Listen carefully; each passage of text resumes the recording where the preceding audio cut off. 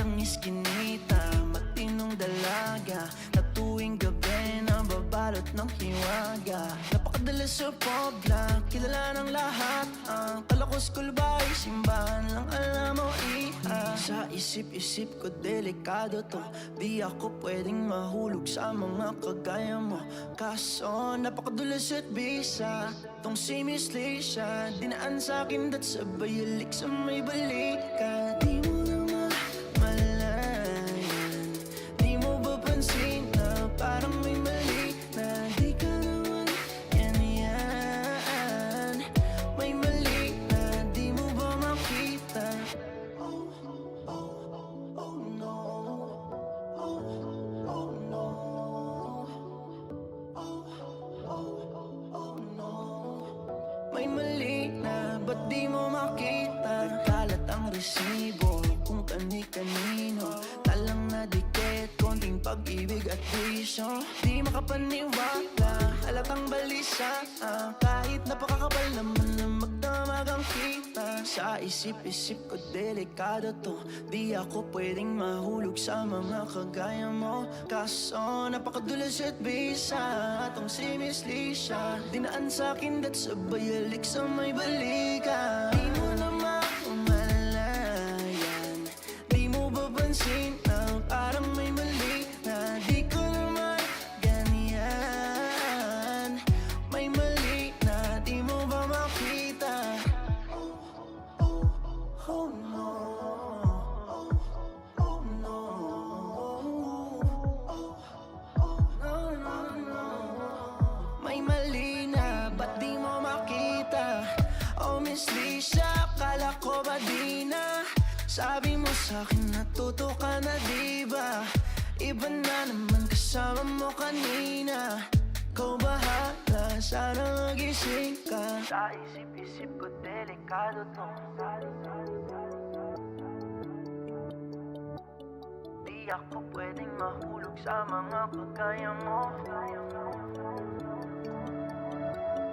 Di mo naman malayan, di mo ba pansin na parang may mali na di ko naman ganyan.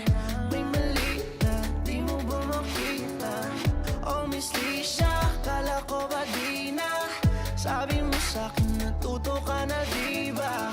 Iba man na naman kasama mo kanina. Ikaw bahala, sana magising ka.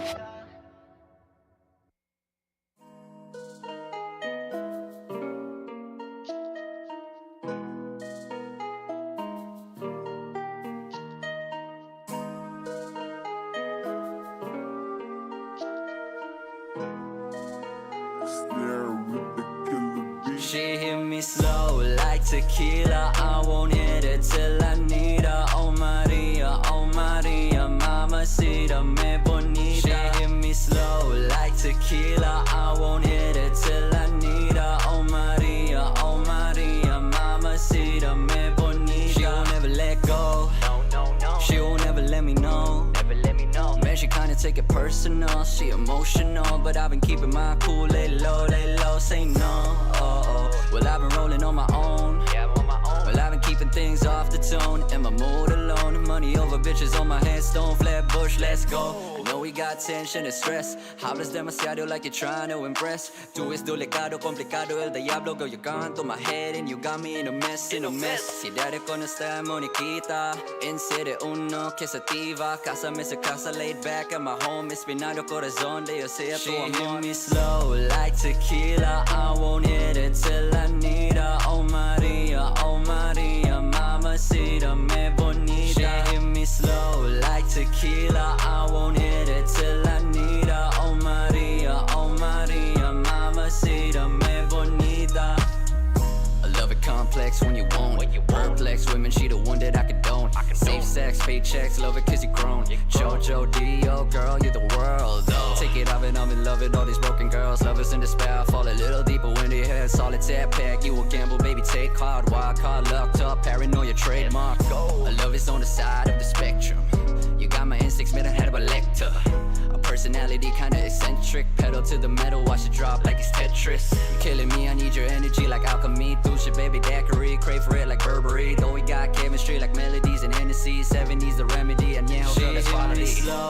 like tequila. I won't hit it till I need her. Oh Maria, mamacita, me bonita. She hit me slow like tequila. I won't hit it till I need her. Oh Maria, mamacita, me bonita.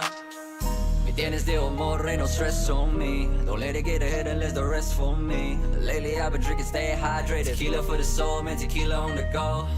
Me tienes de amor, ain't no stress on me. Don't let it get ahead and let the rest for me. Lately I've been drinking, stay hydrated. Tequila for the soul, man, tequila on the go. She hit me slow like tequila. I won't hit it till I need her. Oh Maria, mamacita, me bonita. She hit me slow like tequila. I won't hit it till I need her. Oh Maria, mamacita, me bonita.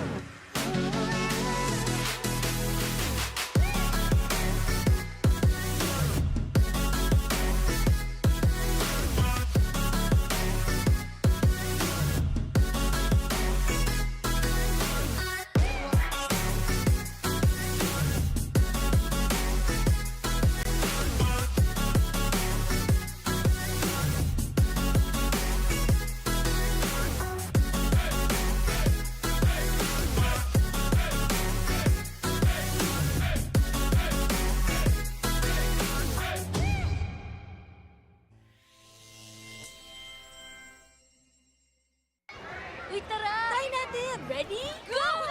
Oh, uy, hirap!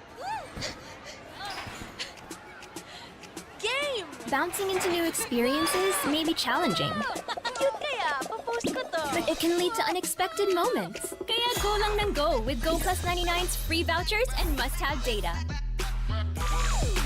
Wow! Sabi sa'yo eh, not a fail. Totoo ba? Go lang ng go!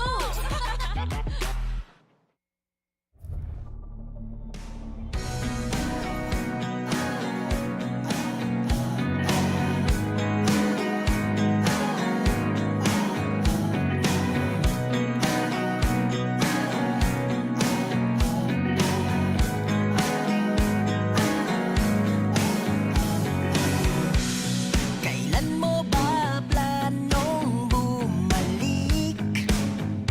Nasasabik sa iyong halik. Kailan kaya kita makikita?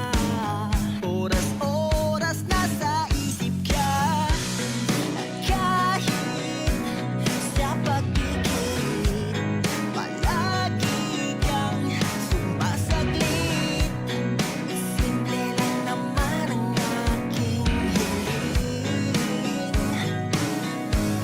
Kailan ko kaya masisilayan ang aking makulay na ito? Mauubusan ng pag-asa, palaging ikaw ang iibigin ko. Kahit makausap lang sa telepono,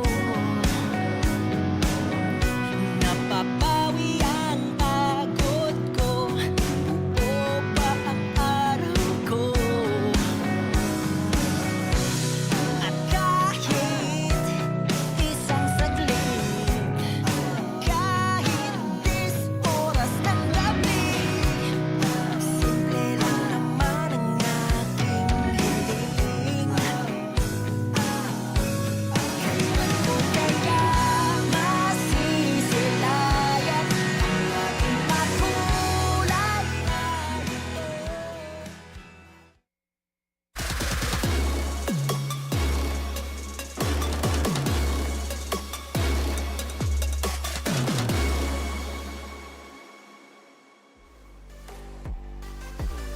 Come back, everyone! This is FPC Season 2 Grand Finals! My name is Bibi Bab. Alongside with me is Kali Gaming and Infinity. Hello, boys! Hello. Good afternoon. Andito na naman tayo. Finals na naman for the Farlight 84 Philippines Championship. No, Season 1, it was Execration bringing home the victory and becoming the best team in the inaugural season. Pero this Season 2, Infi, ang daming bagong teams na looking to challenge that throne. A lot of familiar names, a lot of unfamiliar names as well, and the competition is pretty much rising to the occasion here in Season 2. Yun talaga yung isa sa mga mind-boggling idea na kinakailangan nating i-narrow down specifically at this very moment. Magkakaroon ba tayo ng back-to-back victory coming from our hailed kings way back Season 1? O nabanggit yun na nga, no, meron na tayong mga panibagong underdogs na maganda yung naging performance lately. I'm glad that you mentioned about, new teams coming into fray here for this season, because the thing is, things are different now. Season 2 has been so much of new changes coming into the scene, new patches, new heroes, new vehicles as well, and the competitions when it comes to adaptations, these teams was able to do as well. So Execration, yes, they may have a chance to get the defending champion title once again here in Season 2, but it's a tall task. Hindi lang yun, ang daming nabago dito sa update natin, and some of these teams have finally get that meta, right? I mean, everybody is trying to play everything slow down. So, nakita natin yung Powerhouse just playing for placement points over getting those kills. Yun na nga eh. So, kumbaga nagkakaroon na tayo ng difference in flavor, difference of playstyle, tactics coming from these teams na, well, kung meron tayong underdogs, meron naman tayong teams na they are opting for a redemption, diba? Nandyan ang Ghost Reborn, nandyan ang NCG, our uncrowned kings.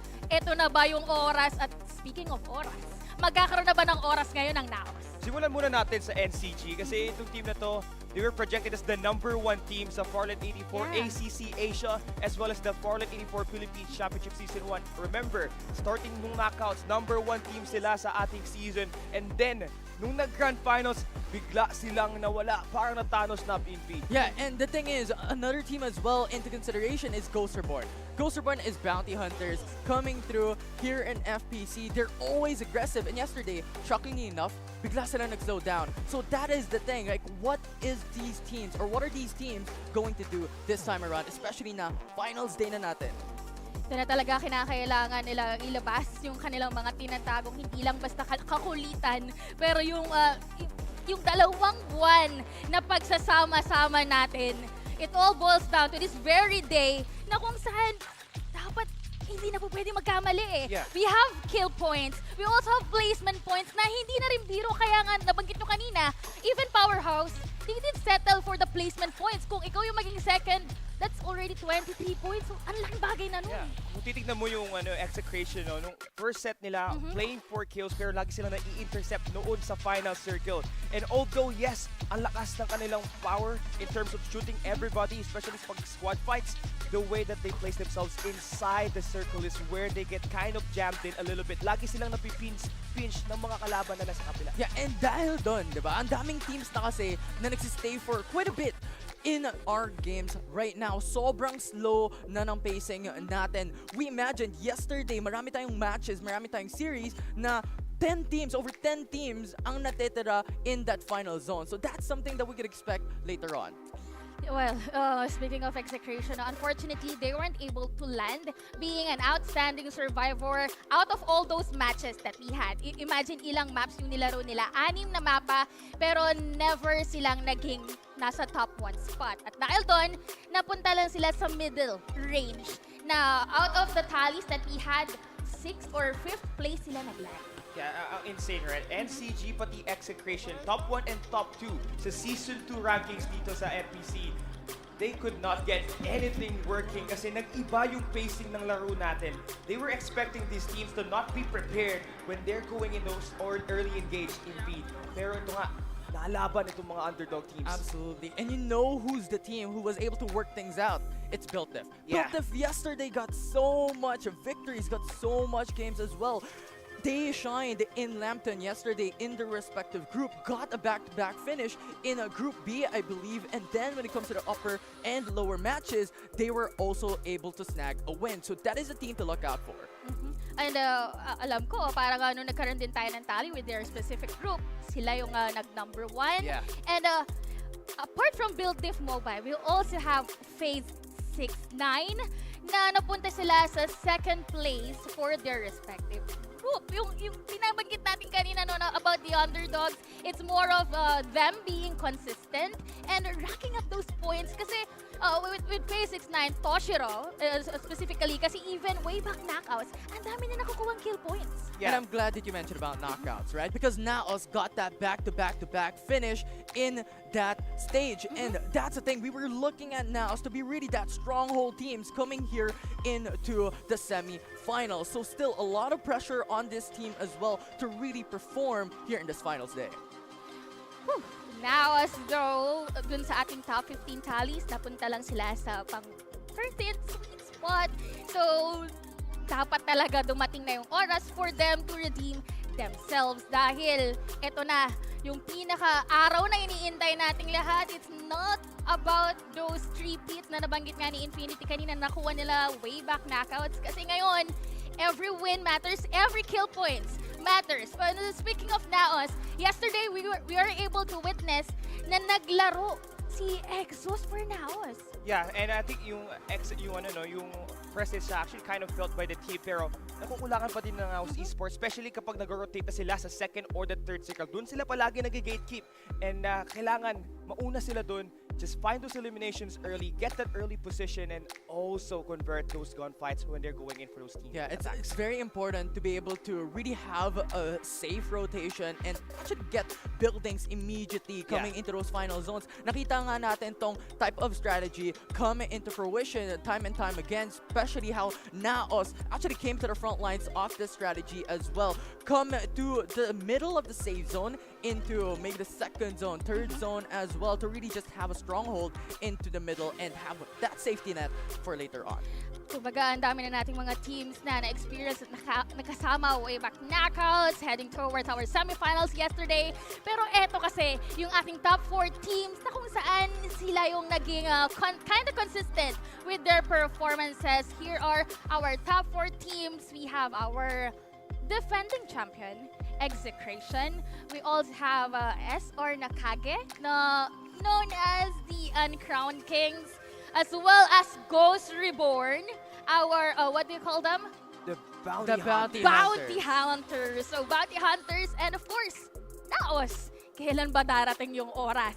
Kailan ba natin masasabing now's the time para sa squad na to? Yeah, I think it's just all about finding that mental game dito sa Grand Finals natin. Best of 5. You have to bring in your A game.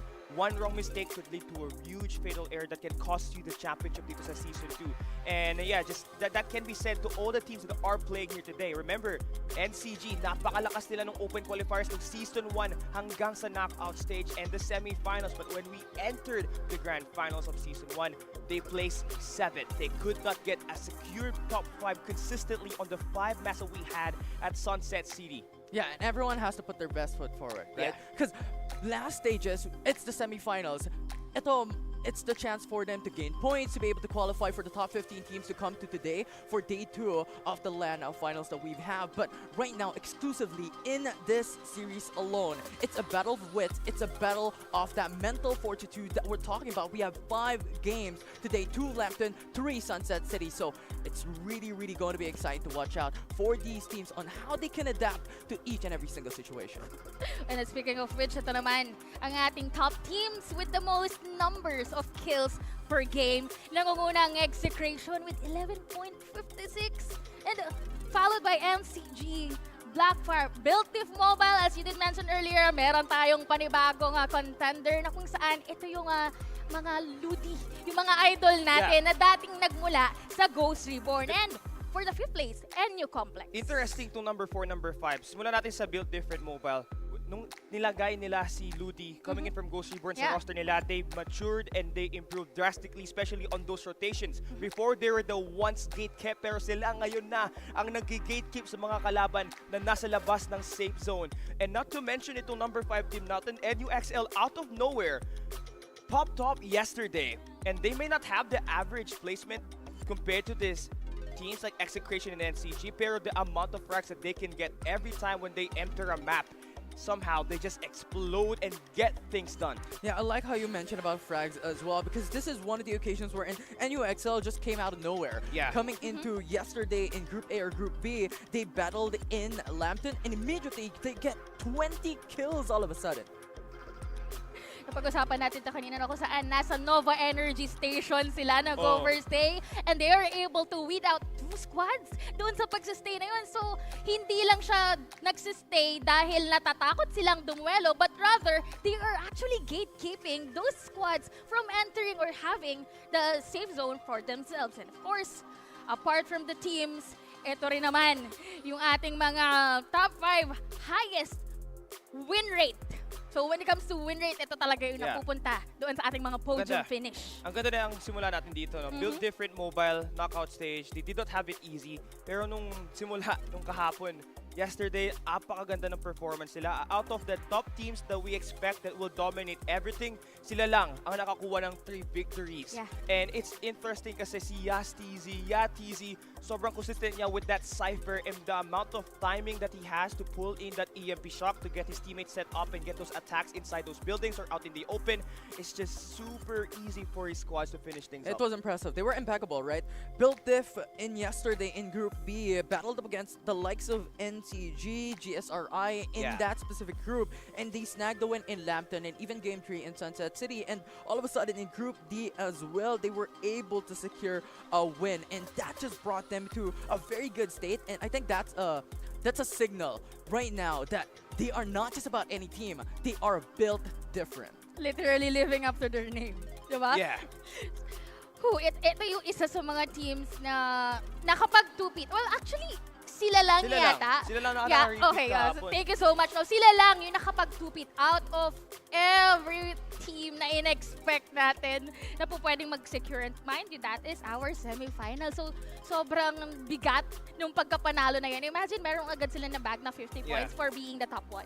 And sa tingin ko, no, ang nagpapalupit pa dito sa build different dito sa semifinals natin is yung teams na nakalaban nila nung doon sila naka-2-peat, right? GSRI, NCG, yun nga, top 2, at least top 1 tong mga teams na to eh. And really projected as the best teams coming in this season. And Built Different Mobile looking to chain the momentum that they had yesterday here at the Grand Finals where we have 5 maps Infinity. And it's a run it back, right? In Group D, they were also in the same group with the likes of Naos, GSRI, and NCG, and they still performed. They got a win. Talagang magkakaalaman na rin tayo at this very day.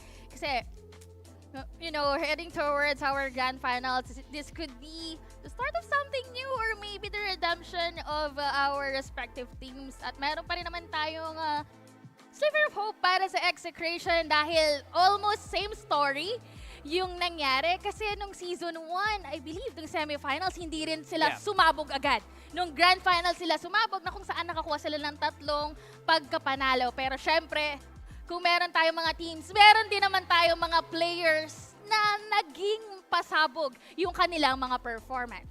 And saan ba tayo magsisimula dito, Infi? Ang dami nila eh. Pero para sa akin, simulan natin sa mga defender users. I think para sa akin, si Hasbula, sobrang key dito for KMX. Lalo na nung yesterday's match where they won one map. And Hasbula was the MVP with a duck side. Interesting kasi most of the time you see a duck side being used at the front, right? AK-77 as the primary weapon. Pero kay Hasbula, defender, pang malayuan, kilometer killers for the win. Yeah, compositions right now sobrang varying na. Right, you're seeing Momoys come in, MKA for VVXP, really an outlier if you really want to go in for that placement type of strategy. But this is really what I love about Farlight 84, the creativity coming in from these teams. But talking about players, I want to talk about Virus, because Virus, ever since season 1, is pretty much looking as one of the best executioners in the game. So really, eyes on Virus on how he can perform for his team for Execration. And speaking of Virus, no, nagkaroon din ng pagbabago. Way back, ang ginagamit niya, paulit-ulit ay Yong. At ngayon, sabi nga, no, it's Darkside time. Na kung saan, he will settle for a defender para nga naman auto -1 agad. But of course, ang ating nangunguna for our top players ay walang iba kundi nagmula sa Phase 6-9. We have Tomsky, susundan ito ni Lucky, Virus, and of course, from Blackfire was able to bag an outstanding survivor yesterday. And Enyo Complex, si Oreki with the Lucinda. Ito ang weird no? Kasi before we always think na Cypher ang pinaka-best engaging hero. Pero dito sa top 5 natin, 3 dark side ang nagwawagi with the highest skills dito sa FPC Season 2. And again, Tomsky obviously mainly the reason why Phase 69 managed to secure that top 2 dun sa Group D natin yesterday. And yeah, back to what you were saying, Virus with that sniper, even despite using a dark side, still definitely such a huge gameplay. It just boils down to survivability. And what does Darkside provide? Right, you have the travel barrier, Wrecking Duck Ball that negates a lot of damage as well. Mobility-wise is also good with the Wrecking Duck Ball, and you also have that innate passive of having extra HPs because you are a defender. And right now, the meta is playing for placements. We have emphasized this yesterday na pag top 1 ka, 25 points ang makakuha mo. And Darkside just gives you that advantage in that type of meta. Yeah. Actually, ganun talaga yung nangyayari. No? May mas mataas yung tendency ng mga players na bumabad outside sa safe zone at mai-revive pa yung kanilang mga fallen comrades. Specifically because of having this dark side onto their side. Another thing, eto na-caught on cam, yung ginawa ni Majo doon sa may Sanctuary Tower wherein nag-wrecking tackle siya to, alam mo yung harap-harapan, to reposition himself at nandun sa gilid niya yung isa niyang katukayo na si Pabi yata yun nandun. And Pabi, nakapag-free hit siya dahil nanggugulo lang si Majo. I like how you mentioned about Majo's dark side because yesterday in Tin Man Industriapolis, he was able to go away from a fight. He was the lone survivor, and just because he got a good position, just because he's using the dark side and repositioned himself, they were able to snag away the top 2 spot in that specific game. So really, Majo is insane with dark side. Yeah, not top 1, but top 2 still guarantees you 20 points. Apakataas niyan in terms of trying to secure the top 1 spot dito sa ating Grand Finals. And not to mention si Majo, we talked about yung tactical barrier, we talked about yung wrecking duck ball. Pero when this guy has an MG7 and with a tactical barrier right in front of his face, you already know it is gonna be a matchup nightmare. Easy one-hit delete with that MG7 when he has it in his hands, Beam. Talagang wreaking havoc na lang yung gagawin niya dito. Imagine, ang kunat-kunat mo. Well, I would like to say na ang laki-laki mong target. Yeah. Pero kasi, hindi ka nila kakayanin na harapin lang. Kasi nga naman, that's MG7. At given the distance, kung mid-range yan, hindi mo gusto yung saluhin yun eh. Diba? It's just crazy. I mean, itong dark side na to kasi I think it has been, buff every update, and before yung tactical barrier na yan, it's just gone after a couple of shots from one of the weapons that we have inside the game. Pero with it standing a lot more, with it just getting a lot of damage, but it's just make it so much easier for teams to use it as the front man and use it as a distractor and just let their other teammates set up the kills. Yeah, and since we're talking about like the capsulers and the heroes right now, right? We have to talk about the Momoys, the Mayshels, and even Embers. Lambton and Sunset City, very drastic difference for both these maps. Kaya nakikita natin the likes of Momoy, the likes of Ember from Lambton, just because of you want that delayed fight, because of it's all open field, and I just love it. And Mayshel just dropped down when it comes to the meta. Yun na nga eh. So kumbaga talaga ang pinaka-isa rin sa mga winning factor para sa ating mga teams yung kani-kanilang pag-explore kung ano yung capsuler na magmamatch sa kanilang playstyle. Pero of course, we just want to say a huge shout out para sa ating mga sponsors for making this event possible. Our official mobile phone partner, we have ROG, Republic of Gamers, na mamimigay tayo mamaya para dun sa ating mga live audience dyan. And syempre hindi lang yan dahil we also have our official chair partner, Fantech. Ayan, Fantech, na meron silang booth dyan bago kayo pumasok dito sa ating events area, dito sa Shooting Gallery Studios. Our official ISP provider, we have Globe. Kaya talaga hindi tayo nagkakaroon ng delays at talagang todo-todo sa bakbakan ang ating mga players. Yeah, mabilisan. Yeah, it's the Mabilisan. Infinity Stone, right? You have Yeah. comfortability by Fantech, fast phone with ROG, and then fast internet as well with Globe. Yeah, you can't go wrong with those 3, right? A big shout out to our sponsors. And now we are about to get ready, Everything is just set up in place. Everybody has been waiting for this moment from 1,000 teams. We have made it down to the last 15, Beam. Unti-unti na tayo nagkakaalaman. And of course, para maging updated kayo sa mga kaganapan dito sa ating Grand Finals, make sure to follow us on our social media pages. That is Farlight84PH. We have YouTube, Facebook, even on TikTok.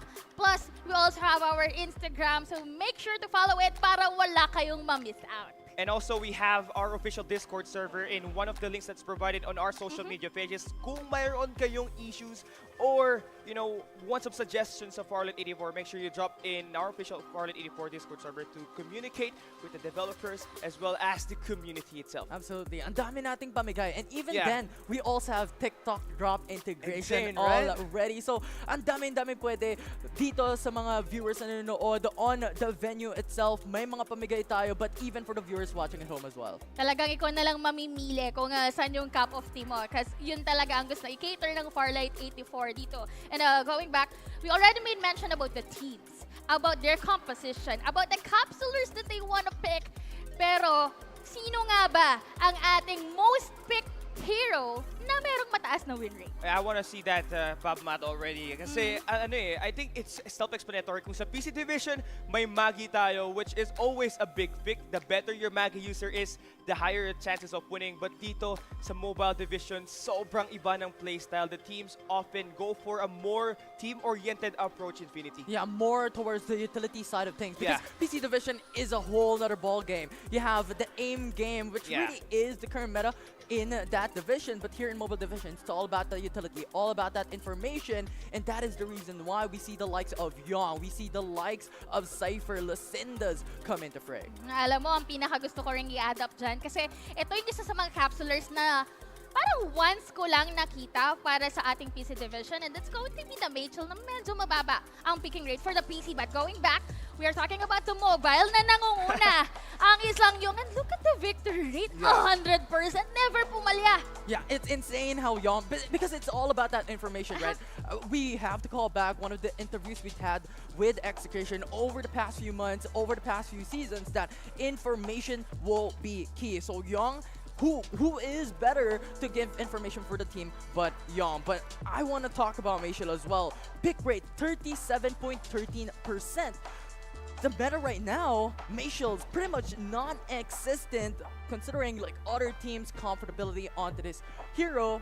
That it's just pretty much not gonna come through every single time. Ang daming counters na nangyari buong season ng Season 2, right? Before, nakita natin si Machel, lumamas din si Ember just to counter that ongoing show. Pero one thing stands at the top, that number 4 pick, dito pa lang sa semifinals, damang-dama ang sakim ni Darkside, 70.80% victory rate. And when this guy is up front, it's always so easy for you to slay. Kumbaga, by the pick rate na 67.25%, parang 3/4 of the teams out of the 15 teams ang nagse-secure ng Darkside. And to think na yun na nga yung nakita natin, no, yung mga teams na nasa up top, Naos would like to pick that as well. Si Kong na paulit-ulit pinipili yung Darkside. And hindi talaga yun nawawala sa kanilang panlas. Kumbaga kung sinigang to, hindi po pwedeng wala yung pampaasim. Siyempre. And itong si Darkside, di naman siya maasim. Di siya maasim, mabango siya. Mabango siya. Kaso may isda siyang last time eh. Yung penguin na skin. Yeah, meron siyang bangus, diba? And we are already talking about the fish. Saan ba namunguha yung isda? Siyempre sa tubig. At kauna-unahang tong FPC na inintroduce na natin yung Lambton, na kung saan merong mga Hail Mary play, meron din mga teams na nagkagawa ng momentum. Kayo ba, what are your thoughts about Lambton?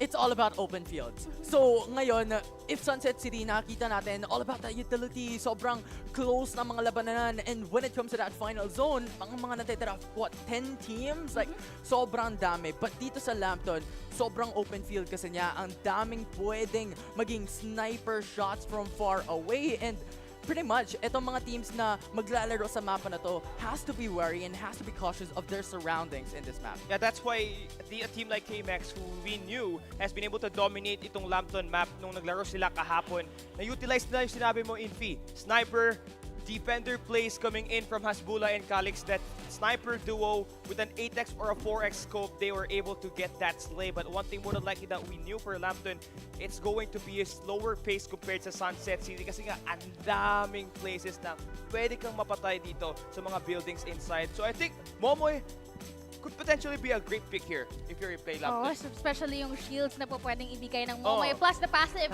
na mas mabilis ka makakapag-replenish ng iyong shield, ng iyong HP. Pero, I would like to add na kapag Lambton kasi, kapag Sunset, pwede tayo mag-settle dun sa mga crumbs na compounds. Yeah. What makes Lambton different is that you have to settle for a city. Kasi kung doon ka lang sa mga maliliit na bahay, wala kang makukuha. And na-mention nyo kanina, you need to have a sniper. You need to have those defender and a vehicle, of course, para makapag-roam around ka sa napakalaking mapa ng Lambton. Ang laki ng distansya din ng cities na sinasabi natin, yung mga buildings really compacted onto a single location. Pretty much yung Lambton as well, ang daming mountains, ang daming hills. So verticality-wise, itong mapa na to, napakadami. Ang dami nga naman natin nakita mga teams na nag-perform Lambton or Sunset. But now is the time para ipakilala. Sino nga ba ang inyong top 3 na pasok para sa ating Grand Finals? Sa tingin nyo ay malakas ang kapit this time? Simulan ko na. Para sa akin, top 3 build different mobile. sobrang laki ng maturity na napakita nila yesterday, getting 3 out of 6 victories that they played. 50% top 1 win rate. Pero I think NCG still stands at the second spot. Now, one thing more than likely, I think for me, ang number 1 dito for FPC Season 2 has to be KMX. Hasbula and Calix able to step things up with the defender. If they could show that Lambton map for 2 games in this best of 5, they win everything for me. And for me, I'm stepping back right now. My top 3 is the On-Crown Kings. NCG has been, not the best performance yesterday, but they're still the team that was able to come through with a rich history back in ACC. They were one of the winningest teams during those qualifiers to Season 1 here to Season 2. My top 2 will be Ghost Reborn, the Bounty Hunters. As insane as they are, they're really aggressive coming back into the beginning of Season 2 in all throughout Season 1 as well, but this time around they were able to adapt. Yesterday they played it slow, so I'm banking on GSRI to be able to really come out to be one of the teams to look out for, and Built Diff being my top 1 team. With the performance they showed yesterday, I don't think it's pretty much a given already on how Built Diff is right now one of my top 3 teams. You know what I love about this panel? Magkakaiba tayo. So wala tayong same na team na pinili because this is my vote. Ako lang tayong bumote dito even way back yesterday. So my third was Phase 6-9. We have made mention about Toshiro, about Thomsky. Second is KMX. When it comes to stats don't lie. Na kung saan na-mention mo na nga Kali yung about kay Calix and Hashbula combo na talagang masakit sa ulo. And being loyal as it is, I am voting and rooting for Execration because I love the back-to-back champion type of story. And I believe when it comes to consistency, they have it. Yeah, Kings of the South, ang galing ni Vera still, even though nag-change siya ng hero from Young into Darkside, definitely changing that pace, being that frontman here this time, able to get his teammates shielded up with that tactical barrier. There are so many things to consider. There are so many players that we need to watch out for. Pero syempre, magkakaroon lang muna tayo ng kaunting oras para magnilay-nilay kung sino nga ba ang ating hihirangin na FPC Season 2 Champions. At dahil dyan, tayo ay magkakaroon muna ng maiksing break. Ako nga pala si Bibimbap, kasama natin si Kali at si Infinity. Huwag na huwag kayong alis dahil magbabalik kami right after this.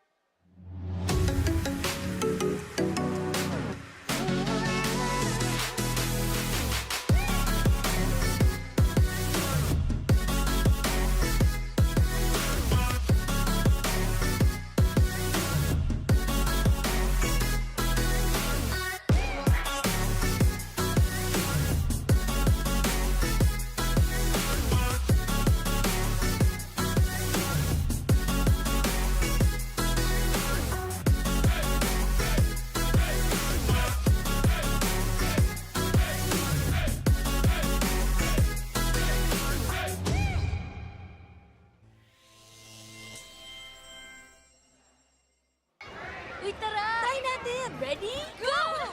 Oh, uy, hirap!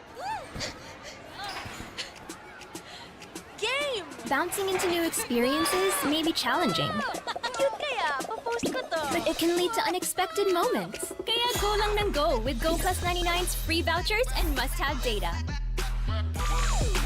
Wow!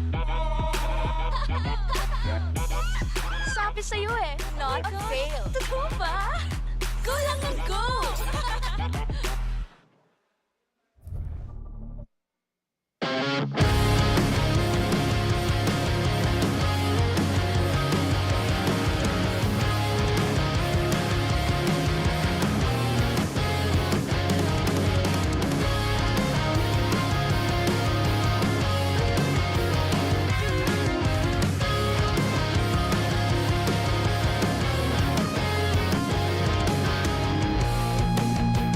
Lagi na lang tayong ganito. Magulo, sabi mo ayaw mo na sa kanya, pero bakit pa umutuloy? Sinasabi ko sa'yo na tumigil ka na. Puro ka na lang drama. Manhid ka ba o di mo ba nakikita na nandito lang ako? Nandito lang ako, nakaantay para sa'yo. Humalik ka sa'kin. Lahat ay nantiisin, lahat ay gagawin. Ang sigaw ng puso ko ay ang ngalan mo. Sana mapansin mo ang tinatago kong damdamin.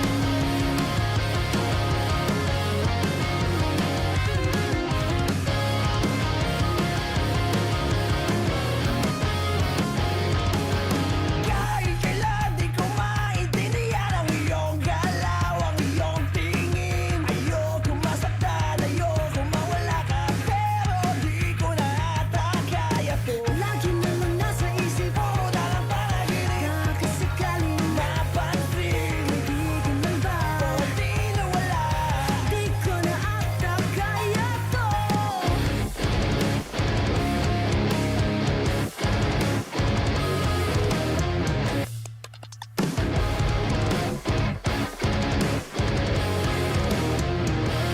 Pero andito lang ako, nandito lang ako, nakaantay para sa'yo.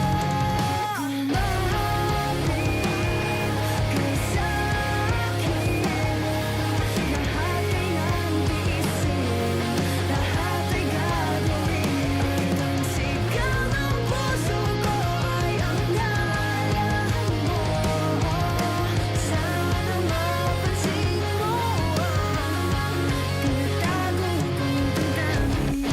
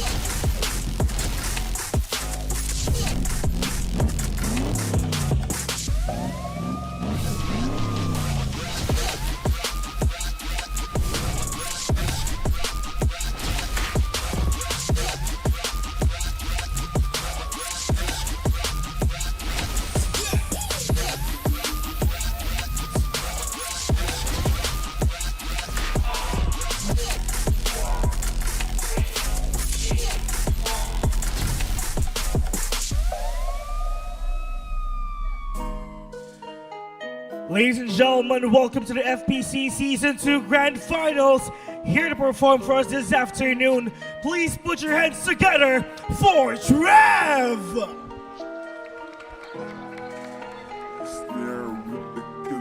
She She hit me slow like tequila. I won't hit her till I need her. Oh Maria, mamacita, me bonita. She hit me slow like tequila. I won't hit her till I need her. Oh Maria, mamacita, me bonita. She won't ever let go. She won't ever let me know. Man, she kinda take it personal. She emotional, but I been keeping my cool. Lay low, say no. Well, I've been rolling on my own. Well, I've been keeping things off the tone. In my mood alone. Money over bitches on my headstone. Flatbush, let's go. No, we got tension and stress. Hablas demasiado like you're trying to impress. Tú es delicado, complicado. The diablo que you're gone through my head and you got me in a mess. Y dale con esta moniquita. En serio uno que se activa. Cásame su casa laid back. At my home, inspirado corazón de Dios. She hit me slow like tequila. I won't hit her till I need her. Oh Maria, mamacita, me bonita. She hit me slow like tequila. I won't hit her till I need her. Oh Maria, mamacita, me bonita. I love it complex when you won't. Perplex with me, she the one that I condone. Safe sex, fake checks, love it cause you grown. Jojo, D.O. girl, you're the world though. Take it, I've been loving all these broken girls. Love it, set a spell for a little deeper when solitaire pack, you a gamble, baby, take hard walk. Call on top, paranoia trademark. I love it's on the side of the spectrum. You got my instincts, man, I had a lecture. A personality kinda eccentric. Pedal to the metal, watch it drop like it's Tetris. Killing me, I need your energy like alchemy. Tuition, baby, daiquiri, crave for it like Burberry. Though we got chemistry like melodies and Hennessy. 70s, the remedy, and yeah, we're gonna spot it. Like tequila, I won't hit her till I need her. Oh Maria, mamacita, me bonita. She hit me slow like tequila. I won't hit her till I need her. Oh Maria, mamacita, me bonita. Me tienes de amor, ain't no stress on me. Don't let it get ahead unless the rest for me. Lately I've been drinking, stay hydrated. Tequila for the soul, man, tequila on the go. Me tienes de amor, ain't no stress on me. Don't let it get ahead unless the rest for me. Lately I've been drinking, stay hydrated. Tequila for the soul, man, tequila. She hit me slow like tequila. I won't hit her till I need her. Oh Maria, mamacita, me bonita. She hit me slow like tequila. I won't hit her till I need her. Oh Maria, mamacita, me bonita. FPC, what's up? I love the crowd here tonight. Once again, my name is Trav, and that was my first song. That song was called Maria. And I come all the way from Cebu just to perform for you this afternoon. This next song, this one's a little Indian vibe. This one's called Shisha. DJ, spin that song and let's go.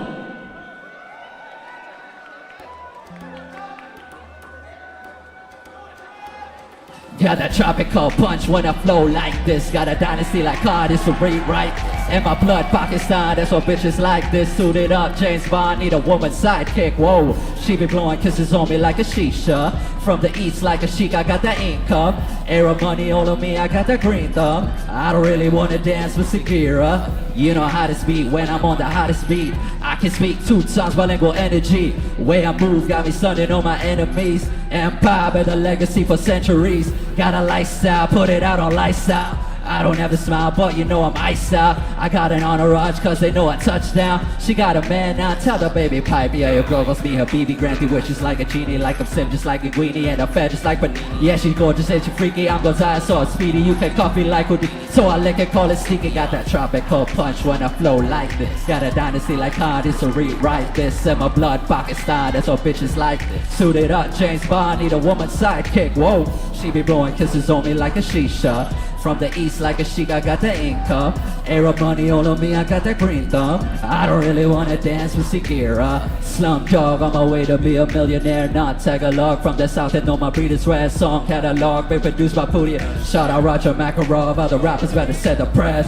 I'm a boss, I got the crosses like Lacoste. When I'm with a bitch, I don't mind the cost. Killer instincts, ruthless cold like Joe Amon. Little insane and Mexican, they say my moan. Filipino tigers, wise bitches wanna taste. I'm no Aaron Yeager, but deep down know that I'm insane. Fluid infused like Viper, when I shoot up, shoot it straight. When I pop like Cyber, silver hand, I never fade. Got that tropical punch when I flow like this. Got a dynasty like Khan, used to rewrite this. In my blood, Pakistan, that's all bitches like it. Suited up, James Bond, need a woman sidekick. Whoa, she be blowing kisses on me like a shisha. From the east like a chic, I got that income.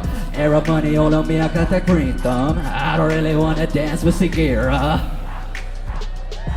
Send my blood, Pakistan, that's all bitches like it. Whoa. Send my blood, Pakistan, that's all bitches like it. Whoa.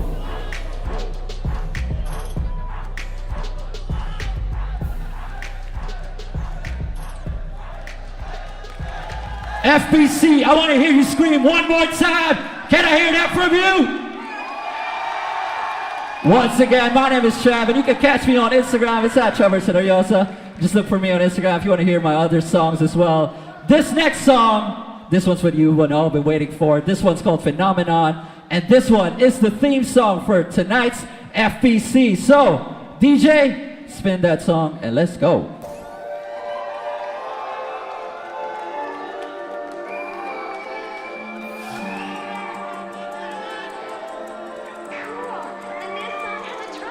Facing off with me, know that that's a wrong move. I got you down on your knees. I just kill him, make him lose it. I'm the carnival king. You can't kill me, I just hit it and just respawn, relaunch, repossess the reaper.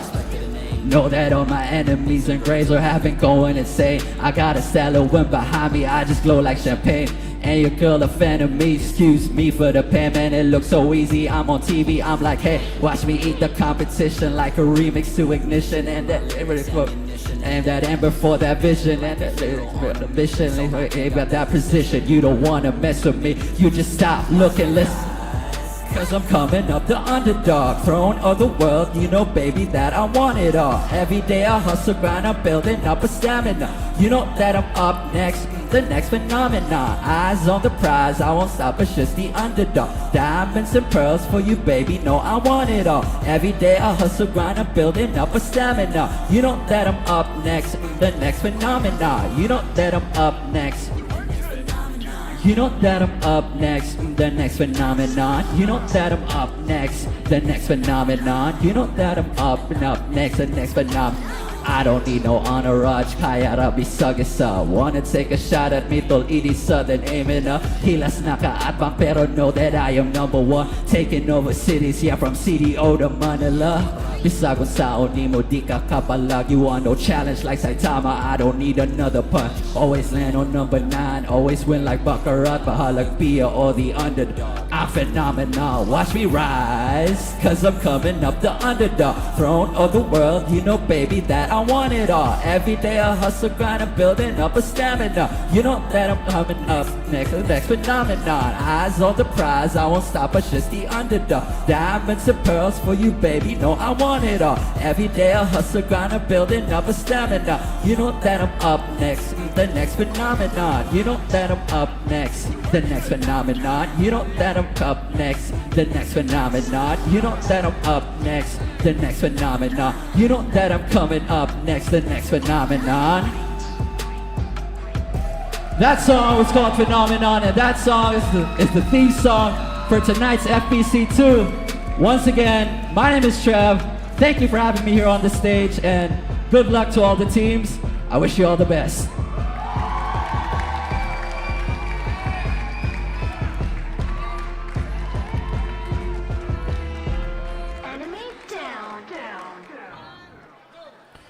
From 30 teams down to 15, let us welcome your top 15 teams for FPC Season 2.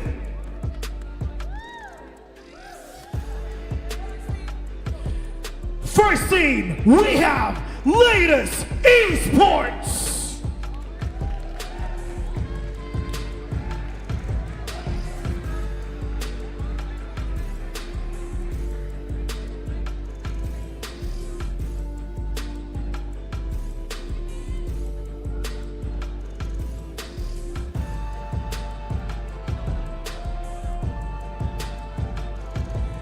They are here since day one. We have Oasis Gaming!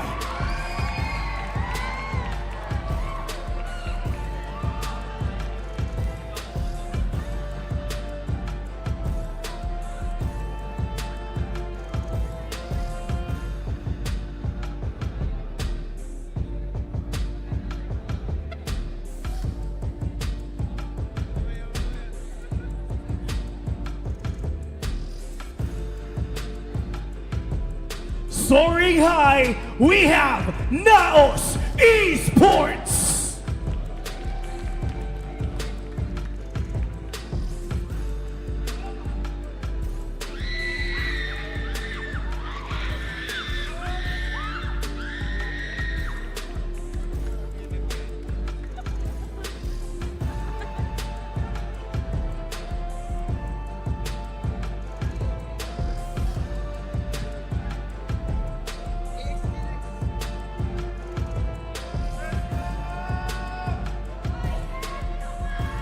Up next, we have AXG Shinsei Sentinels.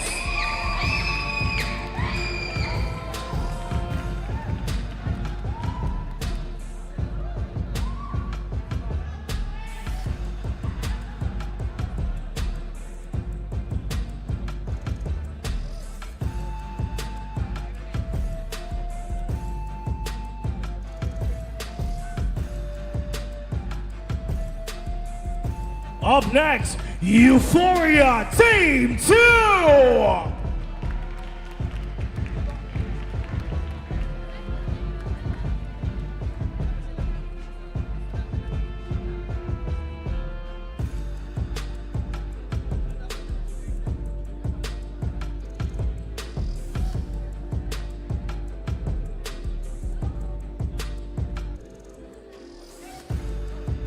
Up next, Ghost Reborn!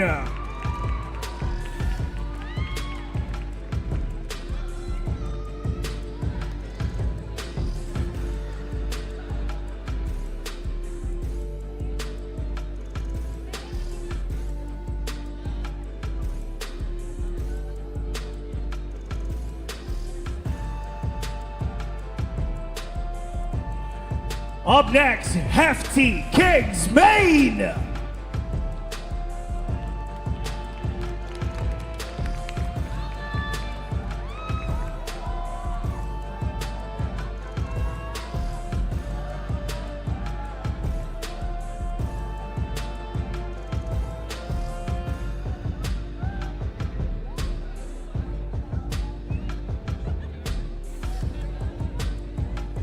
We have Extreme Elite Asia!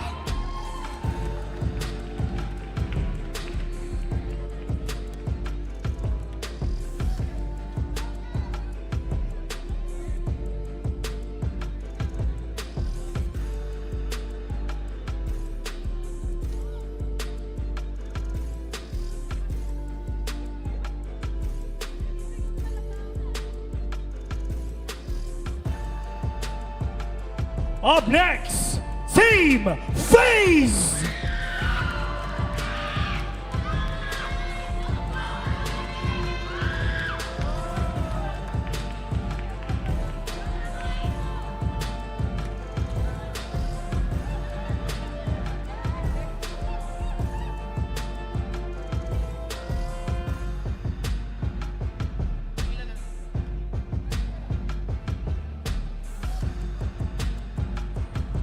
We have Powerhouse International!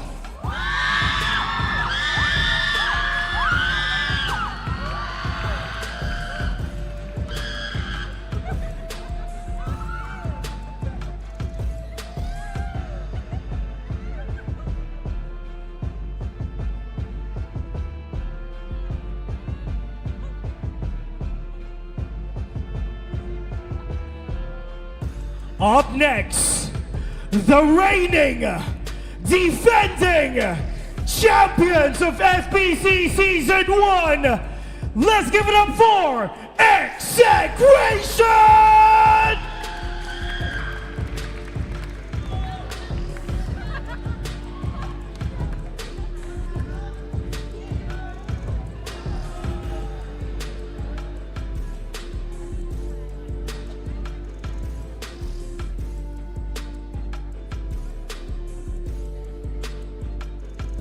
Up next, SR Nakage!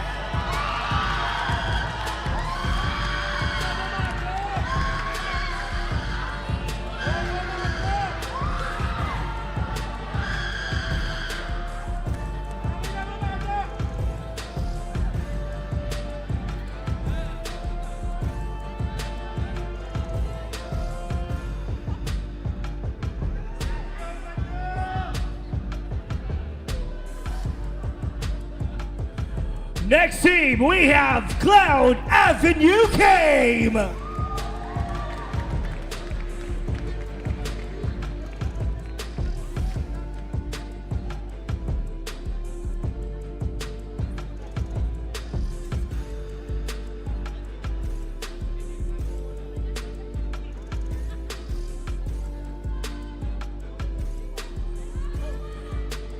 Coming in hot, we have Blackfire!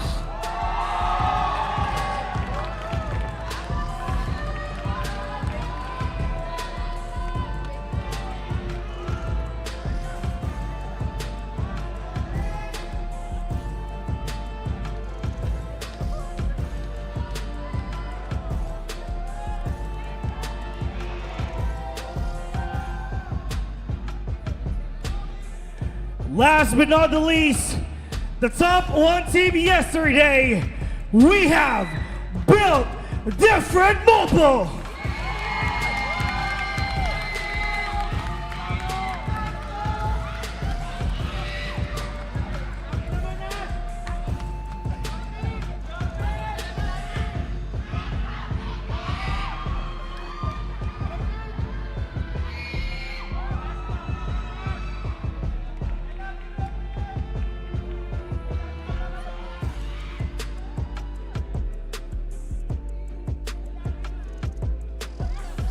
We've seen the top 15 teams umakyat sa stage, and right now, makakaroon na tayo ng matinding laban. Welcome to the Day 2, the Grand Finals of FPC Season 2. Right after the break, game na, laban na for the last time. My name is Phil, and see you later.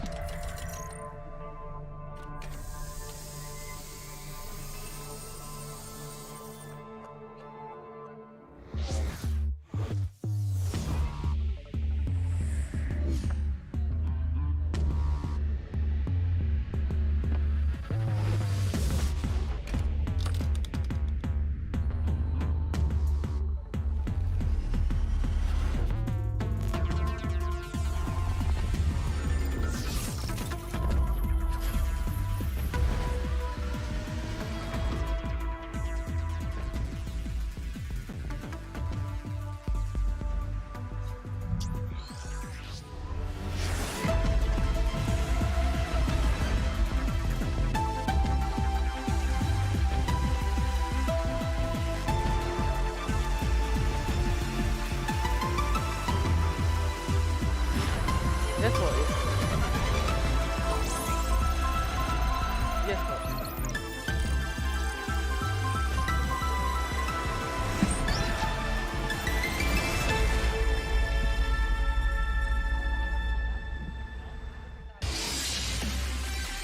When you're casting? Okay. I will look at it. I'll just leave it on.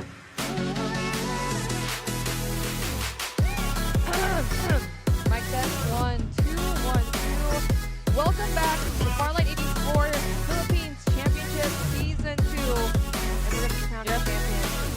Yes, po. Test, mic test, test. Okay. Hello po.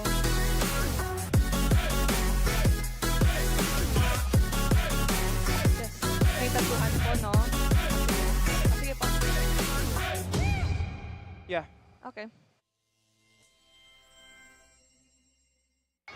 Uy, tara! Try natin! Ready? Go! Oh, uy, hirap!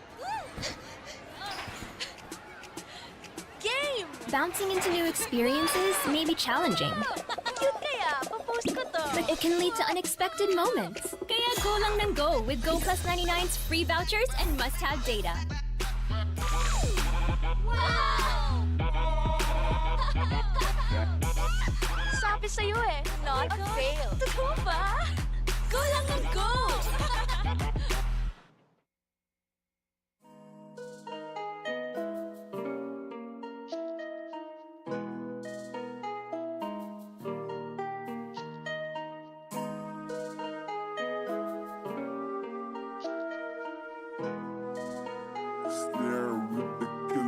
She hit me slow like tequila. I won't hit it till I need her. Oh Maria, mamacita, me bonita. She hit me slow like tequila. I won't hit it till I need her. Oh Maria, mamacita, me bonita. She won't ever let go. She won't ever let me know. Man, she kinda take it personal. She emotional, but I've been keeping my cool. Lay low, say no. Well, I've been rolling on my own. Well, I've been keeping things off the tone. In my mood alone. Money over bitches on my headstone. Flatbush, let's go. I know we got tension and stress. Hablas demasiado like you're trying to impress. Tú es delicado, complicado, el diablo. Girl, you're gone through my head and you got me in a mess, Si daddy con esta moniquita. En serie uno que se activa. Cásame se casa laid back at my home. Espinado corazón de yo sea tu amor. She hit me slow like tequila. I won't hit it till I need her. Oh Maria, mamacita, me bonita. She hit me slow like tequila. I won't hit it till I need her. Oh Maria, mamacita, me bonita. I love it complex when you want it. Perplex women, she the one that I condone. Safe sex, paychecks, love it cause you grown. Jojo, Dio, girl, you're the world. Take it up and I'm in love with all these broken girls. Lovers in despair, fall a little deeper when they head. Solitaire pack, you a gamble, baby, take hard. Wild card, locked up, paranoia, trademark. I love is on the side of the spectrum. You got my instincts made ahead of a lector. A personality kinda eccentric. Pedal to the metal, watch it drop like it's Tetris. You're killing me, I need your energy like alchemy. Dulce, baby, daiquiri, crave for it like Burberry. Though we got chemistry like melodies and Hennessy. 70s the remedy, and yeah, girl, that's quality. Slow like tequila, I won't hit it till I need her. Oh Maria, mamacita, me bonita. She hit me slow like tequila, I won't hit it till I need her. Oh Maria, mamacita, me bonita. Me tienes de amor, ain't no stress on me. Don't let it get ahead and let the rest for me. Lately I've been drinking, stay hydrated. Tequila for the soul, man, tequila on the go. Me tienes de amor, ain't no stress on me. Don't let it get ahead and let the rest for me. Lately I've been drinking, stay hydrated. Tequila for the soul, man, tequila on the go. She hit me slow like tequila. I won't hit it till I need her. Oh Maria, mamacita, me bonita. She hit me slow like tequila.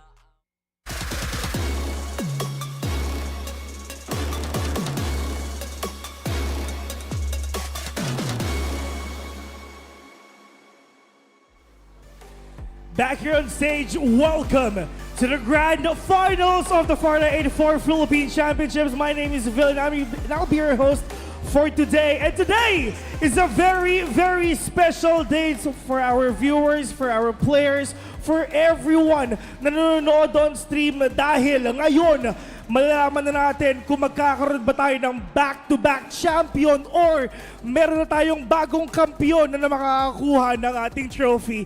Sa lahat na nanonood on stream, big shoutouts nga pala sa inyo. Pwede kayo pumunta dito live sa Shooting Gallery Studios because admission is absolutely free. And of course, in terms of winning, in terms of prizes, yung ating mga live audiences, pwede rin kayong manalo ng ating mga raffles and giveaways because later on, mamimigay tayo ng keyboard, ng mga mouse, and syempre, meron din tayong ibibigay from our friends from Aces ROG. It's gonna be the Aces ROG Mobile at dalawa ang ipamimigay sa araw na ito at hindi na ako makapag-antay pa. And of course, Bago tayo mag-start, a big shoutout nga pala sa ating mga sponsors. Our official mobile partner, we have Asus ROG. Our official share partner, we have Fantic Philippines. And of course, our official ISP partner, we have Globe. And again, we are inviting everyone as well na pumunta doon sa ating Fantic booth, doon lang sa ating entrance, just to check out yung kanilang mga products para syempre magamit natin yan. And without further ado, Map 1 magsisimula na, pero bago ang lahat, temp check muna tayo. Are you ready for the Grand Finals? For the last time, are you ready? Ibabato na natin sa ating mga casters dahil ready na ang ating audience. So guys, kayo na! Today, we crown a champion. A grueling first few weeks of the Open qualifiers from hundreds of teams boiled down to just 4 groups during the knockout stage. And now we get to this point. Day number 1, everything went unexpected. Let's see for today, at the very end of this stage, who will be standing there with the trophy. It's a girl beef mommy here with me. We got Cali Gaming Infinity, boys. We're ready. And Cali, you were casting a long day yesterday, my dude. How was everything? Day 1 really was a day of the underdogs. Every top teams were slain by the unexpected teams that were able to shine with their power of friendship to perhaps bring them that top 1 spot. We got a lot of teams that were able to qualify at the top 15 here. Yeah, anything can happen at this point, right? X performed out of nowhere in their respective group, Group A, built Diff to follow up in Group B, and pretty much the defending champion is really going to scour in fear this time around just because of how strong the performance are by other teams as well. You set it up perfectly for me, man. When it comes to the top team, you already know how Vil kind of introduced that one team a while ago. The champion of Season 1. And also when it comes to the performance in the knockouts, they were at the very top of the stats page. Cali, Infi, you guys are stats boys, man. You guys love looking at the numbers, and it's just not making sense. Virus always on top. You also have 2 other members always there when it comes to the leaderboards. What is happening this time around here, Kelly? Yeah, it's the rotations that Execration is putting themselves when they're playing at the final circle. They always are surrounded by these other teams where they always play at zone's edge. And I don't know, it might just be the LAN experience and the LAN intensity that's just getting into their heads right now. Yesterday, they did not get any wins at all, and characteristic for a defending champions Execration. Yeah, on top of that, right, we also have to look at the safe zones that went by in the respective group. It's always down south in more towards the Tin Man Industriapolis, and that just gives so much disadvantage as well for Execration to rotate to more of a longer distance than what would have been back in Season 1. And now we're on level playing field the moment that we are on the LAN stage. But one thing that is super important for you guys to actually understand, for us to have such high gameplay, and all of these teams are using the same device. Of course, we got a shout out for our ROG phone, Asus. You have been an absolutely amazing partner for us here, just providing everyone with such a capable and reliable device here, Cali. Yeah, level up your game, conquer your battlefield with the help of Fantic's ergonomic gaming thrones. Prize for mortals, but built for champions. Absolutely, and top it all off, you also have swift internet, no pings, no latency, very, very quick, very, very swift. Thank you very much, our official ISP partner, Globe. Yeah, I mean, you already have it all down. You got the perfect chair for you to sit on, you're comfortable, you got the perfect phone for you to play on your device, and not just that, you have Globe to top it off. So thank you so much for our beautiful partners for making this event possible and run as smooth as possible. A lot of games happened yesterday for day number 1. That is going to be 12 total rounds. Players must be tired, but definitely their willpower and their passion, their drive to get the throne and possibly get it again is definitely going to be a huge thing. Let me just give you guys a little bit of a breakdown of what actually happened back in day number 1. Execration, SR Nakage, Ghost Reborn are the top 3 teams that we're actually looking forward to actually go in there and get those kills, get those placement points. But what happened? We have built different. We also have a team like X absolutely crushing the competition. But like what we saw a while ago, we had a mix of both of these maps, Sunset City and Lambton. As you can see, Sunset City will be played a lot more compared compared to Lambton, similar to what we've been having now. But we already know the importance of Lambton in this competition. Yeah, Lambton is such a new addition. We had it on the knockout stage, and all of the teams still trying to get used to it, right? But one team that stands out most definitely has to be KMX. Hasbulla and Calix, that sniper duo, has transitioned Amex at the top of the leaderboards when they played at Group A yesterday. Yeah, bringing in the duck side, right? Into the competition that we have. But as we were discussing as well, Lambton will be the role of a dice for these teams. It will be the game changers that we've had. And yes, this will only happen twice here into the finals, but it will be such an important and significant part of the 5 maps that we have and 5 games that we've had for today. Another significant change this time around in Season 2, if you guys weren't there in day number 1, is the fact that your first rank, you'll have 25 placement points. And that's why you have teams like Powerhouse making it into the pack, even though they don't really get as much kills. And that is the reason why you need to play it smart and play for your life. You got to be smart about your rotation, and placement definitely is key, especially in a map like Lambton. But all of these teams, they're working very hard to make it into this point, and especially knowing very well at the very end of that dark tunnel is the light of $18,850.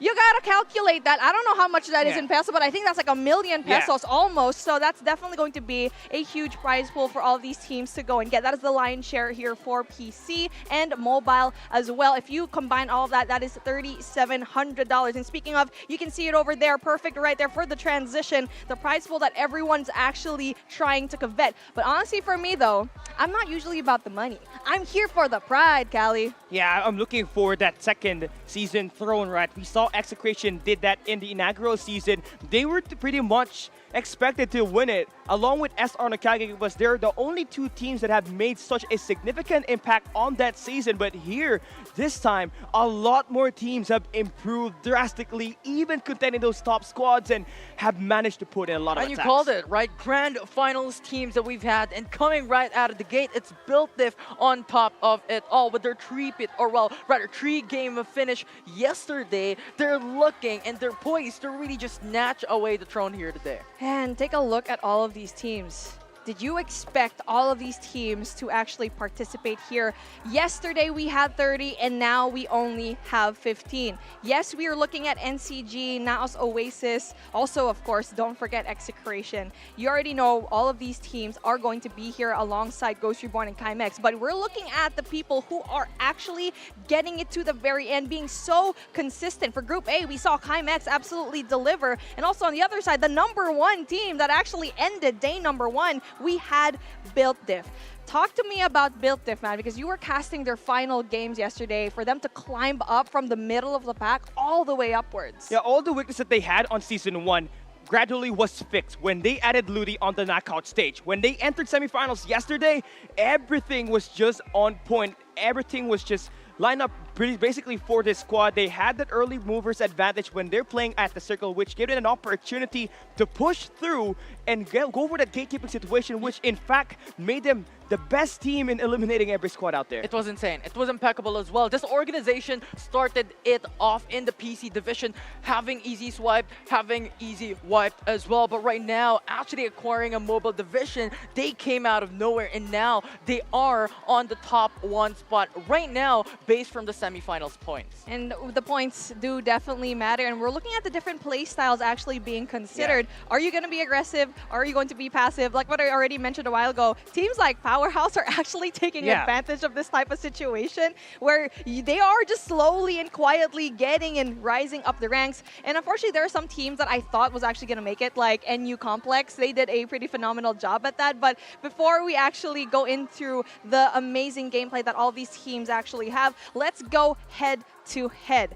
You can see how close the points actually are here, especially the damage per game. You have Built Diff, you also have Blackfire, and both of these teams really butting heads, trying to clinch that top here, Kelly. Yeah, obviously for Built Different, they're going to have the better placement because they love to play very passive off the start. But when you got on the other side is going to be Blackfire, you got Get and Hail there. Obviously, very aggressive players that really loves to use those AK-77s up close, and that's where the aggression comes in. That's why when they play, it's either a make or break. When they lose at early gunfights, it's trouble for them at the late game. You called it all, make or break. Because remember, Blackfire coming into the inaugural day of Season 2, it was NRX Blackfire who got the first repeat finish in the very first group, in the very first games.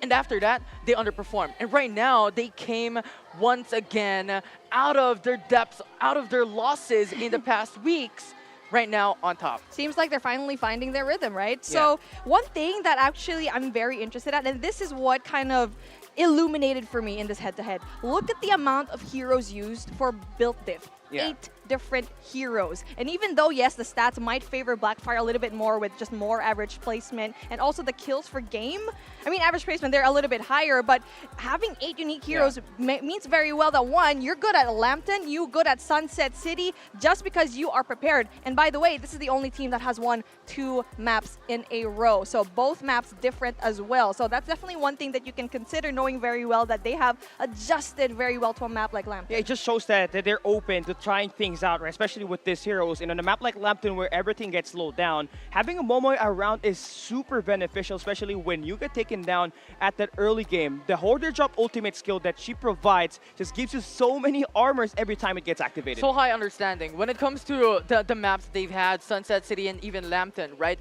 The thing is, they understand the geographic locations of these 2 maps, and right out of the gate, that's the reason why they have 8 heroes used. And the heroes definitely do matter, but you also know what matters for us casters right here is the talent prediction. Again, I'm not going to be part of this just because I don't want, everyone's a winner in my heart, man. In Beef Mommy's heart, every single 15, 30 teams, you are a winner for me, but I'm going to go for Kymex. But anyway, you definitely went for a team, Callie. Why did you choose Kymex? Like something similar to me, actually. It's just a team that have consistently improved drastically all throughout the season, right? They lost Iska, they lost Hartman in their roster, but they added in Remy and Lim. And those 2 players were essential for this team to sustain their lives out there when they're playing their close-range gunfight, especially in Sunset City and on the Lambton map itself. And add into the factor that you also got the players such as Calyx and Hasbulla in there with those long-range defenders, just make it so much easier for them to actually take this game away. Okay, and I went on a different route as well. I went for Built Diff, right? And I voted them in the respective group, in Group B, to win in Lambton. But the thing is, they actually won it. And I doubted them coming into Sunset that they are not going to get top 1. And they proved me wrong. I'm not going to be doubting them once again. Yeah, there's definitely no doubt that a lot of these teams that are mentioned here in our talent prediction definitely going to have a pretty good advantage. Even though that Execration, like what you see our other casters actually chose, is still very much a viable choice. I mean, we did say that Execration is kind of like leveling off when it comes to their points, but it's still pretty much important to note that they're still very much in the running because they're at that 5th spot. But also, I mean, everything's going to have a reset. This is the mental reset that a lot of these teams who otherwise kind of had a troublesome day number 1 could actually go and perform here for day number 2. A lot of exciting stuff here, man. A lot of exciting stuff. And when it comes to the gameplay, we already know, I think it's going to be close. Because for Group A, we didn't really realize that Kymex could do such an amazing job at performing, being balanced. Group B was a little bit more of a mix-up where we thought it would be more of a straight line, right? And in a way, the top 2 teams, Ghost Reborn and also SR Nakage, really did perform here in Infinity. Yeah, it's really different, right? Coming back into Season 1, a lot of teams was able to adapt already onto the changes, and we always have to emphasize that the patch notes coming from Season 1 to Season 2 is so drastic. You now have the addition of War Falcons, you now have the addition of Mayshell, Lambton coming into Season 2 as well. Really just changed the game. Yeah, Ghost Reborn as well as NCG, they love to play it aggressive, but the new meta is gonna have to play it slow. And Powerhouse were the first team to adapt to that situation and scored themselves a lot of good placement points off of yesterday's matches. You actually perfectly said it, because we already mentioned that, yes, this meta, you already said it's like the slow down meta, the passive meta of this whole thing. We saw Ghost Reborn and also SR Nakage try to be passive, but it's just not their nature to actually be slow. But I feel like the moment that they've had in the few hours that we have from day number 1 and day 2, maybe they've seen the VODs. They're probably watching it already. I'm seeing a lot of the coaches hold on tablets, have a lot of those and analytics and all of those stats ready for day number 2. So I'm excited to see it. But one thing I want to ask you guys, who amongst the teams, right, and the players in specific will make such power moves? You can mention more just one, but for me, honestly, Lancelot is such a huge playmaker for his team, Callie. I couldn't agree more. He's AK-77. If it connects every time, just make it so much easier for Blackfire to win those gunfights, especially at that late game. But for me, it has to be NCG Majol. He disappeared last season at the Grand Finals when he was starting the Season 1 off of the highest kills by an individual. So if he pops up here today, the uncrowned kings could just be crowned as the Season 2 champions. And his performance yesterday was a sight to behold, with the duck side being used as well, especially in one of the games. He was able to snag away the top 2 spot just because he stayed for so long. But for me personally, it has to be Yahtzee coming into Build Def. His performance yesterday with a defender on hand was impressive. So that is something that I'm looking forward to coming into this game. Yeah, I agree with you with that, right? Yahtzee, 3 MVPs on the match that they play where they won the Group B as well as the Group D matches. And in fact mention that Hasbulla here has to step things up once again as the main sniper for KMax. I did vote them as the #1 team on my prediction, and if he does play well here today, he's got the best chance at leading this team to victory and perhaps might just be the finals MVP, but anything could go wrong in the Grand Finals, B. It is what it is here in esports, and if it's not your day, then it's not your day, right, Infinity? Yeah. If it's a shield, then Day it's is a just a shield. A day is just a day. You gotta live by those wise words, man. But here in the English broadcast, we're gonna give you a lot more quotable quotes for the end of the day. But I'm just gonna mirror what my co-caster said. For me, KMX seems to be like a more balanced team. They're not too passive, they're not too aggressive. The rotation in the last few games that they actually had was pretty key. Granted, they didn't really perform as well in the later half because they knew already that they were gonna go into day #2. So at this point, I think they were just studying all of the things that were necessary in order to prepare for day #2. But of course, NCG, Majo was a huge playmaker for his team. You need people like that in order for you to survive even longer, knowing very well that placement really does matter. But it also begs a question here, Callie.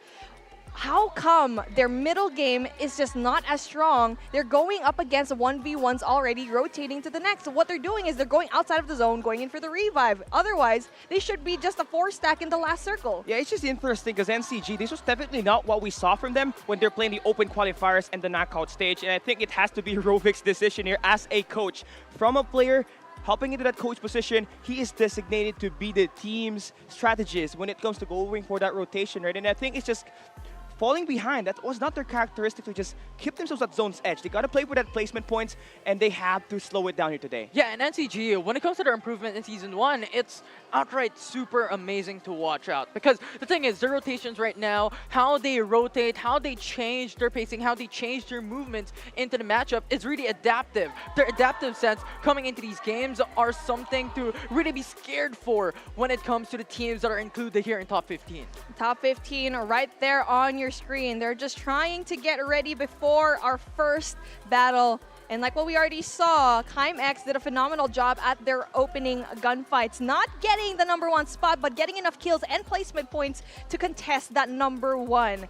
But it is really important because that might actually be the kind of confidence that you need and the boost of energy to have that first dub. But in order for you to get that first dub, you need to find a way to get inside Sunset City, man. Just because this land is unforgiving. It's the OG map that a lot of these players are very much familiar with. But let's see who actually comes out on top as we're finally starting game #1. Yeah, first map of the day at the Grand Finals. After all this grueling 5 maps of action, Infinity, we crown our FPC Season 2 champions. Let's take a look at our flight pad. Dreams will be achieved and dreams will be crushed here today. And as we start off this map #1, look at the capsule pad. It came onto the north side, down below in Sunflower Shopping Mall.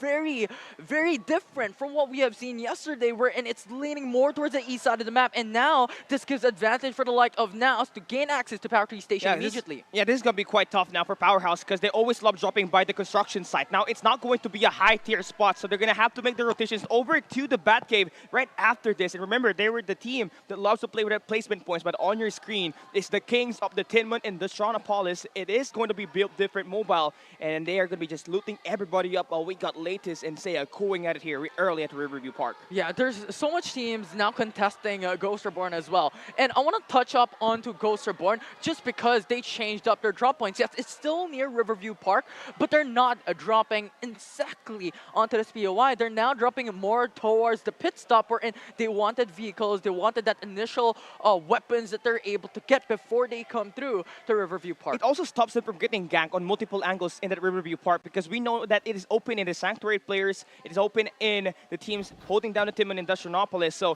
they're going to have to slow it down a bit, and that's going to be a big, bold statement for them because they are a great snowball team right now. We've got some action going on. Aquila Shinsei Sentinels. It's Harriel and crew now cleaning down, built different mobile. The yesterday's top team just pulled it down just like that by Shinsei Sentinels. The winningest team yesterday here in the semifinals have met Aquila Shinsei Sentinel, and right now they are on a good footing. They already have level 4 shields and pretty much set in their way to go coming into the early phases. Yeah, the thing here with Aquila, right, yesterday, they were surprising. They won the first map up against KMX at the Sunset City, and they can really pack it when they get to stack their resources in this battle. You can see AXG, SS, Jill, and Harriel already having level 4 armors. Yeah, and with that, BuiltDiff are forced to relocate themselves now to Tinman Industriopolis, have to let Todd's Hot Rod go to Aquila Shinsei Sentinel. They still have to be wary of their locations because at this point in time, Aquila understands that, you know what, there is another team. BuiltDiff went into the POI just beside us. And looking at our circle here right now, it's going to be on the lower right side of the map. And we know for sure Execration, when they played their Group A matches yesterday, they could not get it done at the Tinman Industrial. Yeah, and consistently, when the safe zone goes into southeast part of the map, it is always Execration coming in from Sunflower Shopping Mall who goes into construction to maybe go to ACC Boulevard or straight to Tinman Industriopolis. Yeah, Oasis on your screen here. The infamous Carnival Droppers is taking their time, but we got now Ghost Reborn coming in from the pit stop, trying to take down Seiya. Looks like they have already finished off 4 respawn pods here early for Ghost Reborn, but we got to see them actually go try to take at it once again. Warthog can play for Pain, gets the kill onto that. That makes it such a big, bold move for them to go for the push, get that confidence in. Kuya Jess, low on HP, gets confirmed here by the side of Mac Pro. Dollars and Bert just has to let them go. The sacrifice that they have to do here, how GSRI waited patiently. Yeah. We saw one of the members really just outskirts from the rest of the crew, but how Ghost Reborn played that, they pincered Seiya out, and now Bert is seen. Yeah, the thing here with Ghost Reborn, you give them early kills that translates to them being better overall at the late game. The Bounty Hunters starting the day off, playing off aggressive after they picked up all their loot coming in for the pit stop. Yeah, and Bert, the only one left standing here for Seiya. That's something that they really have to bank on. They have to wait patiently, go for the respawners, and not fight up against GSRI. We have stated that if Ghost Reborn gets the initial level 4 shields in the early game, in a couple minutes into the matchup, they are already at that point where they are going to be undefeated. Yeah, now we got Hefty Kings on your screen, the youngest team in the final 15, by the way. 3 players, 15 years old, and man, they can aim more than me. I think than us. Yeah, that's why we're in the custard test, man. But yeah, already rotating at the Tinman Industrial. Early gunfights happening here with KMX actually going in for the pound. Senko takes down Lim. EMP shock invested. An early engage being won by the Hefty. 1-for-1 trade though. Josh already fell down, so it's a 3v3. Yeah, Mac high ground advantage here. Remy not in a good spot. He gets confirmed there by Senko. Not with the Uzi, but this time with the Jupiter 6. And utilizing that high ground is Hefty Kings to find themselves those early 5 eliminations. Respawners are already coming down for both these sides. Hefty Kings alongside KMX as well. But they are going strong. They still want to fight this. Cinco already fell down, but resets should come as a priority. Yeah, so far, DTK, I mean, you already had a great start. You already had those 5 kills. Now you secure yourself a good position on the Tinman Industrial. Do you want to play for placements and hold it down? Is going to be the main question for that squad, but Oasis coming in from the Carnival, making their way at the Tinman Industrial. This is something that the team has struggled on. When they rotate, they always get gunned down, but this time opting for a better position on the map. And this is clever. From what we have concluded a while ago, that the meta right now is playing for placements. You want to play it slow, you want to play it towards that goal of reaching top 1 for that instant 25 points. And having a position in the middle of the safe zone currently in the early game gives you more chance to reach that point. Yeah, already a great way to start the day off for Oasis Gaming. Level 4 armors for 3 players, and not to mention they already have the essential weapons to sustain their lives on the late game. That AK-77 that can hit like a freight train on the screen, and the Invader for that long-range engage. Now Blackfire actually on the kill feed takes down one of the players, Rose Reborn, but Oasis Tamayo being shot down here. Gets that revive. Yeah, there's just so many squads here on this area. Yeah, Incendiary as well forces out the location for Dollars.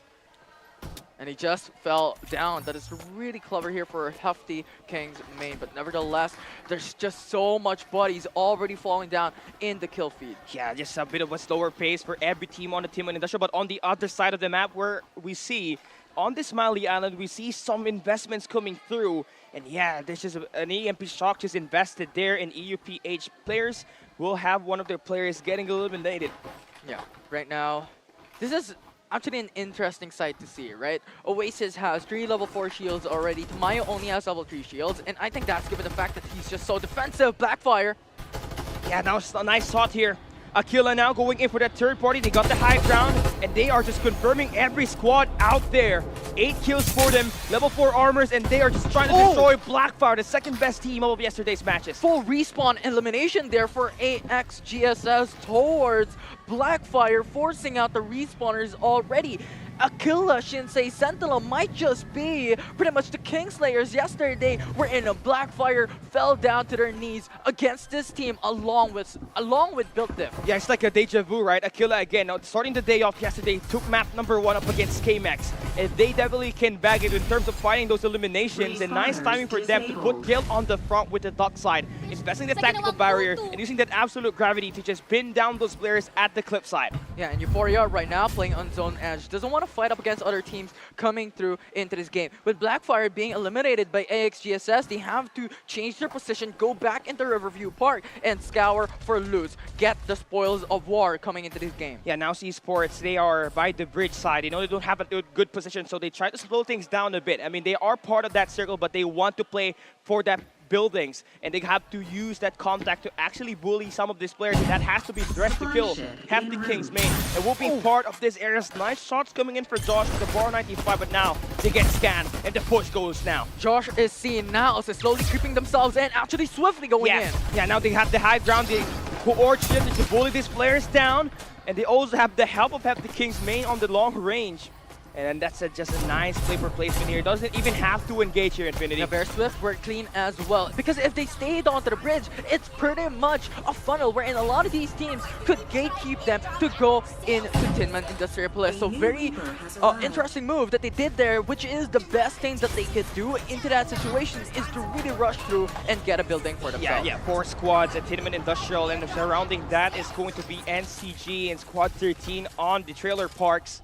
Now esports struggled yesterday, and yeah, it's just all about waiting things down. Feel that rhythm before you even go for those engage. Yeah, Crown Kings right now just on the opposite end of the bridge, waiting for the right moment to come through. But in this situation, there are already 4 teams stacked up in Tinman, which makes it so hard and difficult for other teams to come through into the land of the dead. Yeah, Cypher for Josh, he has been essential for Hefty King's main, especially when they're trying to fight for those positions on those mid games yesterday. Now, again, they were bullied down by Now's Esports, and now we got Oasis coming off from the Carnival side, just really waiting things out. And you know, at the Grand Finals, every point counts, and the placements are going to play a significant factor off of that. 25 on the number 1 spot, and 20 gets the second spot gets 20, so these teams, they're not going in for those early engage. And you called it. Every single point counts. Because calling back onto the PC division, last year, the difference between the top 1 and top 2 team is one single point. And right now, every single kill, every single position and placement will count to a team. Yeah, and you know what? In the PC division, second season, the difference was just 2 points. And it's all about playing the waiting game. Patience gets you the best spot on the map, but you can always throw in your scan here, especially when you got a Young, right? Now, this is a huge problem, right? Given that the safe zone is in Tin Man Industrial Police and we're playing for slow game, that every single team wants that initial position inside of the safe zone. But this is one of the problems that they have to look out for, that when chaos brews out, when one team forces out an issue, every single team will follow suit. And a team like NCG, like late NRX, who's playing on zone edge, that doesn't want to go into the safe zone initially, will have that edge up against them, that, you know what, we could third party onto this matchup where chaos is already brewing, cooldowns are already going down, and they will have that advantage. I couldn't agree more, right? And the thing with me, with the problem with just staying at this one spot is you want to always consistently shoot these players, get those covering fires for you, but that is also giving you a disadvantage at the late game where you have already wasted your bullets and your resources, so you're gonna have to play your cards right of this early game. And right now, for now, is esports just hiding in plain sight. Yeah, are you going to bring out the aces? Are you going to bring out the jokers or the queens and the kings as a card here right now, HGSS? Yeah, they are just on a hot spree, right? Just taking down every squad that they see on site. You got 16 kills to start the day off, and that's going to be huge gameplay coming in for this squad. And only do they go for that third squad, but they also secure a circle position. Blackfire, 2 members left. Korshiv comes out on top there, wants a better position, wants a better sight, and Chibs goes down. Yeah, now we got just a long standoff between those 3 squads. Now for Powerhouse, who came in as one of the more surprising teams to adjust to the meta yesterday by just playing for placement. Here they are going at it up against Built Different. Nash TZ gets that kill, and it's going to be eliminations coming through. 2 players, they get 1 to get revived. They got 5 eliminations in total. Left and right kills, chaos brewing out here in Sunset. 11 teams remaining with 35 players left here in the Grand Finals map 1. And that is what we're stating, right? When it comes to plays going on zone edge, yes, it might not give you the optimal situation, the optimal spot here into the safe zone, but it gives you that leeway to come through at the right time. It's just picking your poison here right now here in the Grand Final. Yeah, and all these top teams right there just holding down their position. Then you take a look at Aquila SS, who came in on the top side of the map. They are just slaying every squad that they see. 18 kills, if I'm not mistaken, after 3 squads that they have managed to eliminate. Now's esports still got 2 here. So now you're in a position where if you got taken down here right now, you are in deep trouble now. Blackfire on zone's edge. It's a killer that they are trying to go for, and they have that high ground at the moment. 2v1. It's Getfire, who's alive. Well, it's rather a 2v2 right now up against Blackfire. Yes, 16 kills for Aquila. And he has already invested that tactical barrier, so we know Aquila Lin has that information. He drops, gets that high ground, while his teammates could just actually pull in that incendiary grenade. But now the fight for that top goes through, and the team up works for Hale and Cat, leaving Aquila as the last guy alive here. That's gonna be Wops.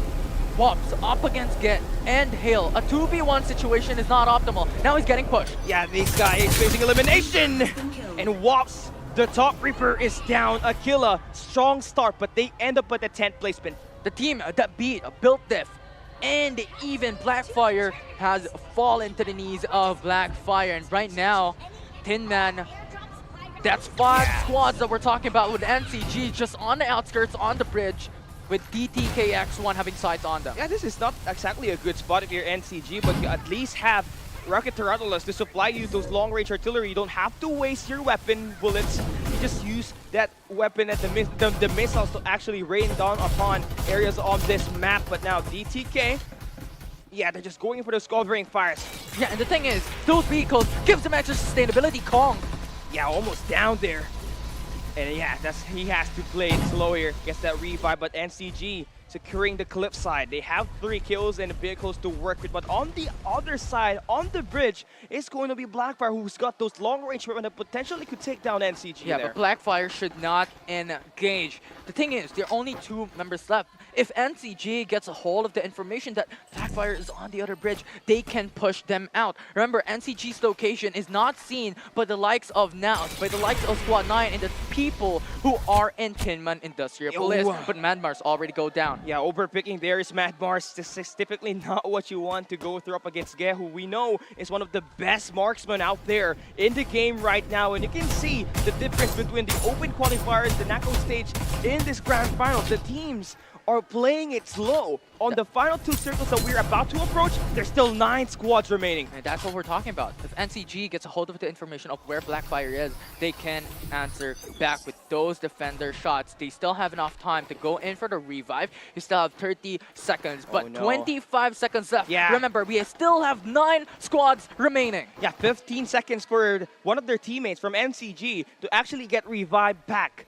So now they have to make that move, but where do they want to go? At this point, you're going to have to think that you have to play for contact. You have to bully some of the teams that might just be one of the buildings in the Timon Industrial. Blackfire, no more shields left. So much damage coming in from NCG this time around, but they do not want to fight. No more seconds left. Yeah. The zone is already closing in into the final circle. Yeah, desperation here for NCG. Where do they want to take this? Do they want to fight Naus Esports or DTK? Or even worse, go for the long route and take down K-Max, who has the least shield amounted to the teams inside of the Tinman. They have to go one by one. They have to go through Naus first. Yeah, Naus Esports, I think this is the best time for them to get this attack. NCG now, one of their players still trying to make it work. The push goes through, but you can see Blackfire is holding down in the late game. Kong was able to be revived. No more shields left, though. NCG is pushing in. Yeah, now the Siege inside is successful. Kong gets shot down by Major. The mirror matchup works. The EMP did not connect as well against NCG, and that gave them the opportunity to come through. Yeah. And now they have information of Hefty Kings onto the other building. They just have to wait your ultimates to cool down once again before you even take the shots here. K-Max on the other side of the map has Bula and Calyx. They got the best shield, but for Remy and Lim, they cannot sustain their lives out there a lot better than the other teammates. So that now he has to play it slow. One member left for Blackfire. Brings it down to actually 5 teams left in the game. That phase is officially out of the match. We got 5 squads remaining here. Execration, the defending champs, is alive. The uncrowned kings are holding their own at zone's edge. And you got Oasis now about to get pounced on by and Execration. Oasis going in, actually fighting for a single town, a single building here. Right now, though, Execration has the higher ground. Yeah, all it takes is one EMP shock to connect here if you are looking to finally end things with Oasis, but you don't want to get those early engaged because these other teams might just go for the converge. 5 seconds, and the zone will eat them alive. We'll get every inch of the remaining land. Yeah, let's see who takes map number 1 here as the circle closes. Do we see the defending champs take it, or do we see the uncrowned kings officially work their wonders and start the day off hot? Kiko already receiving a lot of damage from Execration. They are on a prime position. They have the high ground, and they also have the most center of the zone in their favor. Yeah, they got level 4 armors to tap it all off so they can sustain their optimal gunfights in this battle, but K-Max, they don't have the best arsenal on this final circle. They have to be the ones going in for the third party. Right now, Patience Game is still the name of the game here. The Divulge are being used left and right. Base Blaster going in, connecting. Information for NCG on the players holding down the green K-Max buildings here. already going out in the open, just has trucks to be their cover. A very dangerous spot here as Oasis sees them. Yeah, this is just going to be an onslaught, and then we welcome you to the first chaos in the FPC Season 2 Grand Finals. Luki Sato eliminated there by NCG, the uncrowned kings, looking to defend the Crone, getting these eliminations to work through. They still got Virus holding the high ground at the cranes. Along with Blue, 2 members left for Execution. Oasis goes in. Yeah, this is a push that we just see and we want to see at this Grand Finals. This round number 1 just going all out, the onslaught for all of the squads. Who's gonna take it here? Virus, the last man standing here for Execration. The defending champions are still up. Oasis receiving a lot of damage though. Yeah, K-Max has still 2 players alive, but NCG going in for the beatdown. But dressed to kill Hefty Kings main, the youngest team in this lobby, looking to take that number 1 spot. 4 squads remain. 7 players remaining, to say the very least. Alexander the Third just creeping themselves in. Yeah, Lim holding that high ground, playing for a very passive approach. They want to play for that placement. They are the disadvantage, but Major connects the shot on the last 2 players, and NCG. We talk about them at the pre-show. If Major shows up, the team goes to places. And this is what we stated a while ago. Just playing on Zone Edge, wherein there are 7 squads in Tin Man Industriapolis, gives you the advantage to stay put, take those baby steps, and they did just that. The uncrowned king takes game 1. Yeah, huge play. Hefty Kings tried, but unfortunately NCG's firepower, especially with the presence of Major, just proved a little bit too much. A victory right now that is so sweet for NCG, knowing very well how much they actually struggled yesterday. And playing outside of the zone, playing within the edge of the zone is definitely something that this team is so good with doing. They're like bulldozing teams left and right. And you actually mentioned it a while ago, like what route are they going to take? Because at the certain point, Execration, Chimex, they already had buildings within them. They were protected. They had the defensive setup as well. All they had to do was shoot, right? But for some reason, how does SR Nakage actually get to rotate and just be able to bully everyone out? Yeah, I think they have to thank Hefty King's main for that because Kong was already knocked down while they were trying to go for that engage. And that just propelled this team to get that victory. 13 total kills for them. It may not mean a lot, but 25 points off of placement here, Infinity. That's already huge numbers we're talking about. It's massive. Like 25, 13, that's 38 points. Is my math correct? Yeah. But Yeah, I have no idea. Yes, I will just say yes. But NCG just did an amazing job, right? They took that baby step because the thing is, the other squads in Tinman had their own fights. Yet you have Execration going up against Oasis, Chimex going up against other teams as well. Hefty Kings, you've mentioned it already. So NCG was just sitting pretty there. I mean, look at all of their kills at the moment and the damage that they have dealt. The only person that has only 500 is just one person. That's Bobby, but still, he definitely has a significant amount of HP restored to his teammates as well. So you can definitely rely on this teammate. But take a look at our MVP. We gassed this guy up time and time again. Look at Majo having 5 kills to his name and also having the most damage dealt.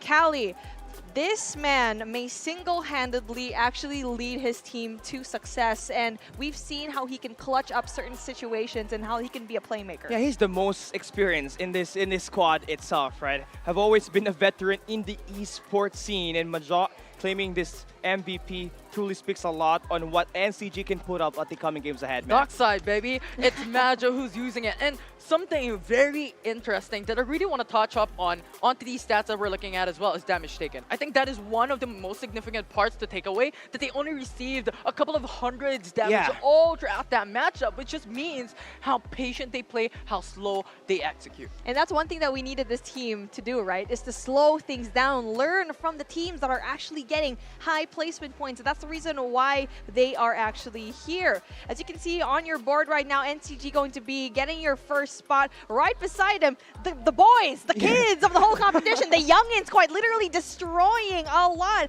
And look at Cinco right now with 6 kills to his name. But dude, honestly, this team is something to look out for. They may be quiet when it comes to their day 1 run, but don't forget, they're in that 9th spot for a reason, having one up against Ghost Reborn. So that is definitely not a stat that you should forget. But also look at your squad number 3. Chimex, a little bit quiet in terms of their last circle approach, knowing very well that across them would be Execration. So they just wanted to play very passively just because, like what Calorie already mentioned, they didn't really have much armor to begin with. The struggle there was for KMX was that they were taken down by one of the squads, which is Aquila's Shinsei Sentinels at the early game, where they already had those level 3 and level 4 armors built up already. Then they just got shot down by the bridge side, and they had to think their strategies right after that, right? They used up their respawn pods, they backed away, and they just thought that, hey, we may not get a lot of kills here, but at least we get a top 3 spot that's already 17 points for us. As we have emphasized time and time again, placement points is the easiest points that you can actually acquire coming into FPC Season 2. That is why everyone's playing so slow. But Execration got top 5 into these matchups. Actually a bit of a shocker as well. I mean, it is Execration. For some reason, this team, even though that they don't place high, they don't get the most kills, they definitely do enough to actually sneak into that top 5. And let's see how far they can go in terms of just sneaking, because a lot of teams are stepping up right now. We've seen Built Different, especially that day number 1, getting a phenomenal job right now, still being able to be in that last zone, unfortunately getting taken out, especially into that rotation. But one thing is for sure, when you are going to rotate and you know that somewhere in the edges of the zone, NCG is going to be right there. You need to find a way to kind of stop that push here, Callie. Yeah, so you have to hunt them down. You just see where could they be when they're trying to go for that retake, because we already know that they're going to be playing at zone's edge, which where their strength all throughout Season 1 and Season 2. And with that fully activated here today, they're going to have to feel good off of that. 38 points, just like what you said. And the thing is, that's already the running strategy. Play on zone edge, especially with Tin Man Industrial being the final zone.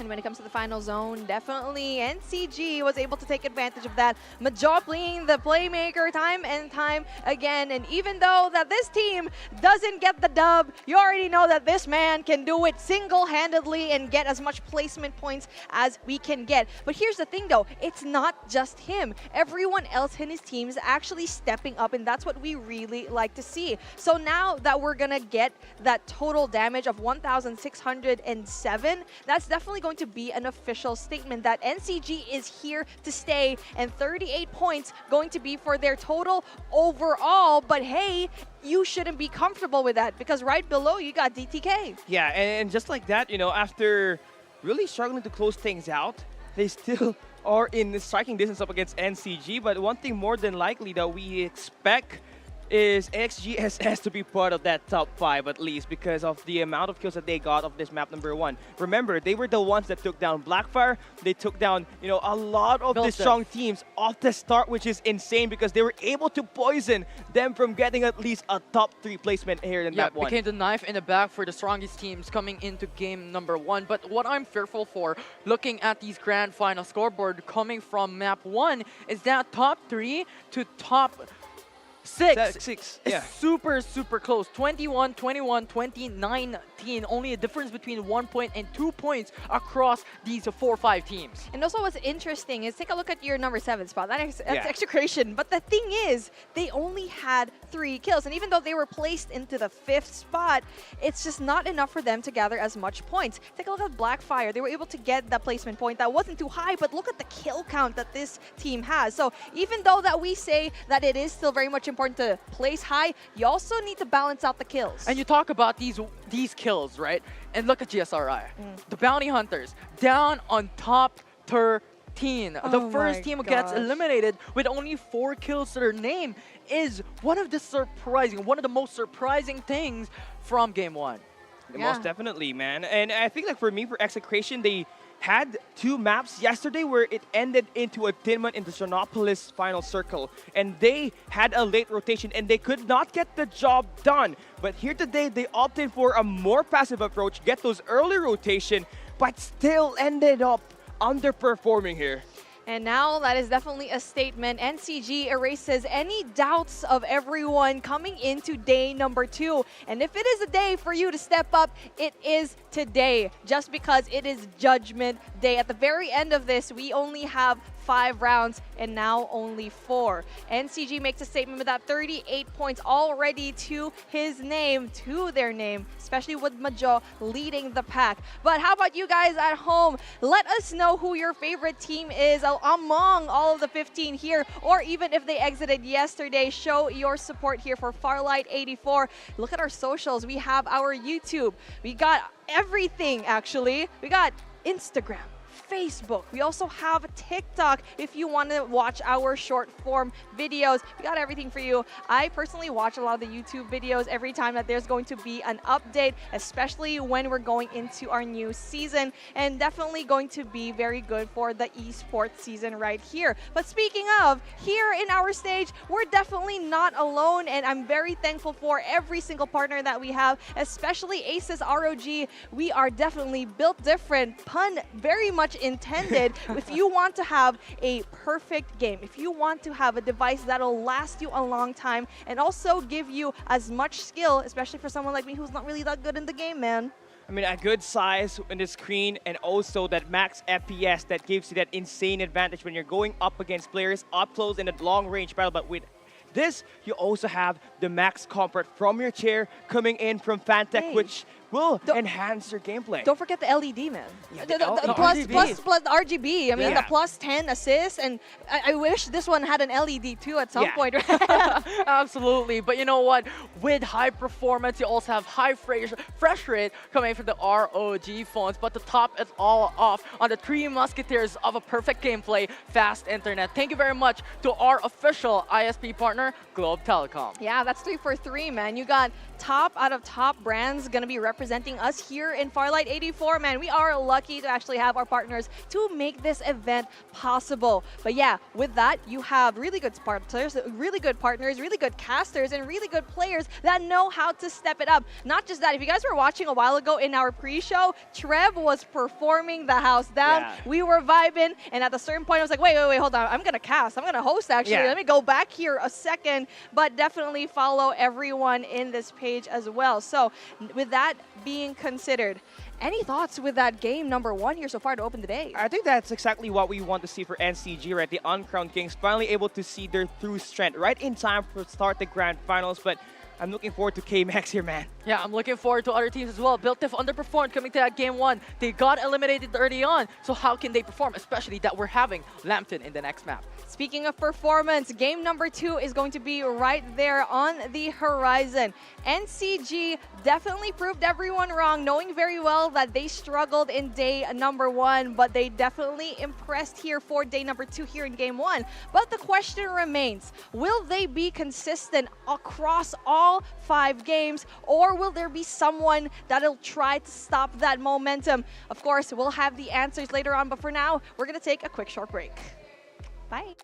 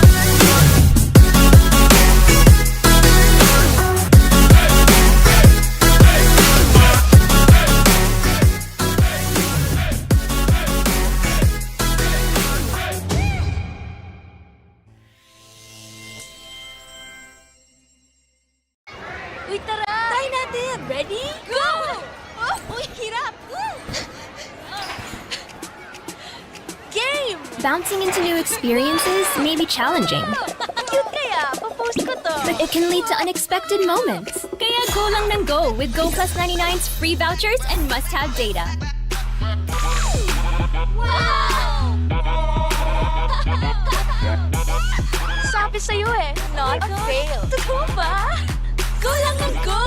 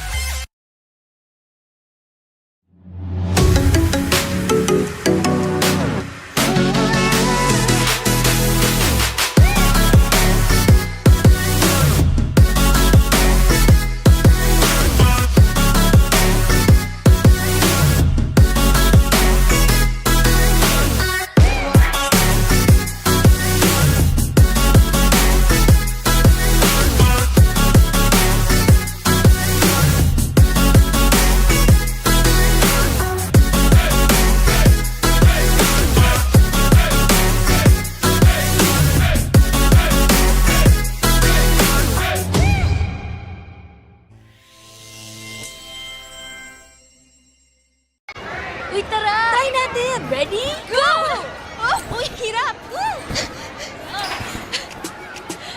Game! Bouncing into new experiences may be challenging, Cute kaya, papost ko to. but it can lead to unexpected moments. Kaya go lang ng go with Go Plus 99's free vouchers and must-have data. Wow! Sabi sa'yo eh, not a fail. Totoo ba? Go lang ng go!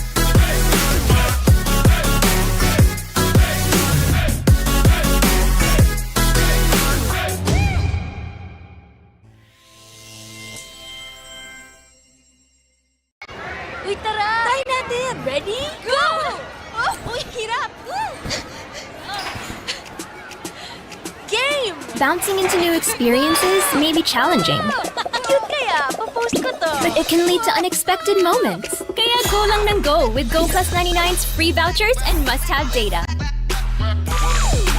Wow! Sabi sa'yo eh, not a fail. Totoo ba? Go lang ng go!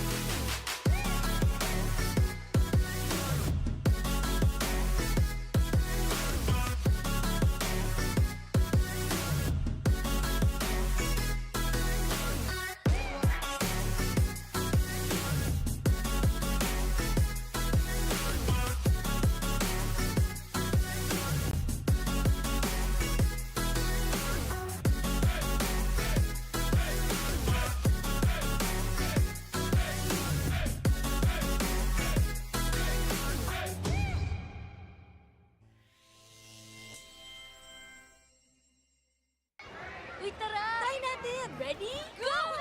Oh, uy, hirap! Game! Bouncing into new experiences may be challenging, Cute kaya, papost ko to. but it can lead to unexpected moments. Kaya go lang ng go with Go Plus 99's free vouchers and must-have data. Wow! Sabi sa'yo eh, not a fail. Totoo ba? Go lang ng go!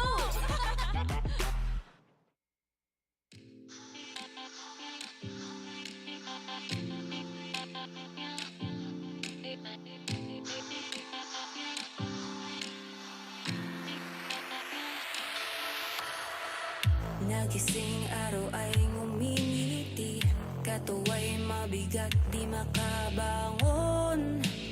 Oh, oh, oh. Napatingin langit ay dumidilim, siya'y kumukulo, di bumabangon. Oh, oh, oh. Tinabay na lunod na, luhay pumapatak. Gising ng pag may buwan,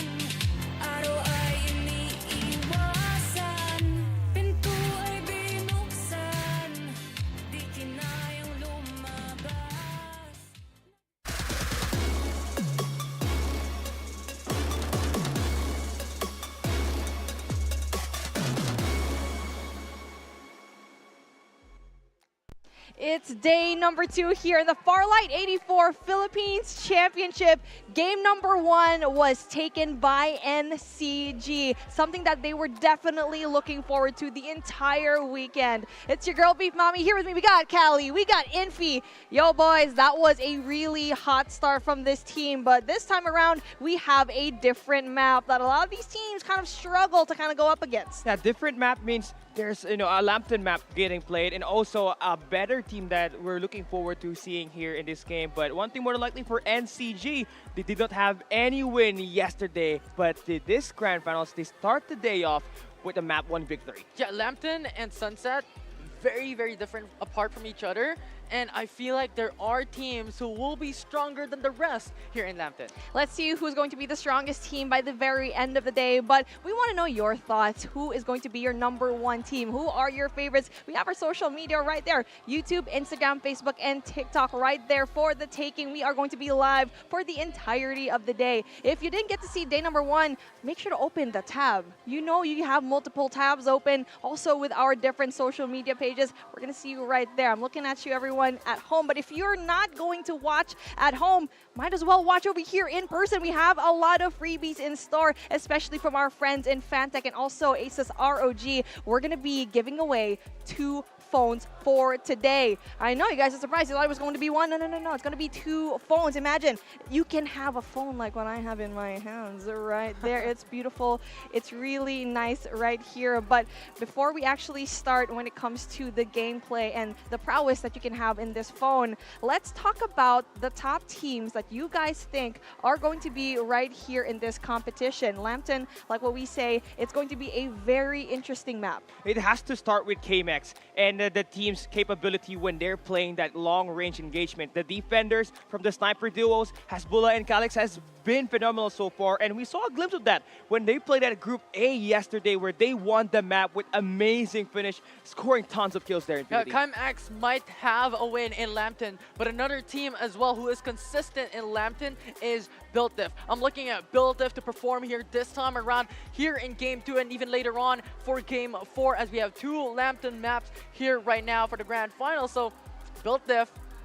Yeah, I mean, imagine if you can win both Lambton maps, and that's going to be a huge thing. Yes, even though that Sunset is going to be a lot more by just 1, but the thing is, the more that you get points in Lambton, knowing very well that a lot of teams actually struggle in this particular map, is definitely something that you can take advantage of. That's why we saw BuiltDiff just get so much momentum and just really taking advantage of the fact that a team that is so strong like Execration just to have a struggle here. The only time that they actually won was during the knockout stage, but you already know that you only played it once. Only teams played it once, so that's not really much of a statistic to actually go and consider. What's important is how you played day number 1, and so far they struggle when it comes to the points. Only finished that top 5 at the very top here, Callie. The rotation was just uncharacteristic for them. I have to explain that this team always know where to rotate around the map, but here at the land tourney at Shooting Gallery Studios, they could not figure out what to do here in Infinity. They always get gunned down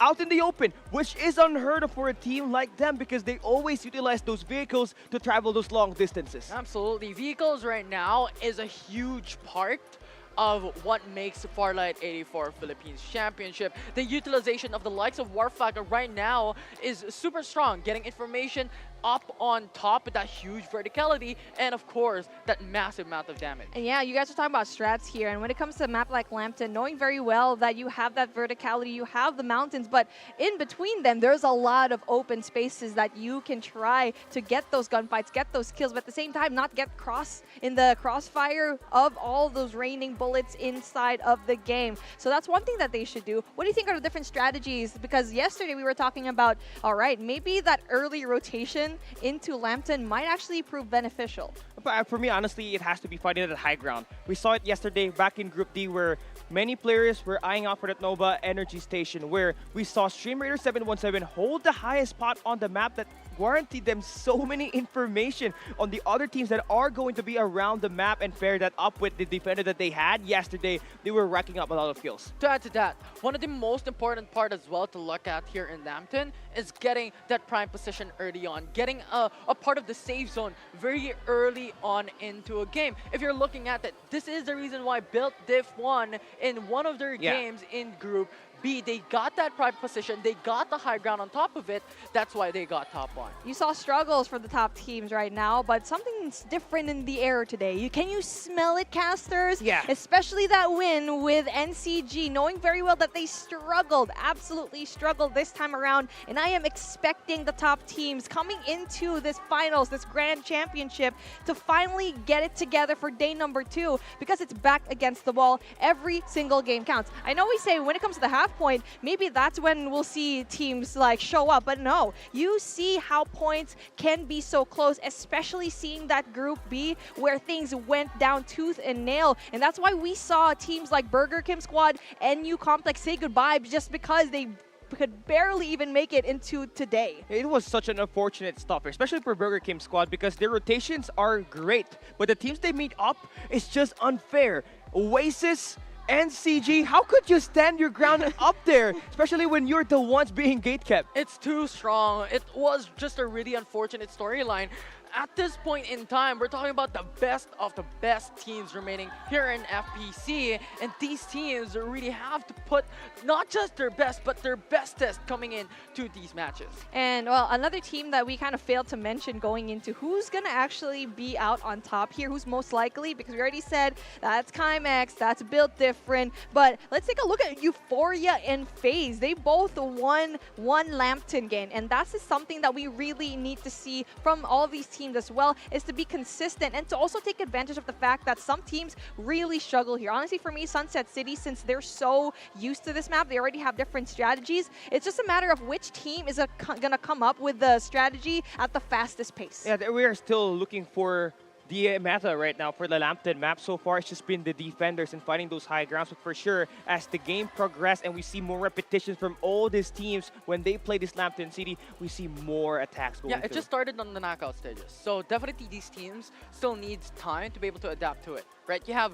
so much new things built into this map that it's going to be important that you just come out, think of a strategy on the fly. Speaking of being adaptable, something that I gotta ask you, casters, because it's a conversation that we saw a while ago.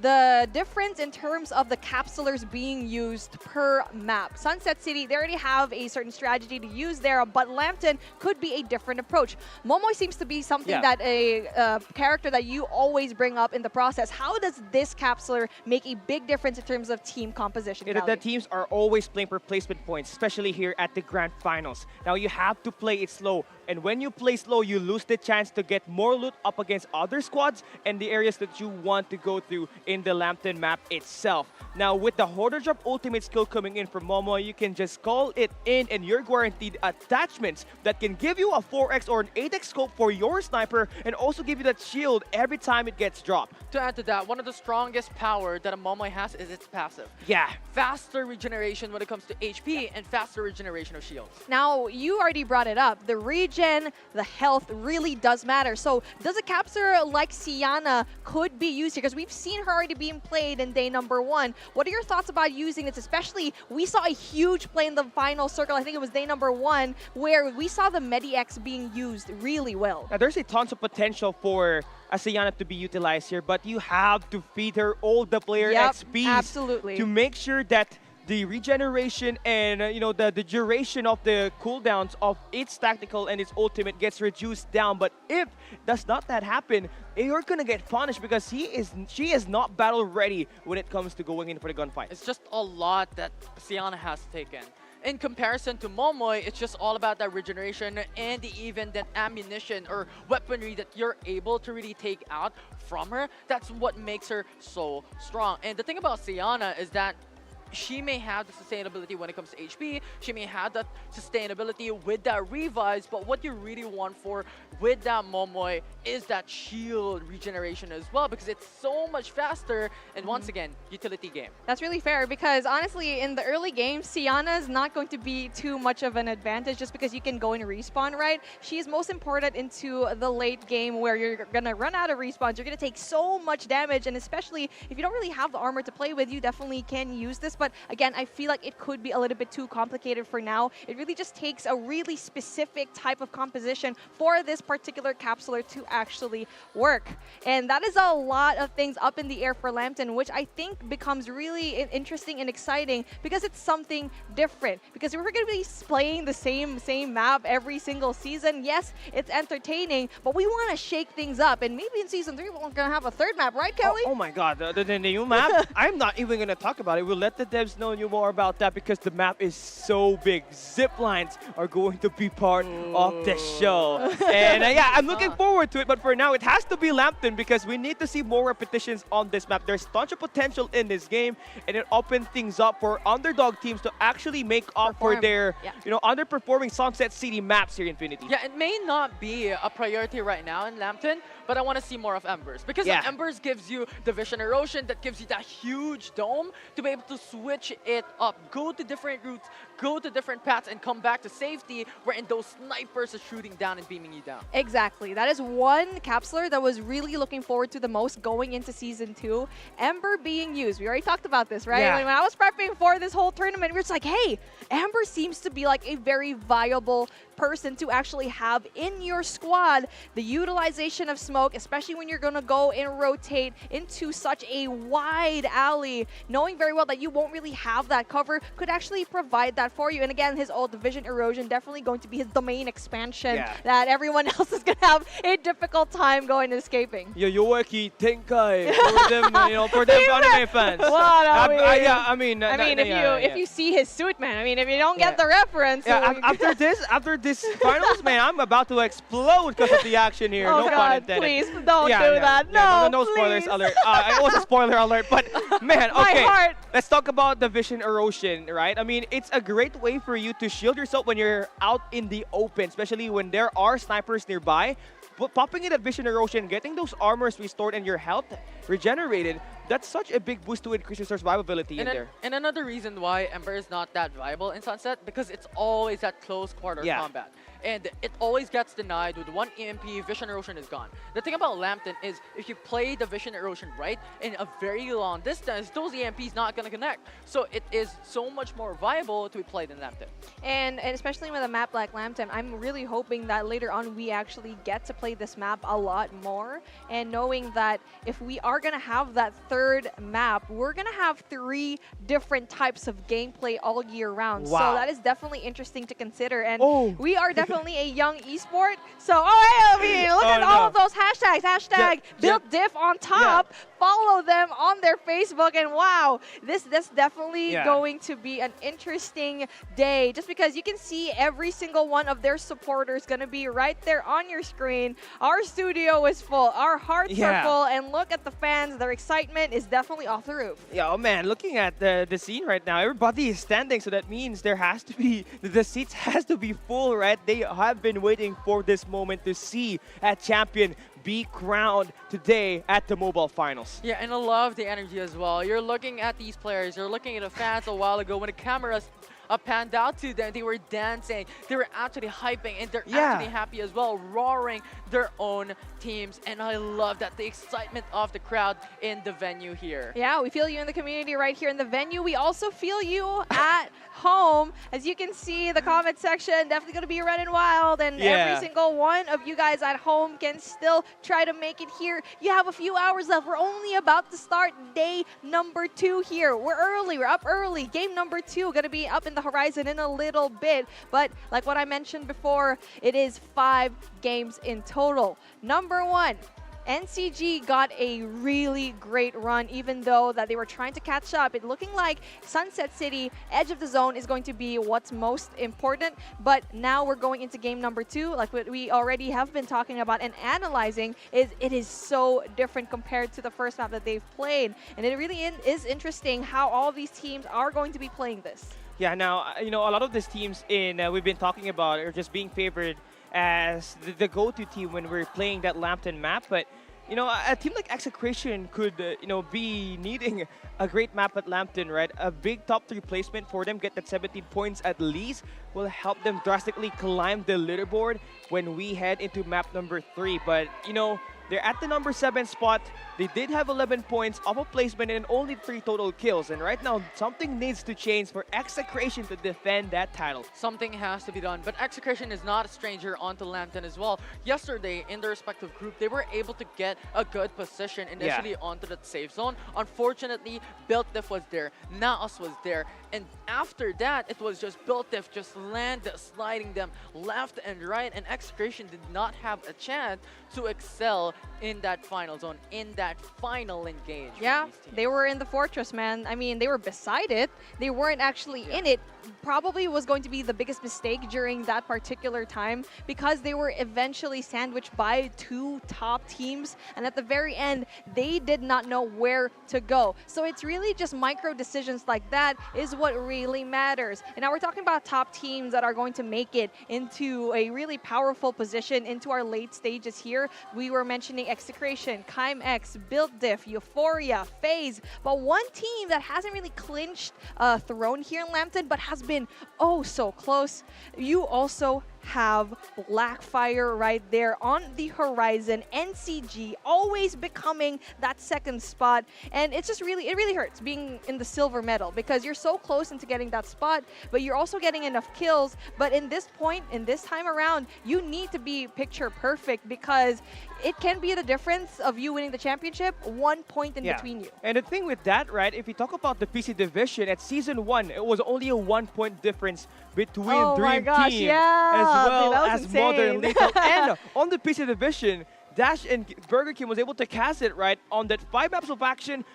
The difference on the score from the top 1 and the top 2 were 2 points, Infinity. It was super close. Like PC division, any single team can win it. And pretty much NCG as well. Like, it's the longest time, right? It's the longest time already for them to be able to get that crown. The desperation of the uncrowned kings right now to get that championship title is high. It must be so hard to have that title, right? The uncrowned kings, because you know very well in your heart, if you're NCG, is that you have what it takes to be number 1. It's just a matter of, can you pull through? Can you be consistent? Can you hold your things together? That's the most important part here. And so far in that game number 1 in Sunset City, we saw that.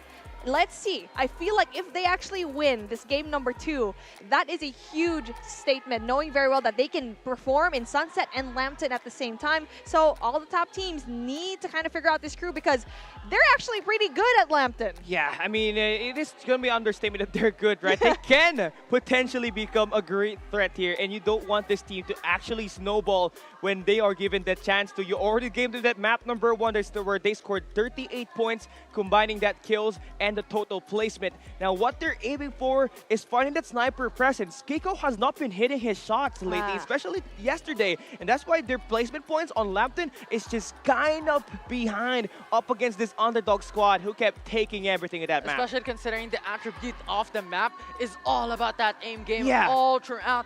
Early, mid, late game, and yes, you have a close quarter combat a little bit, but it's not as often as we see it. Yeah, I mean, something that needs to be changed here in the play of NCG is when they played it yesterday in their Group B, they went up against Ghost Reborn, and it was a 1v1 situation in the mid game, rotating into the final circle. It was Majo versus MacPro, but it was just so head-to-head, but it's just so uncharacteristic of someone like a team like NCG to even be left in a 1v1 1v1 such early into the matchup. But one big brain play, again, he was the MVP in the last game.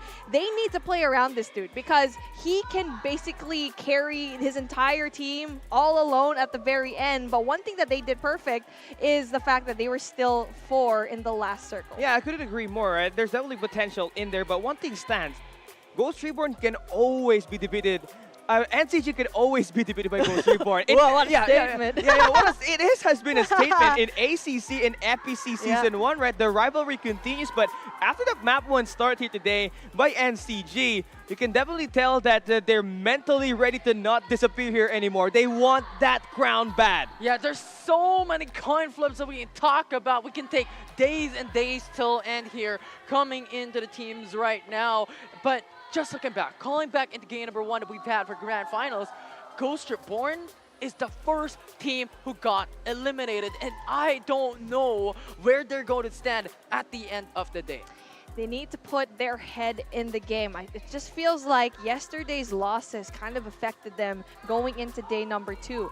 You can see the determination in their eyes going into the stage a while ago. And as we do get to see some lightheartedness in the crowd right now, the players are on point. They are definitely very much in position. They are definitely going to try to get as much placement points and kill points here. All smiles into the studio. But if you actually see the players right now, game face on, man. But the thing with Execration, despite them actually underperforming on map 1, we saw them on the screen. They were just live. Oh yeah, they were just having That's fun. Yeah, they're vibing with the Tagalog casters right now. Yeah, I think that's the very important point as well. Like, these teams have so much pressure from the fans, so much pressure from the game as well, but having a little bit more excitement and have a little bit more joy poured into these teams, into these players, just brings it up a notch. Just gives them extra comfortability into the games.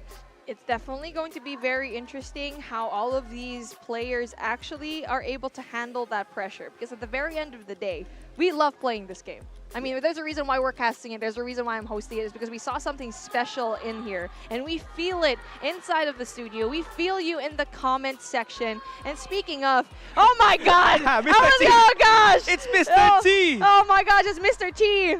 Oh, I missed that shout. He said T-Pain yesterday. That was so good. We need a picture of T-Pain on the screen. Anyway, exactly. But when it comes to it, don't forget to follow our socials. We have our YouTube, we have our Facebook, Instagram, and TikTok right there for you guys to consume. And for sure, if you want to see everything that's new on Farlight, all of our KOLs are going to be right there to deliver. Especially you, Callie. You have been posting a lot, man. It's just all about consistency, right? I mean, it's all about consistency. And well, if you enjoy the game, you're going to create contents on it. Yeah, man. exactly. And exactly what we've been seeing for Farlight 84 is the continuous changes on the game, drastic changes that we're seeing. And every time we host tournaments, every season, there's always going to be new variables that will change the likelihood of a team going in for that domination. We're talking about variables now. Yeah, it's feeling like math class. You know, my brain turned off the moment he said variables, man. I'm just like, whoa, big words, man. Big, huge words. Oh, no. I echo your thoughts there. Like, my brain was like, what variables? The War Falcon, the Mayshell, those stuff. Not the numbers, not the numbers. A kill is a kill, man. Yeah. That's true, that's true. Oh, I mean, when it comes to like all the variables, you know what? You mentioned it perfectly. The only thing that is constant is change. And if we just stay constant and be basic with that litmus test, we are not going to enjoy the game anymore. So it's just so interesting how every single time there's a new season, there is something new. And like what we keep saying back in season 1, right? It was Lambton. That was the new addition here at season 2. And now next in season 3, maybe we're going to see another map here in the mix, like what Callie was mentioning a while ago. And definitely huge differences inside of the game itself. We're already seeing micro changes in the game with how names are going to be changed with the ults and the different passives, right?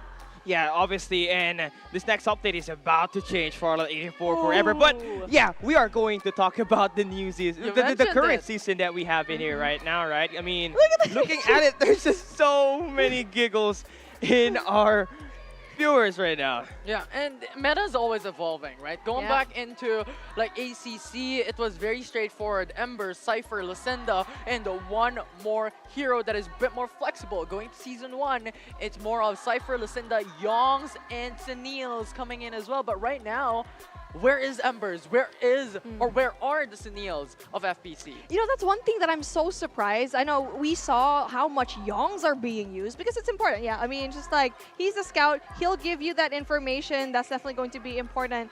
But when it comes to it, you need to find a way to be different, right? And when you're playing in a map that is so new, that is the time to actually experiment as to how you can come out on top. Built different. Yeah, okay. I knew it. No pun I knew it. I intended. was waiting for it. I could smell it from far away.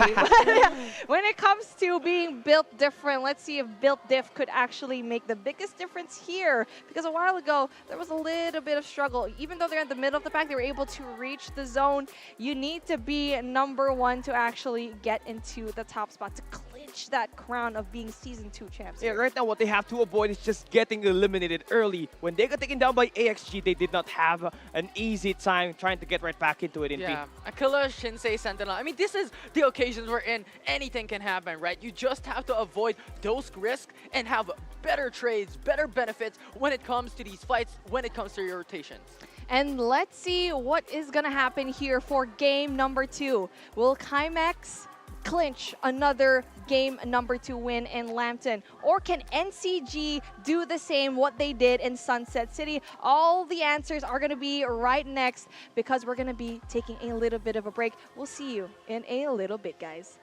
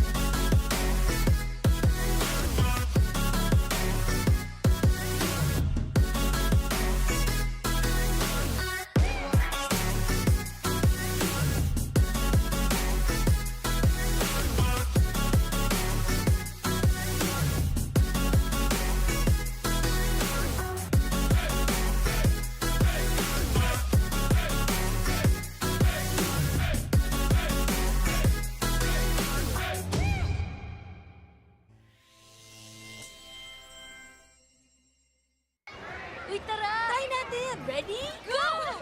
Oh, uy, hirap! Game! Bouncing into new experiences may be challenging, Ang cute kaya! Papost ko to! but it can lead to unexpected moments. Kaya go lang ng go with Go Plus 99's free vouchers and must-have data. Wow!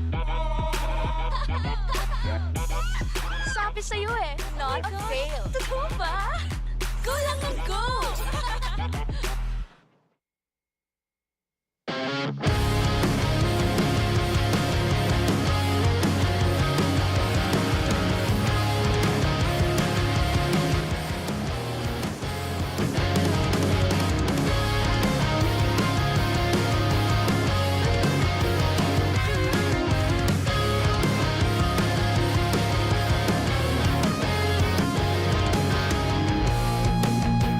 Lagi na lang tayong ganito.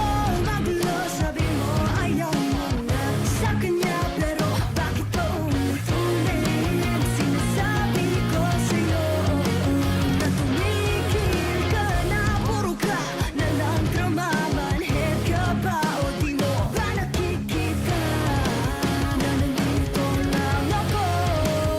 Nandito lang ako, nakaantay para sa'yo. Humalik ka sa'kin. Lahat ay nang-iisip, lahat ay gagawin. Ang sigaw ng puso ko ay ang alam mo.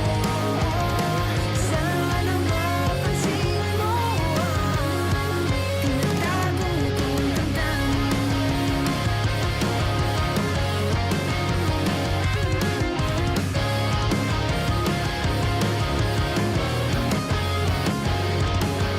Kahit kailan di ko maintindihan ang iyong galaw, ang iyong tingin. Ayoko masaktan, ayoko mawala ka, pero di ko na ata kaya to. Lagi na lang nasa isip mo, dalang panaginip. Nakasakaling napansin, kaibigan man ba o di nawala? Di ko na ata kaya to.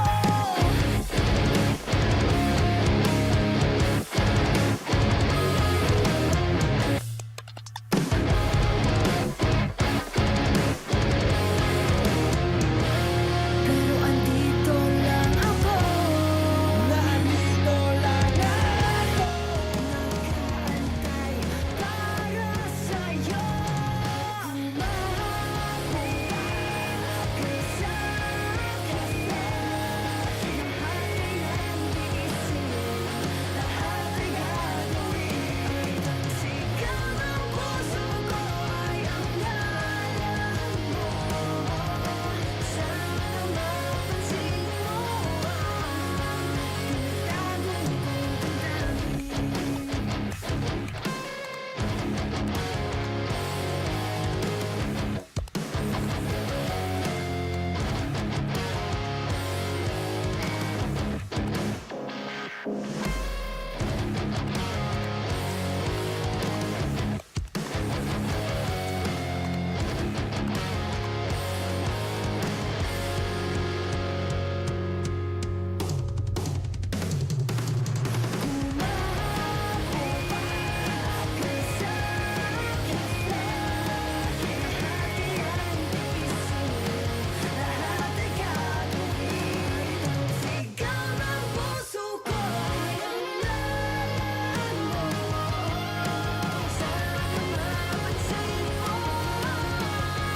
tinatago kong damdamin.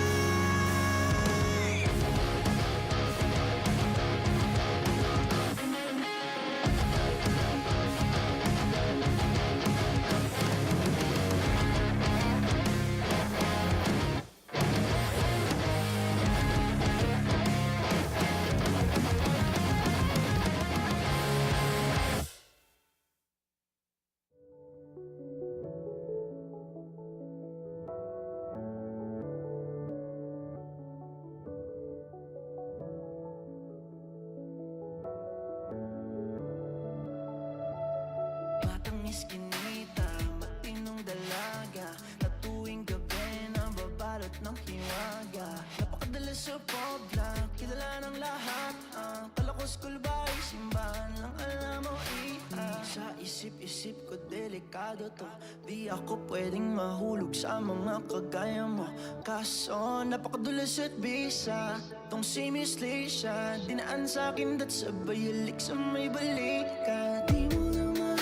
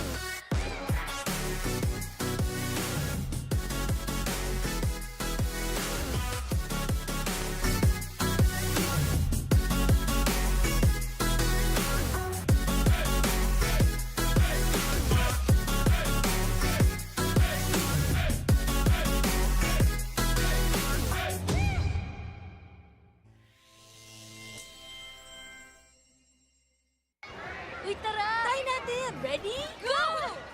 Uy, hirap! Game! Bouncing into new experiences may be challenging, Cute kaya! Papost ko to! but it can lead to unexpected moments. Kaya go lang ng go with Go Plus 99's free vouchers and must-have data. Wow! Sabi sa'yo eh, not a fail. Totoo ba? Go lang ng go!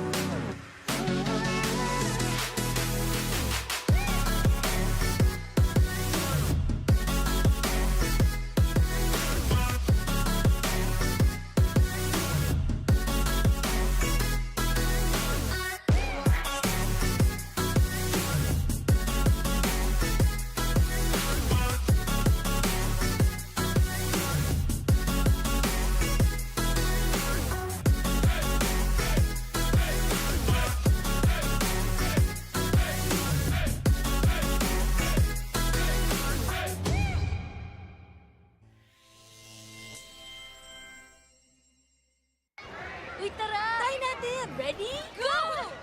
Uy, hirap! Game! Bouncing into new experiences may be challenging, Cute kaya! Papost ko to! but it can lead to unexpected moments. Kaya go lang ng go with Go Plus 99's free vouchers and must-have data. Wow! Sabi sa'yo eh, not a fail. Totoo ba? Go lang ng go!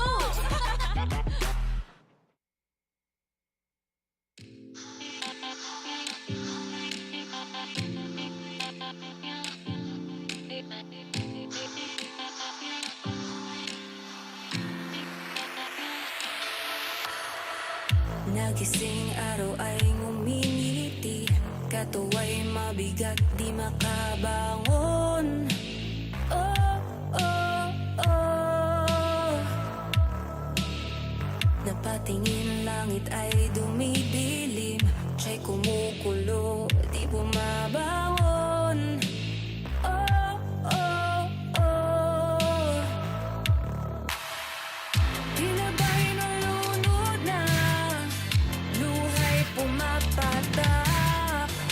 Gising lang pag may buwan, araw ay iniiwasan, pinto ay binuksan, di kinayang.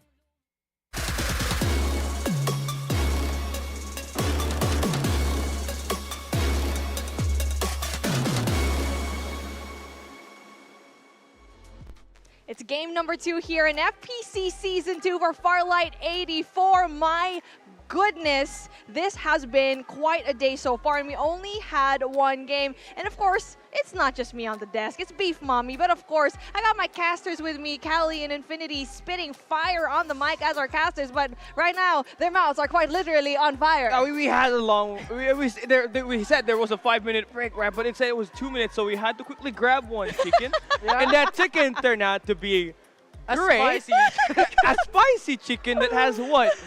like spice in it. Whoa! Big brain. But the Infinity- chicken has a spicy lingering effect. I'm done with you.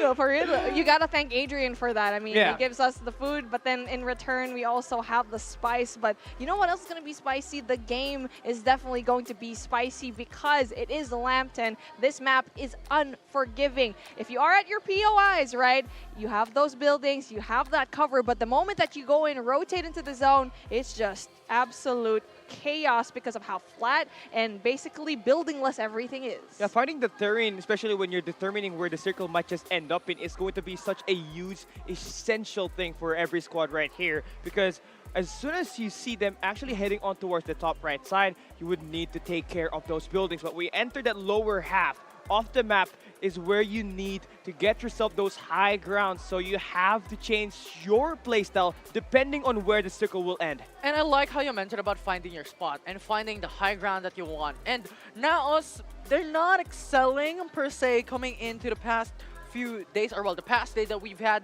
here in the semifinals and the past game. But the thing is, during the knockout stages, they were one of the best teams as well in Lambton. They were able to find their footing immediately during the safe zone. So if they replicate that game, if they replicate what they did back then in knockout stages, I believe they can perform here right now in this map. And speaking of teams that need to perform and need to step it up, there are some certain teams that we haven't really seen perform super well, but might actually create a big difference here. Callie, who do you think out of the teams that are quite in the middle could actually go and perform in a map like Lambton? It has to be Extreme Elite Asia, a team that did not really have great placement when it comes to playing Lambton, but they ended the day up yesterday with a strong victory, playing for zone's position. They had the chance to actually maintain their players complete at the very end of the final game that we had yesterday, and if they should find those early rotations and actually get a good read on where the circle will go here in Lambton map number 2, they got a great chance of taking at least top 1 or at least top 3. It's a champion, the ACC champion organization of Elite Yeah. Extreme Asia, so they have a huge support on their backs. But another team that really just fell through, or well, came into mind looking at the underdog stories here in the grand finals, if half the Kings means. Right? They are in a bit of a 50-50 type of playstyle. Some games, they're amazing. Some games, they underperform quite a bit. But here in Lambton, they're always in the middle of the pack. They just have to look at where they want to go. They want to avoid the risk up to the likes of the strongest teams that we're looking at, like Biltif and KMX here in this map as well. And speaking of teams that are going to be in the middle of the pack, one team in particular keeps coming up time and time again, and that is going to be Powerhouse. This is the team that is just so unwavering, trying to be so slow, so passive. We thought that, okay, maybe in day number 1, they're going to change things up, maybe be a little bit more aggressive, but no. And I think that could be done on purpose because they've made themselves into the grand finals and being in the middle and also having a pretty good placement as well, being just a little bit below Execration in that top 6 spot. There's something right in this team right now. Yeah, Infinity. and Powerhouse and the new map is just match made in I Lambton. know, exactly. Match made in Lambton. We're gonna tattoo that on our skin. It's just man. because their playstyle is really to slow down things, right? They want to play it for the longest times when it comes to these matches. They want to get and snag away these top placement matches to really just get and obtain a huge amount of points by doing pretty much nothing. And this is where Sanity's value on the team rises, right? He plays that Cypher in that Sunset City, but in Lambton, we saw some glimpses of him actually utilizing that Momoy in this entire map itself, which is essential if they're looking to play it passive. Again, the Hoarder drop and the amount of value it provides, the attachments, the shield, the player XPs every time it gets activated is just so much to not miss out on. Yeah, I mean, you shouldn't miss out when it comes to the points. And another team that is so surprising to see, that is so much in the lower bracket of the grand finals. You got Oasis only reaching top 14 after day number 1.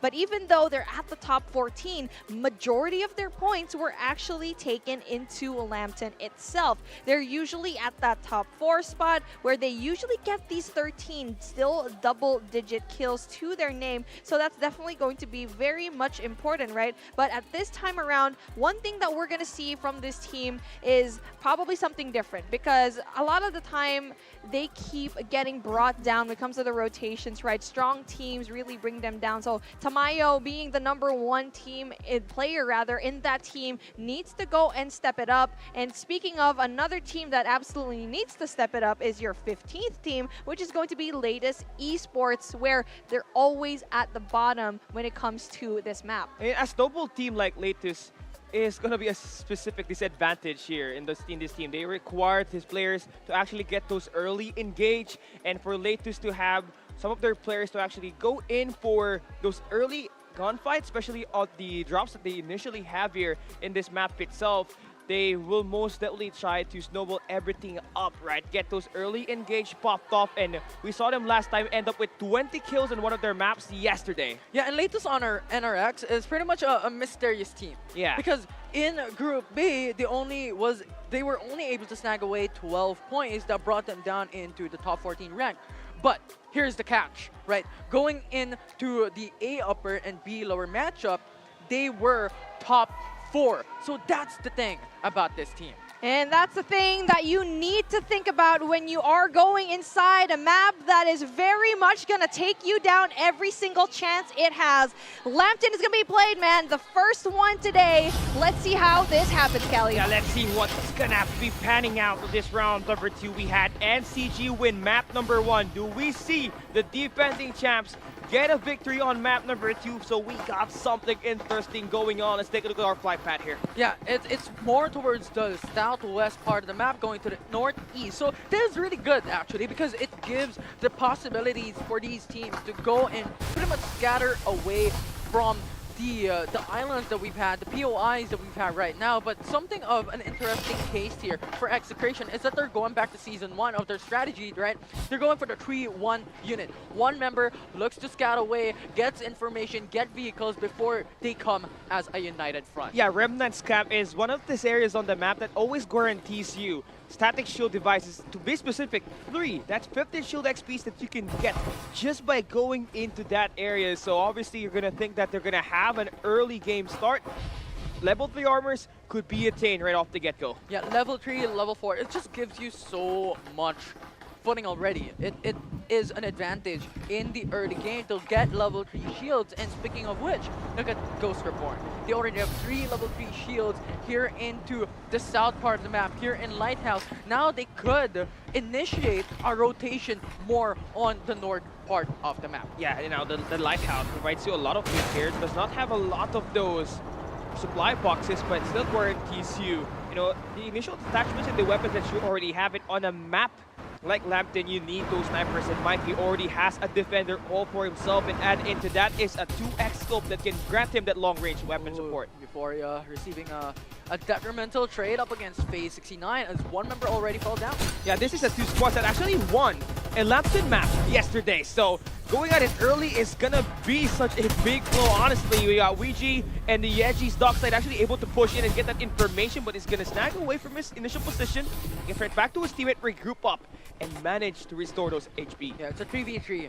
Euphoria at this point is just waiting for their last member to come back and revive, or respawn into this matchup up against Face, and now that's happening. It's a 4v4. Yeah, Ouija now is sending out, but Buhat, does he maintain the ground? No! He gets shot down by Ouija with the VSS with the backup goes Super Toshiro, securing that first kill, make that second kill for Face. But Ouija also fell down, so it's 3v3. Yeah, Behemoth now, SMG throw with the Uzi, knocks down Yeji on the top, maintain that high ground position for Face.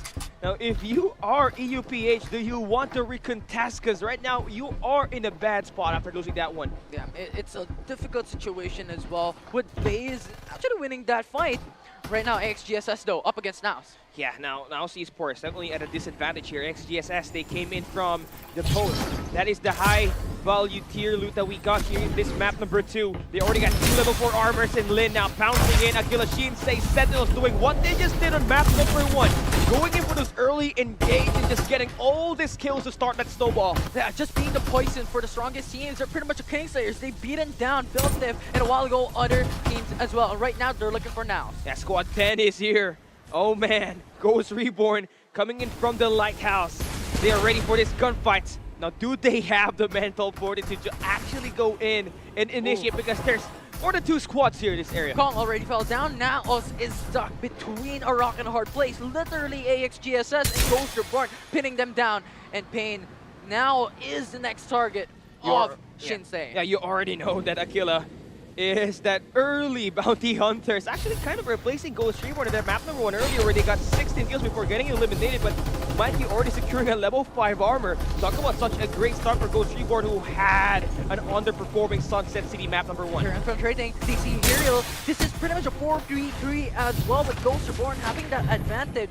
So it's Aquila and Shinsei Sentinel who has to play it safe and wait for their last member to come back up. But Lin is getting chased down. Yeah, you have to get this execution fast because Squad 13 is about to be in this area on the map. They hear those gunshots. Teleporting his way in is JZ, one of the most experienced solo players out there, taking down Lin and Aquila.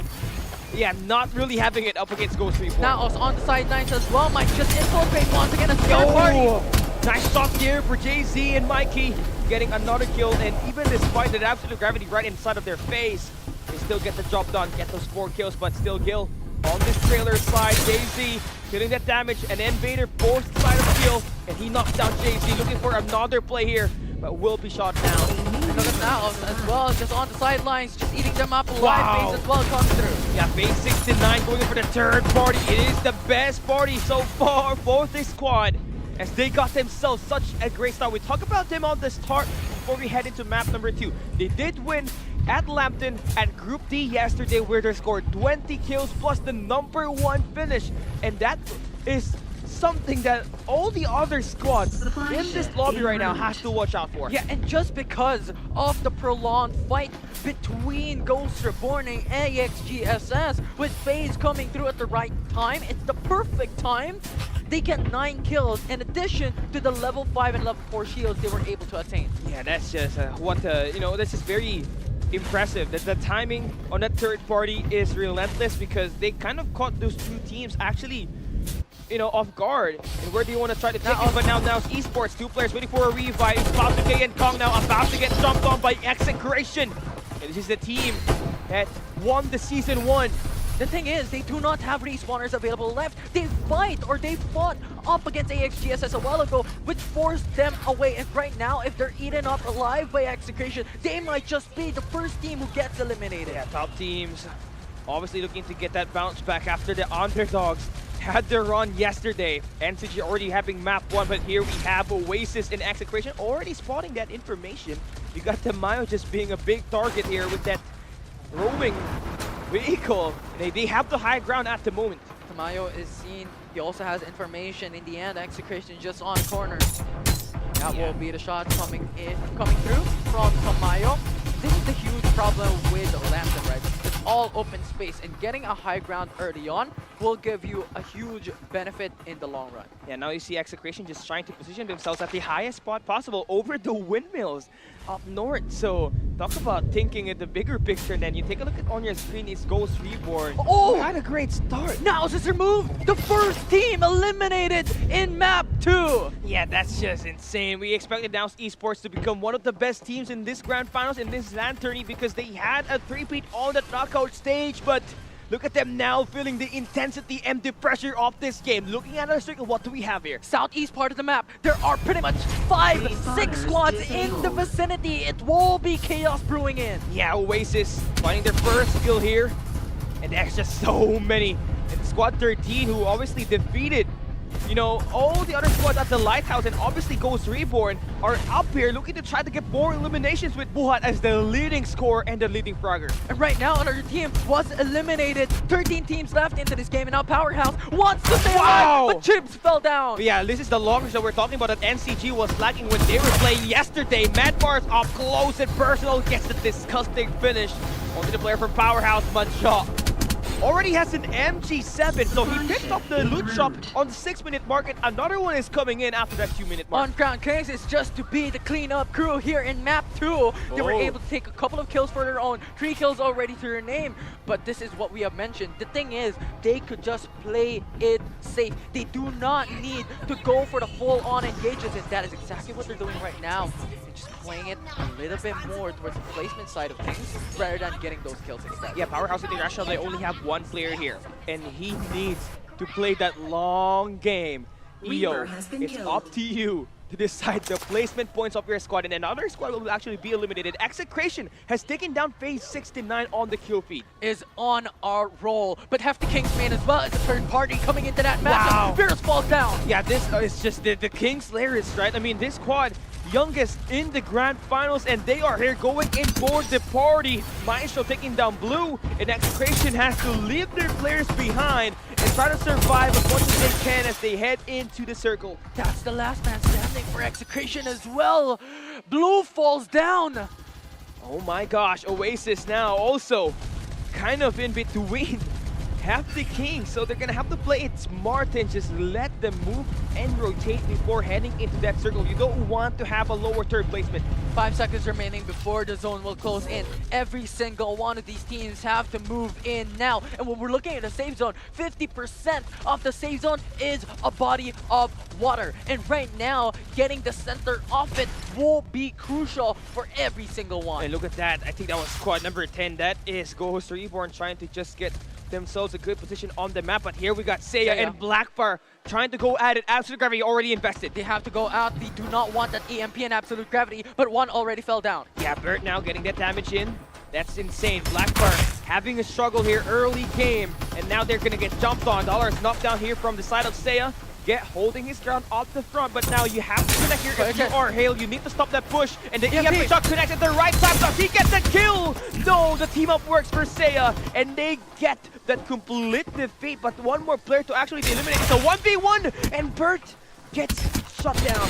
Right now, it is the Lancelot as well. The IGL of Blackfire was able to win it, Oh, but Climax K-Max is coming in. Yeah, this is the team we projected to be the best team in this Lambton map. The first to adapt at long range, the kilometer killers. K-Max now trying to get this They're kill. stealing it. Yeah, the invisibility from the vehicle actually helps him survive, but K-Max completes the siege, gets himself 4 kills, and the 3 of them coming in from the shot caller. The captain Hasbullah.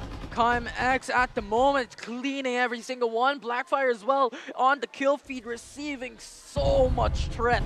Right now though, Execration still alive. You also have Built Different and the like still in the game with 11 teams remaining into this match. Yeah, there's just so many teams at the lower right side, by the way, off at the edge of the zone. So a team like squad number 3 in Cloud Avenue, they're just gonna have to sort it out at the Holiday Resort. They don't need to even move and just, you know, just let these other teams just go at it. Play for placement points. That's what you have been doing since the start of the game. And look at the path that Hefty Kingsman is doing. They will meet Oasis Gaming soon enough if they continue to do this, and they have to move on to a higher ground that gives them the vantage point as Oasis is swiftly moving in. Or well, DTKX1. I mean, EUPA, sure, they only have 1 player left here. We got 10 squads, 25 survivors remaining. Oasis, Alexander has been shot.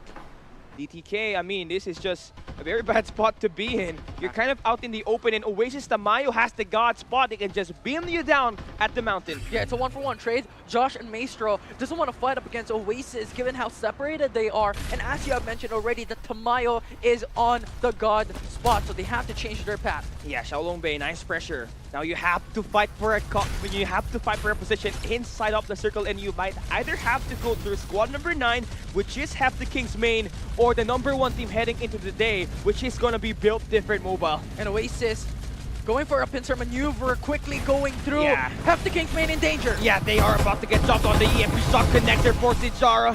Josh now about to get eliminated if he does not buy himself his teammate the time to get that reinforcements, but actually they stop SSR from getting that kill, and so with the help of Ghost Reborn and Build Different, the push will be halted. They have so much vision in every single area. Build Different got the initial point wherein they can see everyone. Ghosts Reborn, Oasis in their eyesight. And the good thing here for Oasis is that they can still revive their teammates. But they're gonna have to play it smart because anytime Build Different can actually pounce them and take them down. At the moment though, X already got the center of the safe zone. We have already mentioned that it will be dangerous to stay out and play on zone edge consistently, especially coming into Lambton. It's all open space. Ludi. Oh, Ludi, you gotta back away. Tamayo now hitting those shots on the long distance. But Ludi using that wrecking duck ball to stop the damage and actually back away and keep himself alive. 30 seconds on the clock before the zone will close in. Build Diff, rest of the crew here along with Oasis and Ghost Reborn has to be clever on where they wanna go. One misstep, this could be third-party central that will come to fruition here in the south side. Oasis now on the move. Yeah, they got 3 squads. They got 3 players alive here. And if you ever do take down the players from Ghost Reborn, it's either K-Max at the long distance that can take you down, or Pain coming in from the side of that team. But here for Build Different, they're just holding it down. Tamayo lurking down Maestro. Just like that. But very unfortunate. They lose 2 members already. And yes, they have level 5 shields, but we're talking about the numbers game consistently. Ghost Reborn has 3 members left. Kiko seen by Build Diff. Yeah, oh my god, you enter the mobile turret, it's just a slow speed and it's just easy to get tracked here. And if you see the top side of the map, always going to be a battle for that high ground, and Build Different just doing tons of damage, keeping the pressure alive in all of the other squads inside of this next circle. And Cloud Avenue got the perfect spot. Ghost Reborn. Wow! Take a look at that. Level 5 armors for the 2 players that they have there, so they can definitely hang in there up against Build Different should they get this kills. Now, EOP 8 main, Kaizen actually takes 1 player down. And yeah, that's going to delay the play coming in for Build Different. But it's an easy revive. Oh! Not unless NTG gets them to push. Yeah, this is the best time to actually go for the pound because Build Different only has 3 players. They got the War Falcon invested. Majot with the MG7 connecting up against Kurama. They cannot handle the onslaught. The uncrowned king showing who is the boss. It is them.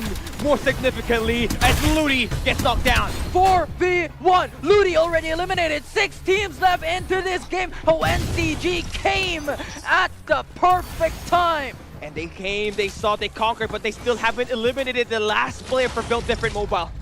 Right now, they had to play their cards right. You have Nash TZ, who is the last man standing here for Build Diff. 15 seconds on the clock, so they have to move soon and leave Nash TZ alone because the position onto the safe zone is much more important. Look at K-Max, actually in a great spot in the final circle. This is what we've been talking about. They know how to read the circle. And now they're just gonna have to utilize Calix and Hasbulla, the sniper duo that have been doing tons of damage in every map they play with the sniper. Yeah, Climax, this is the position where everyone is wishing for here into this map. Nash TZ gets information though. Yeah, now these definitely finding information, but Execration finally eliminated, placing 6th. Sato being brought down. 5 teams left with 14 players in this game. Ghost Reborn just hiding on the rocks here. Another one gets eliminated. Nash TZ from Build Different Mobile taken down by NCG. And it seems like it's KMax and NCG plus Ghost Reborn at the final circle. Remy takes Mikey down. This will be 2 members left for Ghost Reborn. JZ the only one left standing. Yeah, this is bad spot for them. Gotta slow things down. Hide as the last guy you want to play for the top 3. NCG waiting for the right moment. The same that they did up against Build Diff. Wait for the rest of the crew to fight first before they come in. Yes, Scan already used up by Lim and Remy. Now they're gonna have to use their raw guns to take this player down. JZ shot out of the way, sent to the next lobby. KMax secures a top 3, but they're eyeing for the #1 spot up against the uncrowned Kings. 4v1. This is insane. Whoever wins this 4v4 gunfight takes the #1 spot. Do we see KMX defend their home turf, or will NCG go back to back? And the thing is, Blackfire is the lone wolf for his team, carrying the name of the squad in himself. Remember what NCG did before. This can happen again for Hale, but this will be very important for COMX and NCG, who will win it. But thus far, COMX has the level 5 shield advantage up against them. Yeah, you take a look at Major right now. He's at the tree side, looking to play for a long flank. Wait, they're actually even. Both of them has level 5 shields in their hands. No shields left, broken down by Hasbulla. Yeah, now they're trying to use this ongoing show to distract the player. Then that's gonna give NCG Major and Kiko to actually restore their armor. They're changing their position here, but clever move from Hasbulla, going in for the barrier. Wow, nice shot connecting there for Hasbulla. Truly insane shot, but Calyx coming in, taking down Mad Mars, knocking him down. NCG, they're gonna be caught into this circle. They gotta move. Hale was able to go in for the revive, so Lancelot's now up. Yeah, they got the best chance of taking the number 2 spot. They can pin down NCG, who's trying to play the rat strat this time, as Major and Kiko are forced at the back of this circle. Running away, wrecking Duckball to go out into safety. Yeah, KMax at the position to win this map number 2. The infamous kilometer killers utilizing the MG7. Major shut down Hasbulla, and it is on. The fight continues. Does he maintain his life out there? No! KMax takes map number 2. The optimal position was towards KMX that brought them the benefit in the middle of the save zone, got them the top 1 finish. Amazing plays there, B-Mami. And what we mentioned and into the beginning of this game number 2, it is positioning that will be key here. KMX and NCG brought down the fire. They were the teams to look at into this last zone. And true to the name of NCG, they were playing outside of the zone. But one lesson that we've learned here in this particular map is you need to go and rotate early into the zone. And KMX was able to take advantage of that, taking those long-range engagements and using as much as possible. Basically also having the upper hand of looking down towards the sides, and even though there was going to be ult after ult, it doesn't really matter. As you can see over here, Hasbulla dealing so much damage in the last few moments right there, getting rid of the armor, dealing so much of damage already, and that's the reason why that this man is just so well talked about here in this particular squad. And speaking of, they have a total of 11 kills.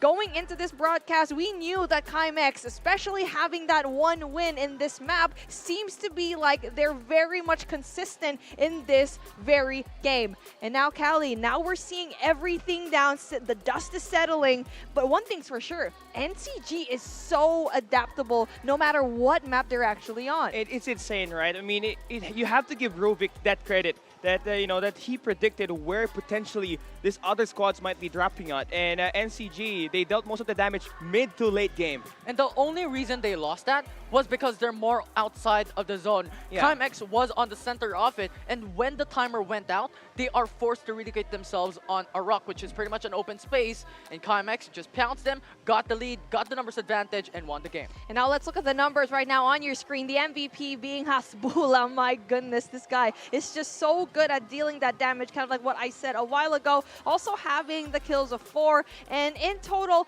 definitely going to be really impressive just because you not only do you have a lot of kills, but also getting the placement points as well. Take a look at our top 3 teams. Wow. The names that we've been hyping up this entire broadcast, especially going into the part of NCG, dude. Major having 6. This guy needs to be stopped. He's being the honestly, in my end, he, I think, is the #1 player right now in Season 2. I couldn't agree more, because by the time Week 5 ended, he is the top fragging individual player. Second closest to him was Hasbulla, which happens to fall in to KMX side. And I think these 2 players, they know how to step it up and know how to get this team to that victory that they want. It's a unanimous decision here in the desk. I believe Majo's greatness really is shining in the finals. Even yesterday in the respective group, I just can't get over how single-handedly out of 4 teams left, Majo, the only one left standing, still was able to net the top 2. Easily top 5 plays of the entire season, man. I mean, not even the entire season, the entire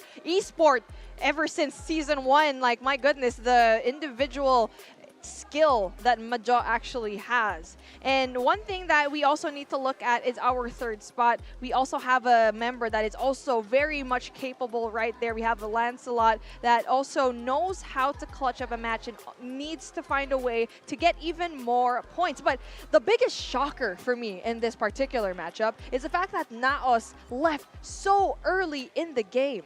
Yeah, it's just uncharacteristic. They have not been feeling well at the LAN tourney. The intensity that they're feeling is kind of overwhelming at that point, because at the knockout stage, they were projected to be one of the better teams heading into this LAN tourney. A three-peat heading into this Saturday and this Sunday match. But yes, I guess it's just the position that they are taking that's costing them the game. You called it possession. The thing is, Naos wanted to play it safe, but they were up against AXGSS in that matchup. In this early game, you're looking at that AXGSS was hunting them down. That really just removed the respawners. They relocated, but they came back in, and after, it was the death of them. Yeah, eastern side of the map was so heavily populated, man. And especially knowing that the first circle, was actually all the way in the northwestern part, where we actually saw Execration just have the best time RNG-wise. But here's the thing, for some weird reason, they're not able to utilize that positioning. It seems like they're just going in there for the kills. They're just so much open every single time. And yes, granted, they were trying to go in there for the rotation, especially using all of the vehicles, but it's just too slow this time around. Yeah, I couldn't agree more, right? Every time they make a move, there's always some guy that's able to get that counter. And this map itself, it was dressed to kill. Half team main, the youngest squad, going in for those eliminations every time. Yeah, we called this. Like, FT Kings, man, was one of the teams to really look out for. Unfortunately, once again, the wrath of these top teams came across them. The grasp of the top teams right now here in this grand finals was just too much, and KMX just came out on top. Came out on top and also came to play. I'm so interested to see how this game actually affected everyone's standings, but let us give the credit that Hasbulla definitely deserves here. Having 4 total kills, not the most that we've seen in this competition, but what you need is to actually provide enough damage and also that certainty that you can definitely assist your team. We always look at Hasbulla, we look at certain players in a particular team that who can actually help it out, who's going to call the shots. And what we saw a while ago in the final moments of the game was this man was actually dealing so much damage, knowing very well that NCG is basically stuck in that rock and they could not go anywhere. Yeah, super defendable, especially at that long range. He had a 4x and an 8x scope, by the way, which granted them that opportunity to climb from number 4 to number 2, but only at a 10-point difference to not top 1 NCG. The uncrowned Kings right now sitting on top out from 2 games. They're on a roll. Ah, man, they are on a roll and they are still number 1. And something that we mentioned a while ago in the broadcast, right? Yes, KMX won a map in Lambton, several other teams did, but one team was actually very much consistent in this map. It's NCG. They are very much good in Lambton. They're excellent, actually, even though they haven't clenched it yet. They are still able to maintain a high enough spot and get enough kills, and this is exactly what we are expecting from this team. Consistent in Sunset City, consistent here in Lambton. As you can see, a total kills of 22, because early engagements, they had that in the bag. They were able to spawn up against Powerhouse, where they were able to push them out and eliminate this team. Can we just talk about how NCG, you know, this play style is just too different from what we had yesterday, and the adoption of the play for placement is actually working very well for the squad. Remember, we always talk about them scoring the highest frags, but here this time, even though they are the highest fragging team, it's not really up to the average that they were having when they were playing in a best of 3 at the open qualifiers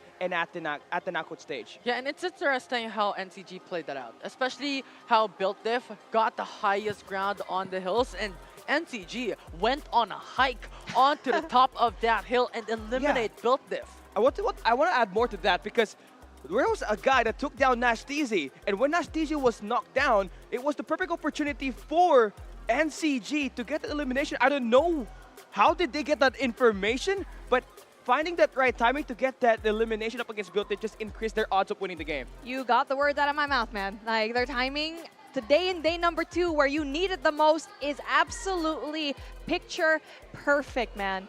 What are your favorite things in this particular map in general? Is it NCG having such a reign of terror, still being on the top of the level? Or is it Chimex adding a little bit of fire into NCG, knowing very well that the points in between are just so close? Let us know in the comment section on our YouTube, on our Facebook. We're live in both of those social medias, but also our Instagram and TikTok as well. And don't forget, this event is not possible without our mobile partner right here. We got the Asus ROG phone.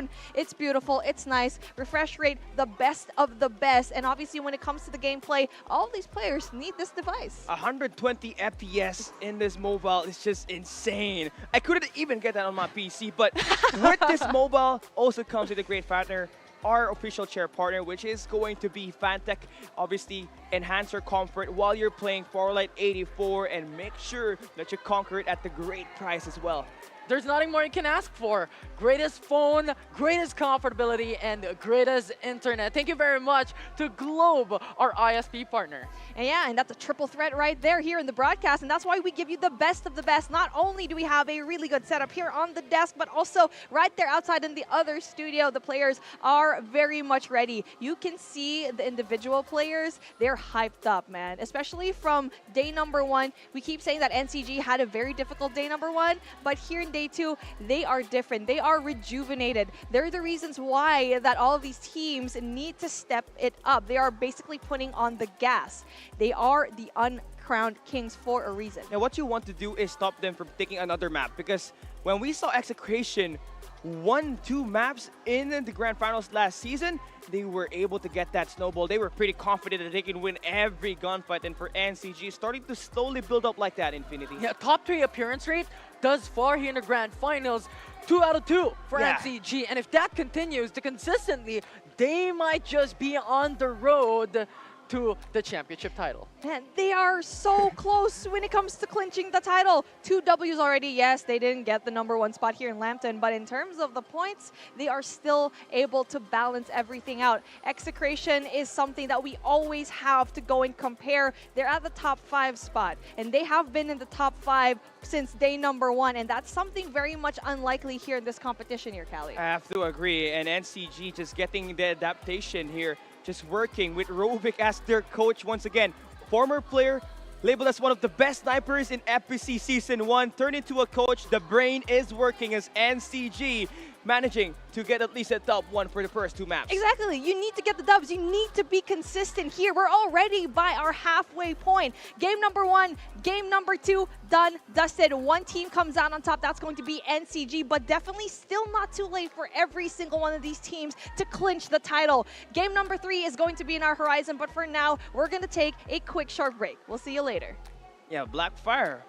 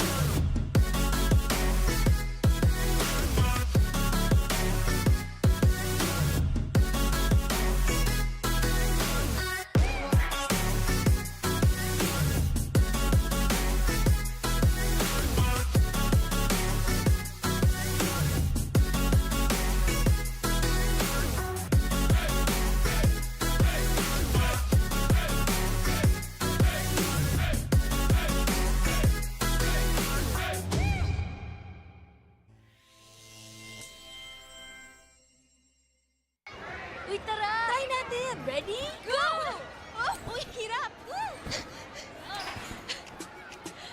Game! Bouncing into new experiences may be challenging, Cute kaya, papost ko to. but it can lead to unexpected moments. Kaya go lang ng go with Go Plus 99's free vouchers and must-have data. Wow! Sabi sa'yo eh, not a fail. Totoo ba? Go lang ng go!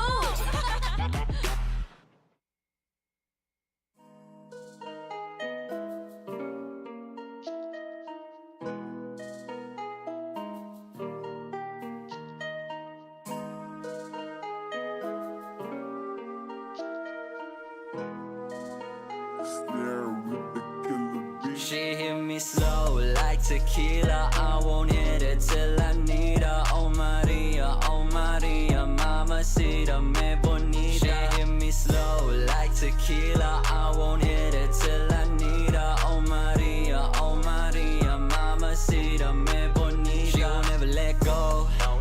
She won't ever let me know. Man, she kinda take it personal. She emotional, but I've been keeping my cool. Lay low, say no. Well, I've been rolling on my own. Well, I've been keeping things off the tone. In my mood alone. Money over bitches on my headstone. Flatbush, let's go. I know we got tension and stress. Hablas demasiado like you're trying to impress.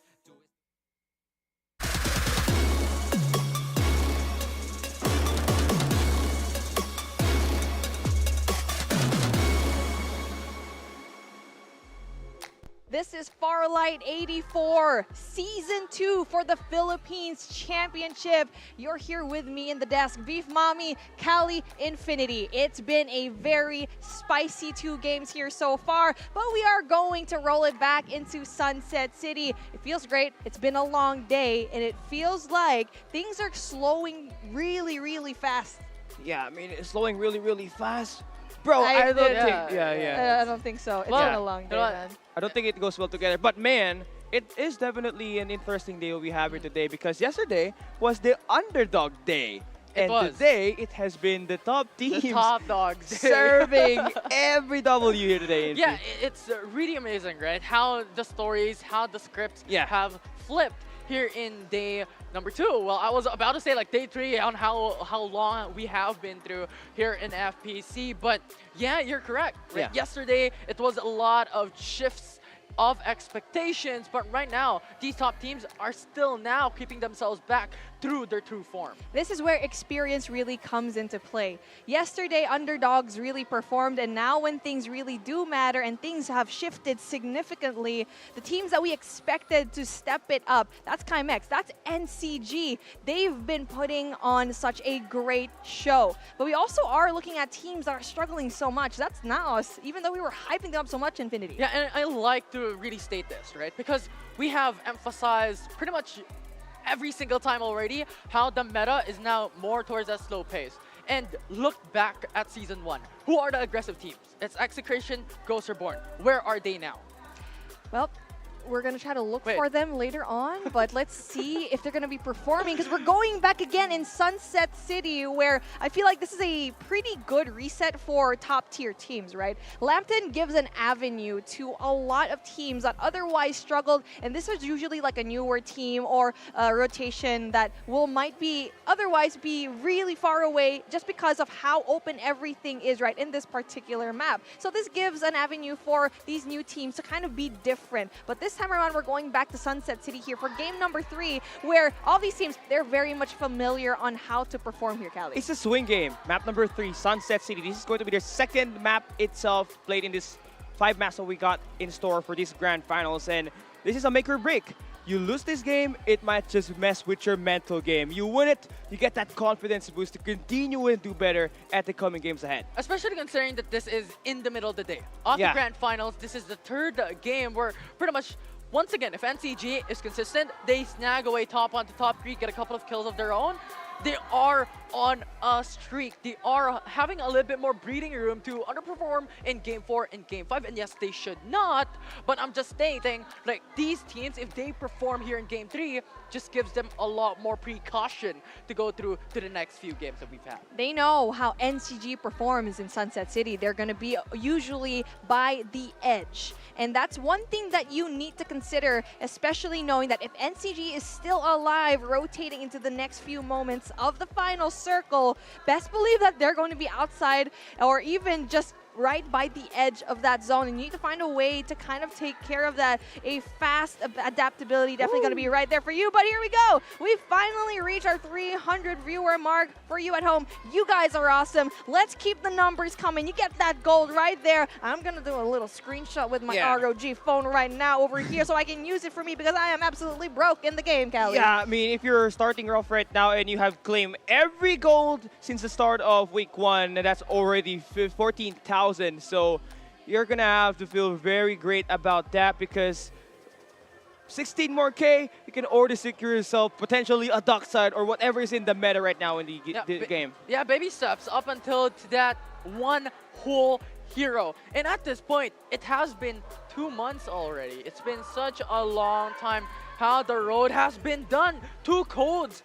Two codes back to back. Yeah, Oh, we reached insane. 1,000 views already. That's absolutely perfect for us right here at home, where we can definitely get it. If you guys are in the broadcast itself, if you're here in shooting gallery, you can also take advantage of this. And not just that, still come through. We're only in our halfway point where you not only can you get the codes in the game, but you can also get the prizes in real life. We got Fantech merch right for you. And at the very end of the broadcast, we're going to be giving away that coveted ROG phone that everyone loves. Not 1, but 2 here, Callie. It's insane, right? I mean, 2 ROG phones. All you have to do is sign in. Yeah, this time it's a sweet romance. I'm loving that purple trail.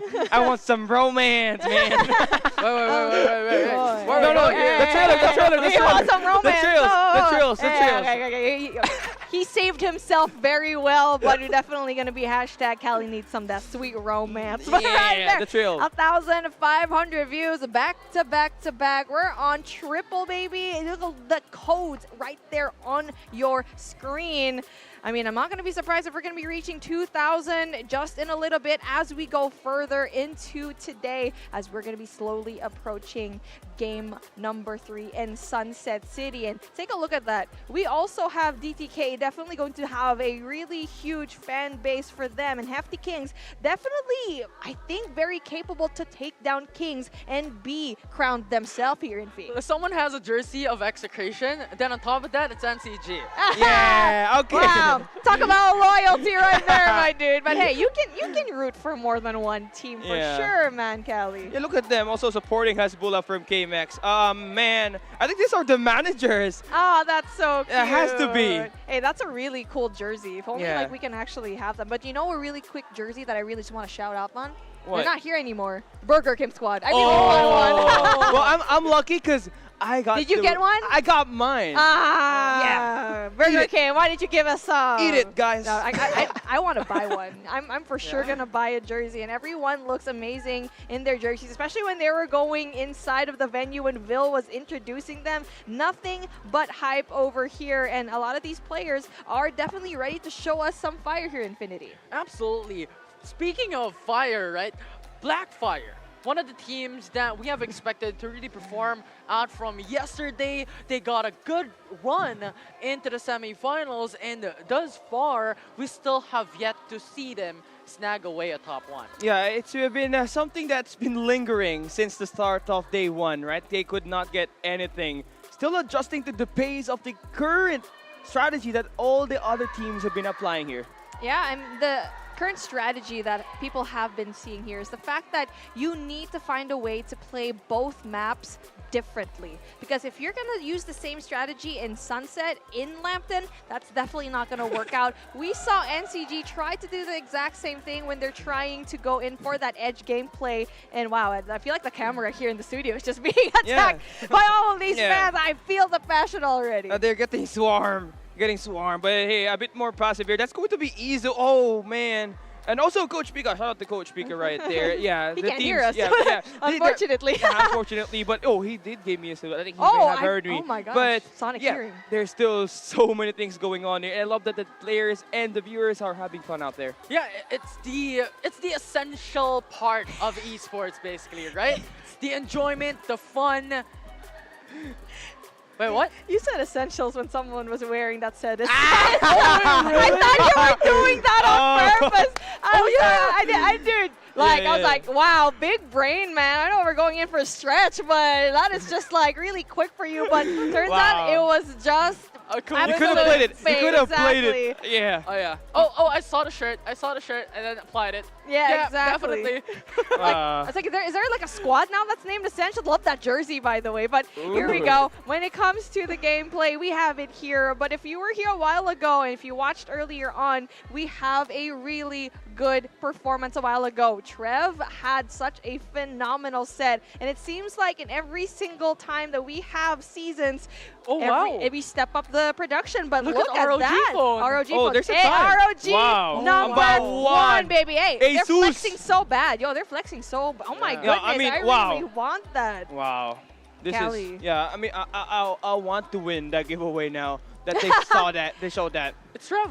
Oh, No, it's I'm kidding. Trev. Where? Oh, wow. It was Trev. You're- No, it was not Trev. It was not. Fake I was like, news. Yeah. he looks similar to Trev, so I was like, is that Trev? Yeah, it does look like him. The reason why I brought up Trev a while ago is because I thought it was him. Oh. For real, I was like, oh yeah, Hey, he's Trev. tricking Yeah, us. and then I was just like, okay, no, it's not him. So I had to like segue it. But hey, look at that. We got built diff teams right there. I mean, the fans are gonna go wild. They're definitely showing a lot of love here in the studio. But let's talk about build diff for a minute here because they came in day number one being the #1 squad at the moment here, Cali. Yeah, and the thing, they win 3 of their 6 maps played yesterday. That's a 50% top 1 rate.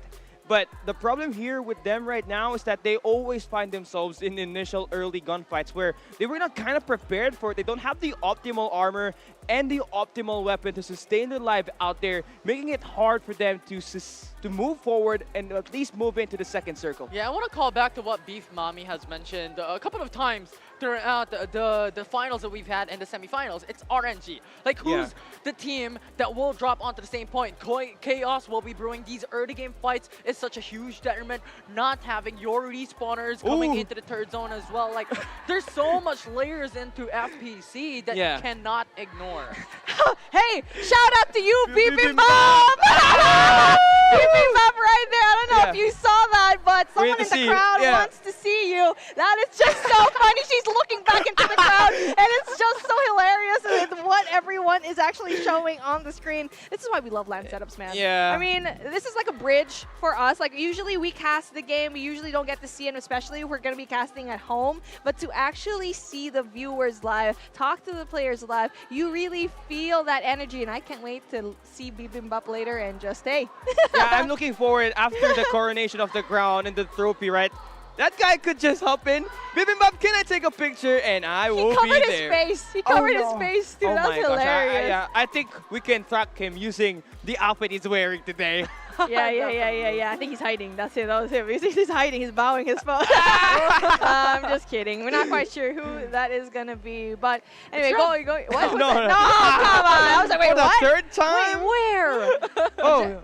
And just like that, I am very much distracted with the Trev. I was like, where is he? It's like a Where's Waldo moment. I see double of him. Yeah. If you look at the screen behind you, I see him everywhere like in my sleep. But what's important is I hear his music in my ears as well here, Kelly. Yeah, be Phenomenon and Mama Maria, Mamacita. Oh, yeah. Definitely. Insane. Now it's stuck in my head. Mamacita. Yeah, a nice performance from Trev, I mean, by the way, here today.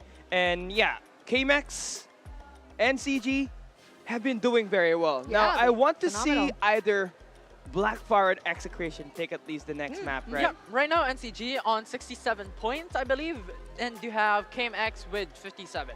And these teams are outright insane coming into the first 2 games that we've had. And since you've mentioned like Blackfire, Execration, you want them to perform, I want Built Diff to perform. I know, it's like they kind of like dropped off in the middle of nowhere just because early engagements just did not favor them at all. And I feel like it just goes down to mapping day number 1. Not quite sure if they had enough time or even energy to do so. We had a long day yesterday, and that's very much a given with teams that are very much well versed into the scene. Long days are going to happen. It's just a matter of, can you have that momentum, that stamina to go through that second day, knowing very well that you're not going to have enough time to do mappings, knowing very well that, okay, this team drops here, so maybe we shouldn't stay in this particular part of the map here. For me, honestly, they have to see more appearance coming in, more engagements coming in from Yahtzee, who was the MVP on the 3 maps they won yesterday. He was non-existent on the first 2 maps, and for a Cypher main to not properly set up his teammates, it takes such a huge blow. Yeah, I mean, that's a huge blow for this team that need to really perform into the very top level. And the top level that they deserve right now is definitely something that we've been saying this entire broadcast. I wonder what it is. But maybe it's the Asus ROG. We saw everyone in the comment section just hyping up this phone, and also in the studio right there. There's literally 5 of them in a row holding up an ROG phone. We feel the love, and also, why wouldn't you buy this phone? Callie knows the stats. It's a really high refresh rate. 120 FPS playing Farlight 84. You already know that it's one of the it's the best gaming weapon in a gaming weapon. I mean, it's a weapon. It's a weapon. It really is though, not for real. You use this to destroy your enemies in Sunset City and Lambton. Nice but catch. of course, it will not just be our mobile gaming partner, also our official share partner Fantech, for providing us that max comfort for all the players that's playing in the stage right now. 60 chairs are up there, and everybody's just having the best time possible. And if they want to see more of Fantech, they also have a booth before they come onto the venue. But you know what finishes it up? The trifecta, the ISP partner that we have for FPC Season 2. Thank you very much, Globe Telecom, for powering the gamers out there here in the venue. Got our ISP partner, we got a chair partner, we also got our mobile partner. We are set. We are ready to have the best broadcast here. Farlight 84 has been leveling up since Season 1, Season 2, and I'm so excited to see what's going to happen for Season 3 later on. But that is going to be in the far future. What matters is right now for all of these teams, and what they have right now is the best of the best. And now we're going to head back into that game where we have been setting up the storylines for game number 1, game number 2, and now we are reaching into our halfway point. Like what Callie already mentioned, this is the swing mode that a lot of people are kind of dreading or looking forward to, because so far we do have NCG performing at the top level. If they still place high, it's going to be so hard for the other teams to try and take them down. So for them, they need to stop NCG at the tracks and make them not have a good placement. Yeah, figuring out where they might be at the second or the third signal is going to be such one way to funnel things out, because you already know that's one thing that they're going to be doing. And take a look at that. We get another skin back to back to back to back. This time it's going to be Momoy's hero skin. And yeah, this is amazing. Perfect for the map that we just came through for Lambton. But I love how you mentioned it, right? Because the thing is, it seems like a run back of history coming from Season 1, but with just different names. It was Execration back then and Ghost Reborn who was fighting for the champion title, with only a difference of a couple of points in, and Execration concluding the championship title. And this time around, it's NCG and Climax. Yeah, I mean, NCG is just doing such a phenomenal job, and we will give that credit to them just because they're just showing up so perfectly in this map, in this mode. I mean, when it comes to NCG, they're so good at both maps. I mean, even though they didn't really perform a while ago in that top 1, they still got the scores down.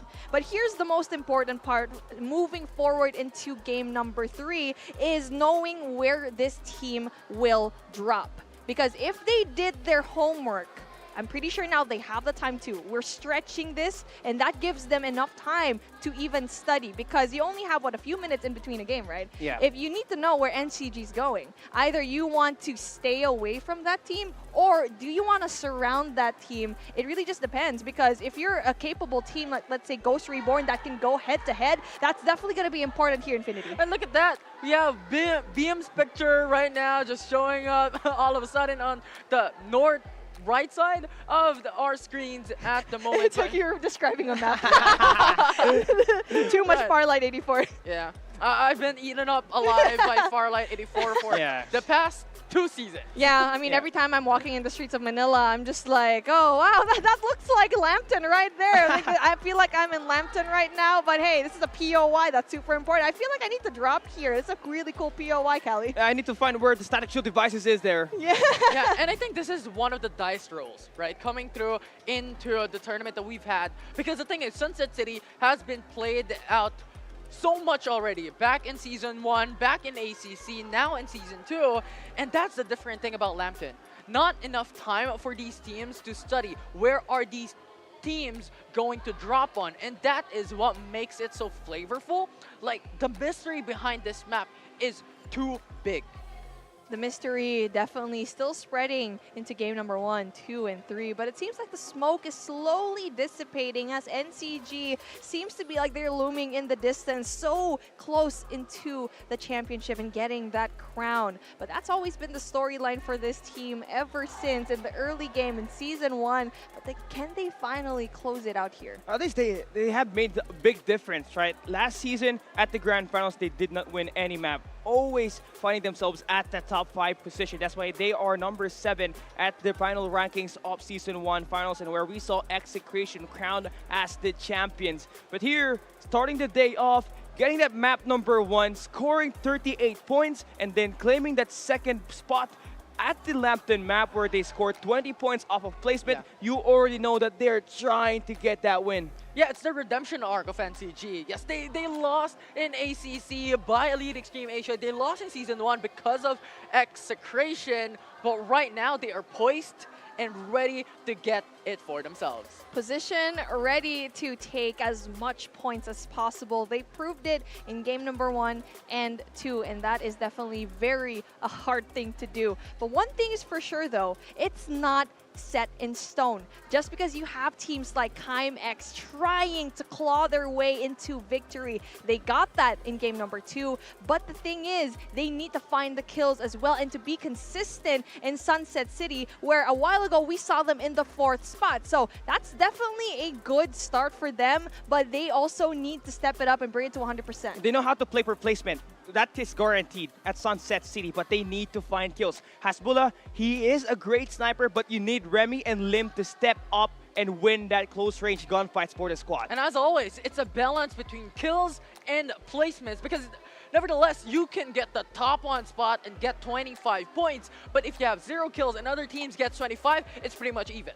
Yeah, I mean, the thing is, though, things can be very close. We said a while ago is that in PC, things were how many points? 2 points in between, exactly. So it can get super close, especially here on mobile as well. We hyped up NCG, but KIMX is also looming there in the horizon, right behind them, but just a tiny bit of a margin. And when you're looking at the leaderboards later on, that's definitely going to be the same case. I honestly feel like it's going to be a back and forth that we really need. But as we are actually waiting for the next game, there's still a lot to actually be said. And like what we mentioned, with a special team like KIMX, they know how to perform in Sunset City. Like what Callie said, they know where to place themselves. And on the other side of things, they need to find a W, because Sunset, they were able to get that second place in Group A in day number 1, but they won via the kills. So they need to do the same case here in game number 3 to give NCG a little bit of a sweat, but for sure we'll know that in a little bit as we take a quick short break.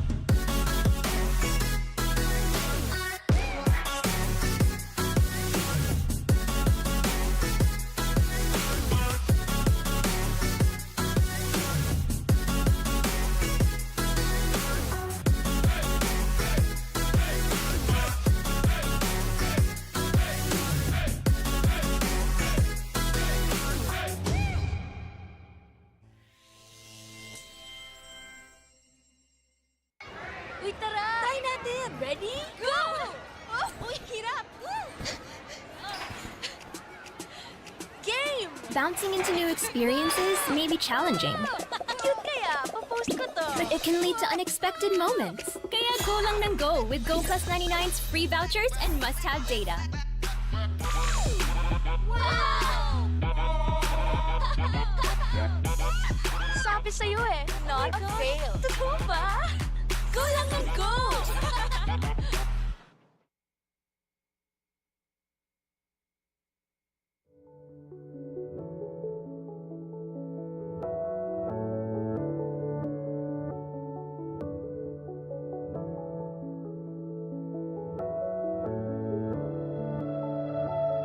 Batang iskinita, matinong dalaga, na tuwing gabi nababalot ng hiwaga. Napakadala sa pobla, kilala ng lahat. Ang Kalakos Kulbay, simbahan lang alam mo iha. Sa isip-isip ko delikado to, di ako pwedeng mahulog sa mga kagaya mo.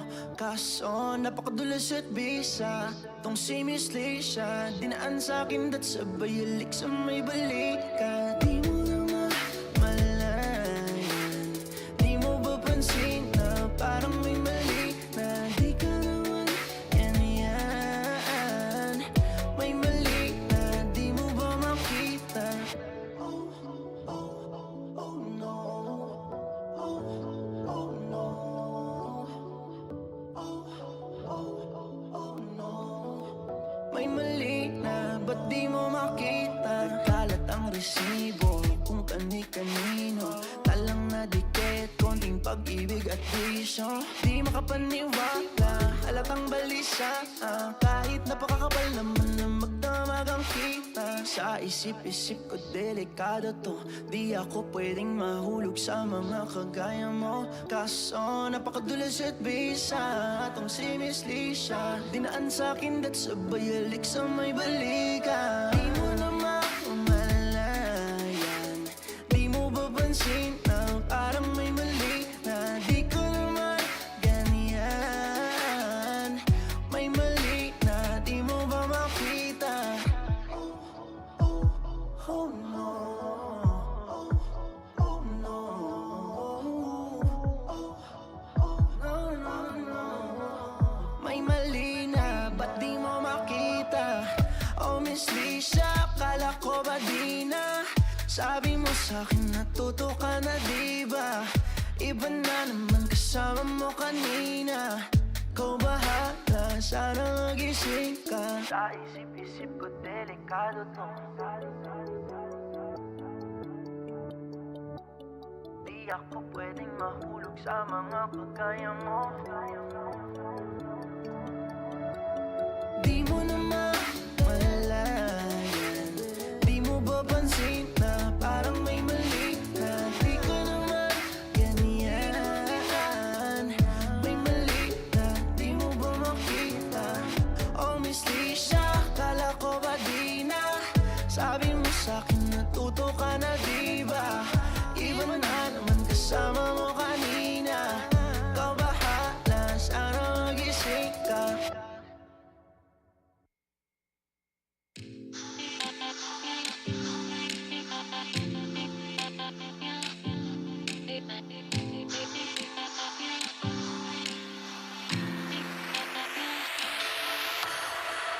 Nagising araw ay ngumingiti, katuwa'y mabigat di makabangon.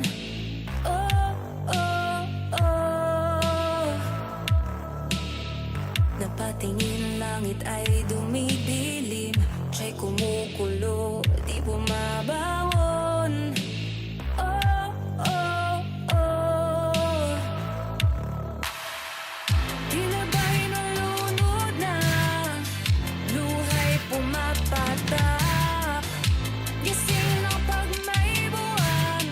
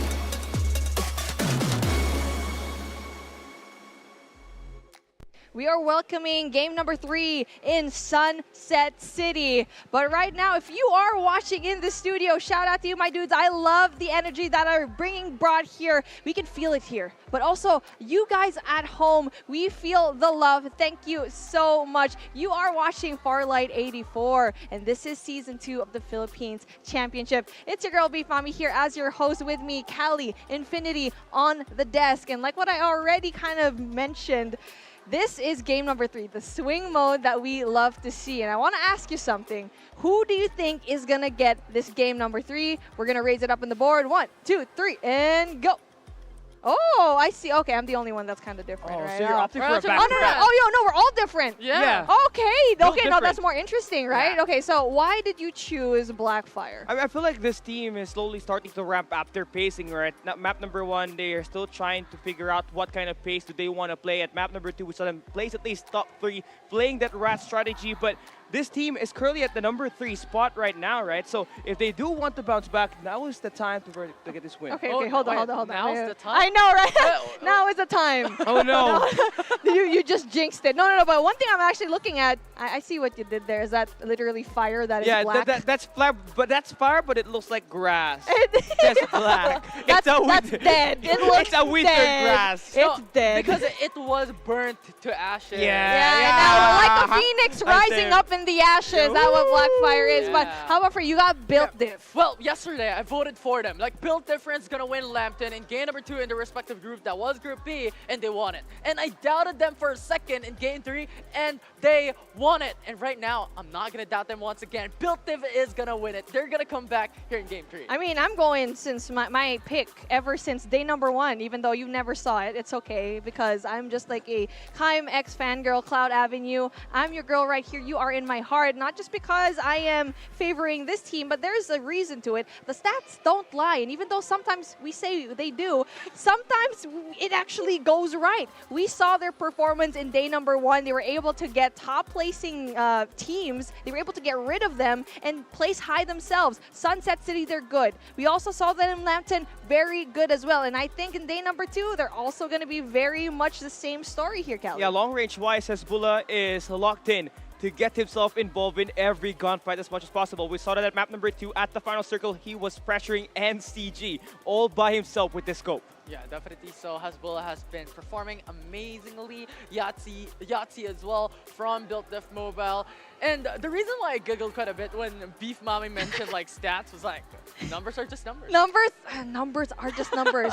I wrote that down here somewhere. I can't find it. I swear I have it, but I think I gave it down to Infinity a while ago. But when it comes to the numbers, I feel like this time around it should matter, because the reason why we said numbers didn't really matter in day number 1 is because the knockouts and open qualifiers were a big time ago. It happened way long ago, especially open qualities. Knockouts, it was just one day where they only played one map in Lambton, so the sample size is very small. But yesterday, teams played everything that they had. They had 6 matches into the first group. Group A and Group B combined. Later on, they also have the 6 games when the upper and lowers were actually going to ensue. So that is a lot of time being played, and I think that's enough data for us to kind of assume what is going to happen and the outcome for today's matchup. Yeah, but K-Max definitely did show out yesterday, right? Finding at least one map win, a solid win in Lambton map, and they did replicate that scenario when they're playing this recent game that we had at map 2, where they dominated NCG and Blackfire at that final circle, and it all boils down to Hezbollah once again with that sniper. But here now, as we hop into map number 3, it's going to be a Sunset City map. They did place third at that map number 1, but they are lacking those kills to back them up there. Yeah, when it comes to Lambton, it's pretty much, once again, I keep on reiterating it, but it's pretty much exactly it. Like, it's a roll of a dice. Who's going to have a better position? Who's going to have that much more advantageous capsule path? And where is the zone going to land? Because the thing is, Lambton is all open space. Getting that high ground going to be key. Getting the initial center point of the safe zone in Lambton will also be fundamental, which we saw happen by KMX in game 2. And it's just a matter of with BR being the nature of this particular type of game is that you don't know what's going to happen a lot of the time. So you need to have contingency plans just in case that the flight pattern is different. If also the circle's not going to be in your favor, you need to find ways to for you to be able to get the win or place as high and get those kills, because we already know that it's just 50-50. If the gods of RNG aren't going to bless you, you need to find a way to force that fate of yours to just basically enter and have that in your pocket. So Callie, when it comes to it, if the circle is not in your favor, because we've seen teams like Execration, they're literally in the smack dab in the center, but they still lose out. How is it that teams like NCG are just so good at the edge of the zone? I think it's all because of the other squads that are just trying to focus on the other squads beside them, right? Especially the map number 1, where we had at least Oasis Gaming going up against Naus Esports, and they were busy going up against each other, getting those covering fires, and that paved the way for a team like NCG to actually sneak their way in and go for that third party to at least secure a big position on the map. To add to that, one of the most important parts as well that NCG was able to do is their improvement of rotations and their pathways to the safe zone. Compared to Season 1, it's exponentially different. And when it comes to different gameplays, it's just so important for you, especially knowing that you need to get early kills as well. We saw Execration. Yes, they're going to be there in the center of the map, but at the same time, if no one's going to be there for you, you're not getting any kills. You might get placements, yes, and that's why we're seeing them in that 5th spot every single game that we've had here so far in day number 1, is because there's literally no one there to kill. They're just going to be sitting pretty, but eventually, when you stay put too much, if you're too passive, then that's definitely going to give you a very hard time. But a team like NCG, where they're calculated in their move, they want to play at the edge of the zone, but yes, it's like playing with fire, right? Because if you're there, you also need to worry about a lot of other teams that are coming at you. But if you are calculated in your rotation enough to know that we're going to engage in this gunfight, okay, no, we're not going to do that, that's definitely going to be really important to be adaptable. I mean, they're no strangers to going for that gatekeeping scenarios up against these other squads, right? And one thing that we've seen so far for them is they pick out the best spot for them to not get, flanked on by any of the other squads that are alive on that lobby. And yeah, slow-paced gameplay, they have managed to adapt to it. They did not have it easy on towards our yesterday's matches, where 6 maps were played and they did not secure anything at their victory number 1 placement, right? So yeah, just finding the right timing here today, and actually knowing when to attack is one of the keys to victory for this squad. I'm glad that you mentioned about the attack. You read my mind here, Kyle, because one of the teams that I want to talk about is Aquila Shinsei Sentinels. Currently, what their strategy is to go hyper aggressive into going onto those fights. If you look at Game 1 and Game 2, they always want that engage. They always want issues. They really do want to just put fire, and you need to know how to use your weapons right. But speaking of weapons, take a look at your lower left of the screen. We finally reached 3,000 views, and you definitely will perform with this sniper rifle. It looks beautiful, it's a tube. It reminds me of my childhood, where Stellar Wind Galaxy, that's going to be a nice skin that you can actually have. And honestly, for me, as much as I am very much broke, right? If I have a skin on my side, it'll make me have so much more of a performance, even though that, okay, I have just a measly skin here. You have a very Stellar Wind Galaxy skin. The skin buff? The skin buff! Exactly. Exactly. And the skin buff, some of the weapons that we have been giving away all throughout the season has a pay-to-win iron sight. So the M4 more specifically, which has like a pocket scope, is insanely unfair if you manage to draw it up. I mean, it's definitely going to be really important. I mean, that is definitely +5 skill on my end, but also definitely going to have different advantages. And not only are we going to be giving away weapon skins, but a while ago, if you were actually checking out our stream, we were able to give you a Momoy stream as well. I mean, the skin definitely going to be really important for you, so keep watching the stream. And if you want to know where you can actually find us, we're everywhere, man. You have our Facebook. We also have our YouTube, Instagram, and also TikTok. If you're not aware, we post every single day. And if you're not following us in Farlight official channels, we also have our KOLs just hyping up the game every single time. I'm basically with them, and oh my goodness, Bibimbap! I see Bibimbap again right there. The fans are crazy. Yeah, man, Bibimbap is just like the audience favorite at this point. I'm gonna show my phone. I'm gonna show Bibimbap. Let me pull up my ROG real quick. Go. Yeah, it's absolutely insane. Like the crowds right now are going wild. Like having pictures as well being shown on camera, but now it's flexing their championship title. Wow. in Yeah. PC. And remember, they will be here later on. They will be racing the trophy of the PC division along with our mobile champions. So we are going to be able to see AIM, the best player in the PC division, right here later on. Speaking to his name, AIM getting big aim. Big aim. I mean, Yeah. aim battles in PC are definitely no joke, but something that, I feel like I asked you casters this yesterday, but I wasn't able to cast Cali, of course, is there are some strategies that you're seeing in PC that otherwise look so weird on mobile, or it's not going to work out just because of the device. It's a smaller device, right? We prefer to have util instead here in Fee, but what do you think some strategies that we can see from mobile players be adapted from PC? Yeah, well, adapted from PC is more towards that long games, right? Having the Momoy, because if you want to play it really late, you want that sustainability with a shield and HP regents. So that is one of the perspectives that is adapted into the mobile. But something that I want to take note of as well is one of the drastic difference is the Maggie hero coming through. It cannot not be available in the PC division, but here in mobile, it's non-existent. You know what? I think what the mobile division can actually apply with the strategies coming in from the PC division is having an all-attacker setup. I think that will be insane, right? All attack imagine. over enemies. Oh, if it comes Yeah. to mobile, like, Yeah. what is gonna happen? Yeah, Bo, you add in the Cypher EMP Shock and the Absolute Gravity. Man, talk about that wombo combo. Wombo combo of just being an attacking and aggressive team here. And then, like what we mentioned already a while ago, is that teams like Powerhouse and also teams like NCG had to go and change their strategy just a tiny bit, knowing very well that placement is going to be key in this situation. So this is probably more of like a hypothesis later on in Season 3, where what if the placement points are actually lower? Are we going to see more of like attacking instead of being in the defensive side? Because Season 1, it was a little bit, right, it was only like 20 points, right, in Season 1, but now we are actually adding 5 more points here, Cali. Yeah, I feel like there's going to change, right? Even better. I feel like the other squads still are trying to pick up that pace, still looking forward to finding the best spot possible. GSRI, Ghost Reborn, as well as Execration, still looking for their own victory. They are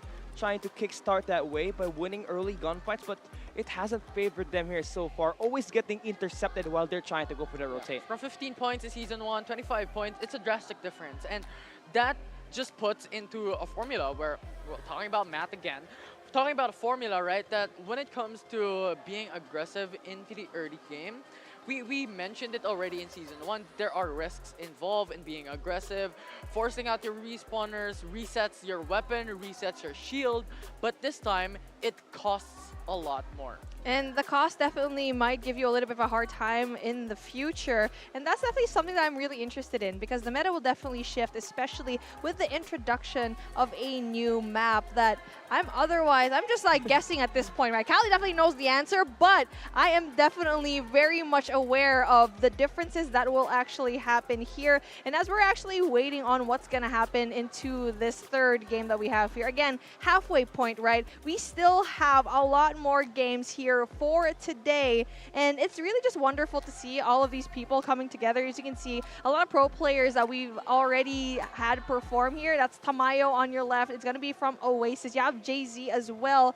And you know what, Callie? We've seen these players do a phenomenal job, and now they're actually bringing that experience here in Farlight as well. Yeah, I couldn't agree more. Jay-Z, when he was playing in Season 1, was one of the best players in that season itself, right? Utilizing that young to his advantage, always getting that scan to his teammates. I'm glad that you mentioned about Ghost Reborn, because the thing is, Ghost Reborn had a shift of team composition, not in hero composition, but player-wise, they had shifted their members. They changed things up, and here, Jay-Z was the only one left, along with another member that had to really adapt into their new players, teach them the way of the Ghost Reborn, teach them the way of the Bounty Hunters, and thus far, I believe they were not able to adapt into that situation, especially with the drastic changes from Season 1 to Season 2 here in this game.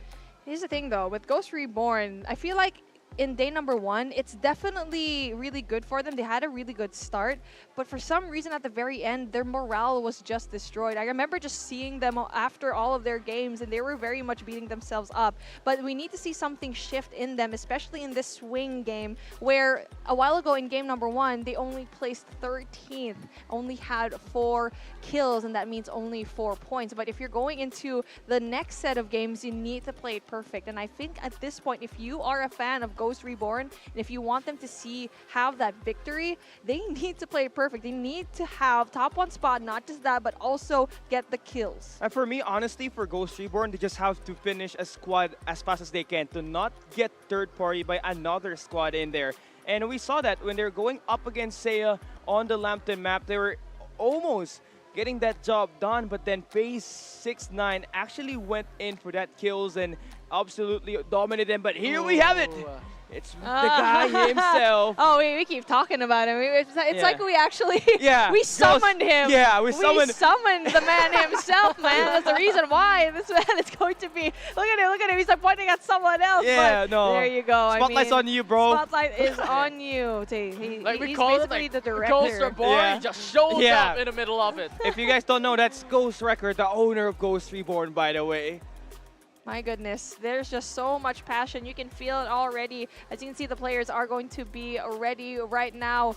And when it comes to getting ready for game number 3, they should take this time to actually kind of figure out what they want to do back in Sunset City. And basically, this allows that the same thing happen that what NCG brought to the table, because number 1 enemy right now is NCG, performing so well in Sunset City, getting that dub, not just that, 13 kills to their name, and also getting a phenomenal performance, getting a top 2 finish into that Lambton map where Chimex came out on top. It's just a matter of they need to figure out where this team is going to drop off to. Yeah, K-Max are always loving to drop at the Power 3 station and buy the Iris Ranch, right? But with all the talented teams that we have here today, sometimes you're going to have to find your alternate drops. But for me, honestly, for Cloud Avenue, they just have to maintain their arsenal off the start here, Infinity. We saw them getting taken down by Aquila Shinsei Sentinels at the early game, and they had to play for placement, and they had to rat out to place top 3 at map 1. Yeah, and we were talking about poisons yesterday, like in the respective groups that we've had in the semifinals, and it seems like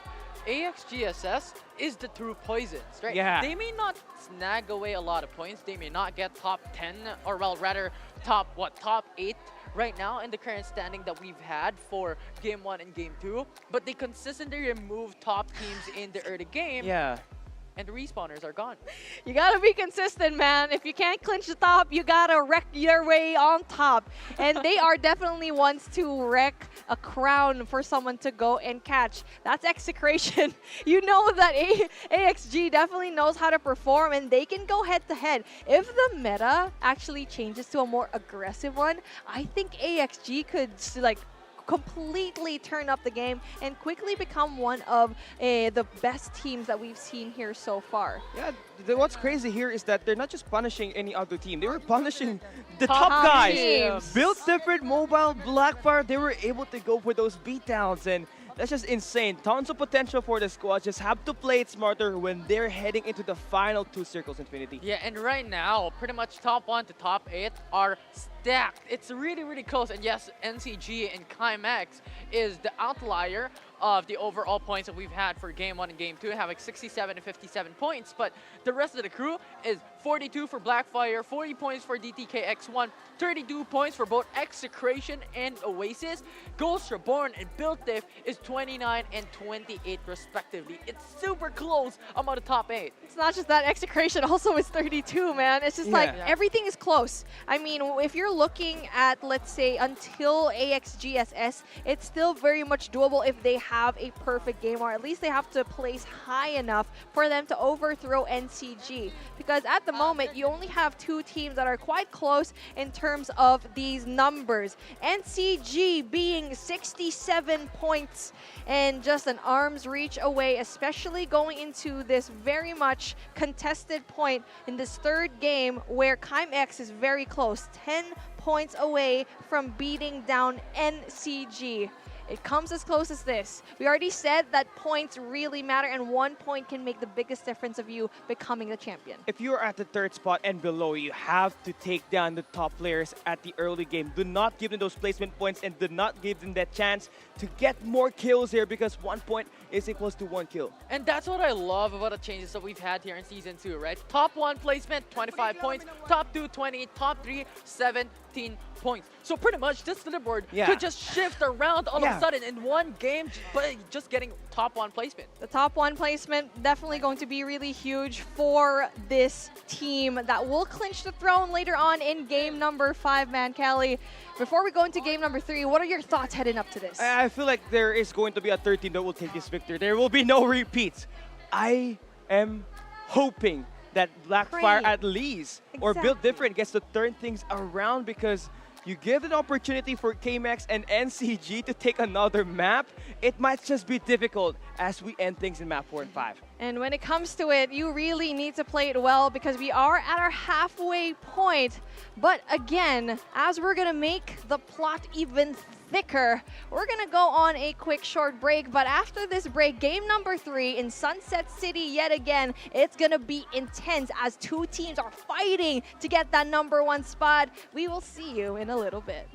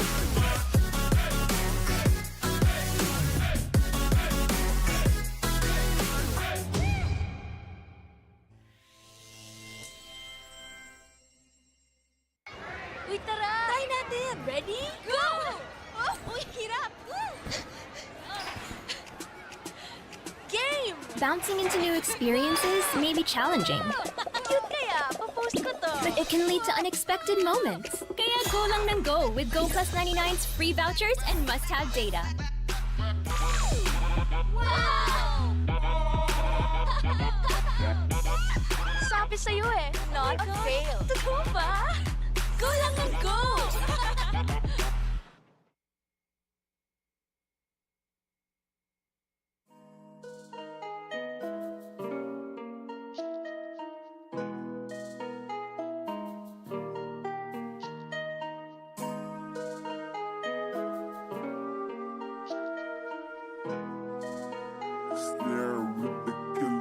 She hit me slow like tequila. I won't hit it till I need her. Oh Maria, mamacita, me bonita. She hit me slow like tequila. I won't hit it till I need her. Oh Maria, mamacita, me bonita. She won't ever let go. She won't ever let me know. Man, she kinda take it personal. She emotional, but I've been keeping my cool. Lay low, say no. Well, I've been rolling on my own.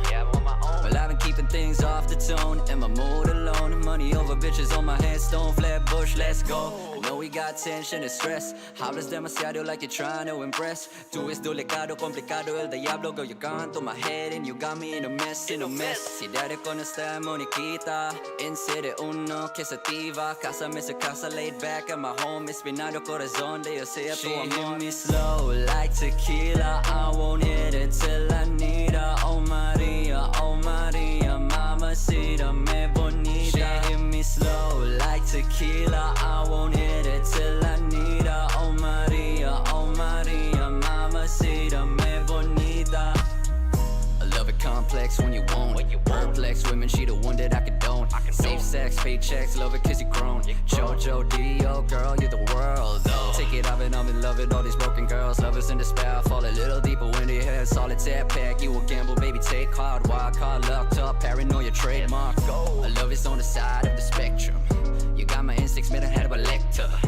Personality kinda eccentric. Pedal to the metal, watch it drop like it's Tetris. You're killing me, I need your energy like alchemy. Dulce, baby, daiquiri, crave for it like Burberry. Though we got chemistry like melodies and Hennessy. 70s the remedy, and yeah, girl, that's quality. She hit me slow like tequila. I won't hit it till I need her. Oh Maria, mamacita, me bonita. She hit me slow like tequila. I won't hit it till I need her. Oh Maria, mamacita, me bonita. Me tienes de amor, no stress on me. Don't let it get ahead and let the rest for me. Lately I've been drinking, stay hydrated. Tequila for the soul, man, tequila on the go.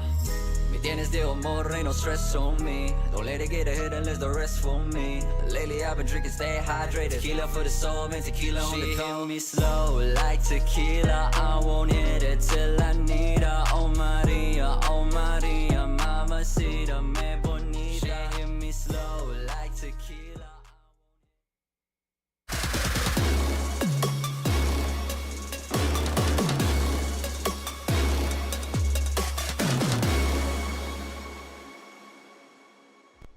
This is game number 3 right now in the Farlight 84 Philippines Championship Season 2. And you already know that it's going to be hot like fire. It's going to be me, Beef Mama, your host for today, Callie Infinity. We've been here talking the entire day. We've been breaking out the plays right down for you guys at home to go and enjoy. Let us know if you guys are big fans of the teams that are playing right now. We definitely have our socials going to be right there for you later on. But for now, Callie, what are your thoughts here going back into Sunset City? Hot like fire, like you mentioned. I'm thinking Blackfire needs to step things out, man. I was thinking of a different thing. I was thinking like the spicy chicken a while ago. Yeah, you guys are literally on You're fire. still thinking about it. That's how good it is, man. It's good. It's really good.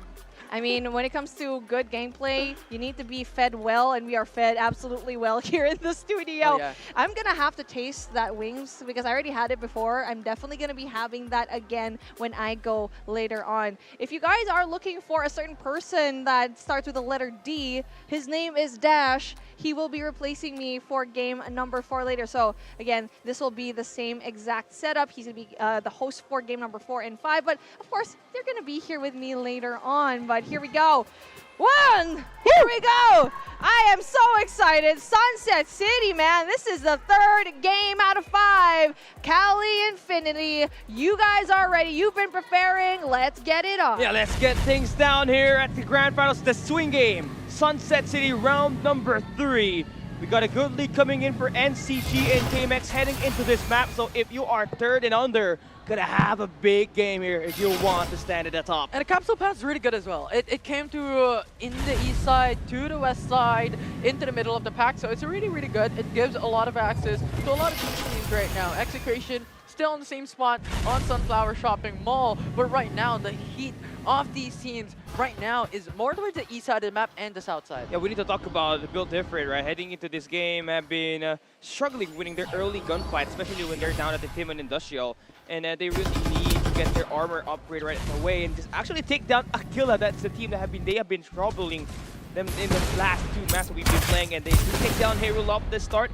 Gets them their first kill of the day. But those movements as well coming in for Ludi was impeccable. He was dashing in left and right, dodging the cluster bombs off the War Falcon. It was amazing, and that is really the notable part coming into these teams right now. They want to remove AXGSS, which was a huge headache for them a while ago in Game 1. Yeah, not just for them, right? Almost every other top squad that they met at map 1 and map number 2, they've been eliminating them, and they're just giving them troubles at the early game. And for AXGSS, with them actually dropping by a high tier drop, they already secured those 2 level 4 armors, which just boost them in a bit in terms of just finding these eliminations. And you can see now the squad finding those adjustments and just going in at the Smiley Island to get some more loot done. Yeah, and the thing is, AXGSS, the reason why they drop on Todd's Hot Rod is because it is the heat zone, right? You want a lot of those loots. It's better loot overall across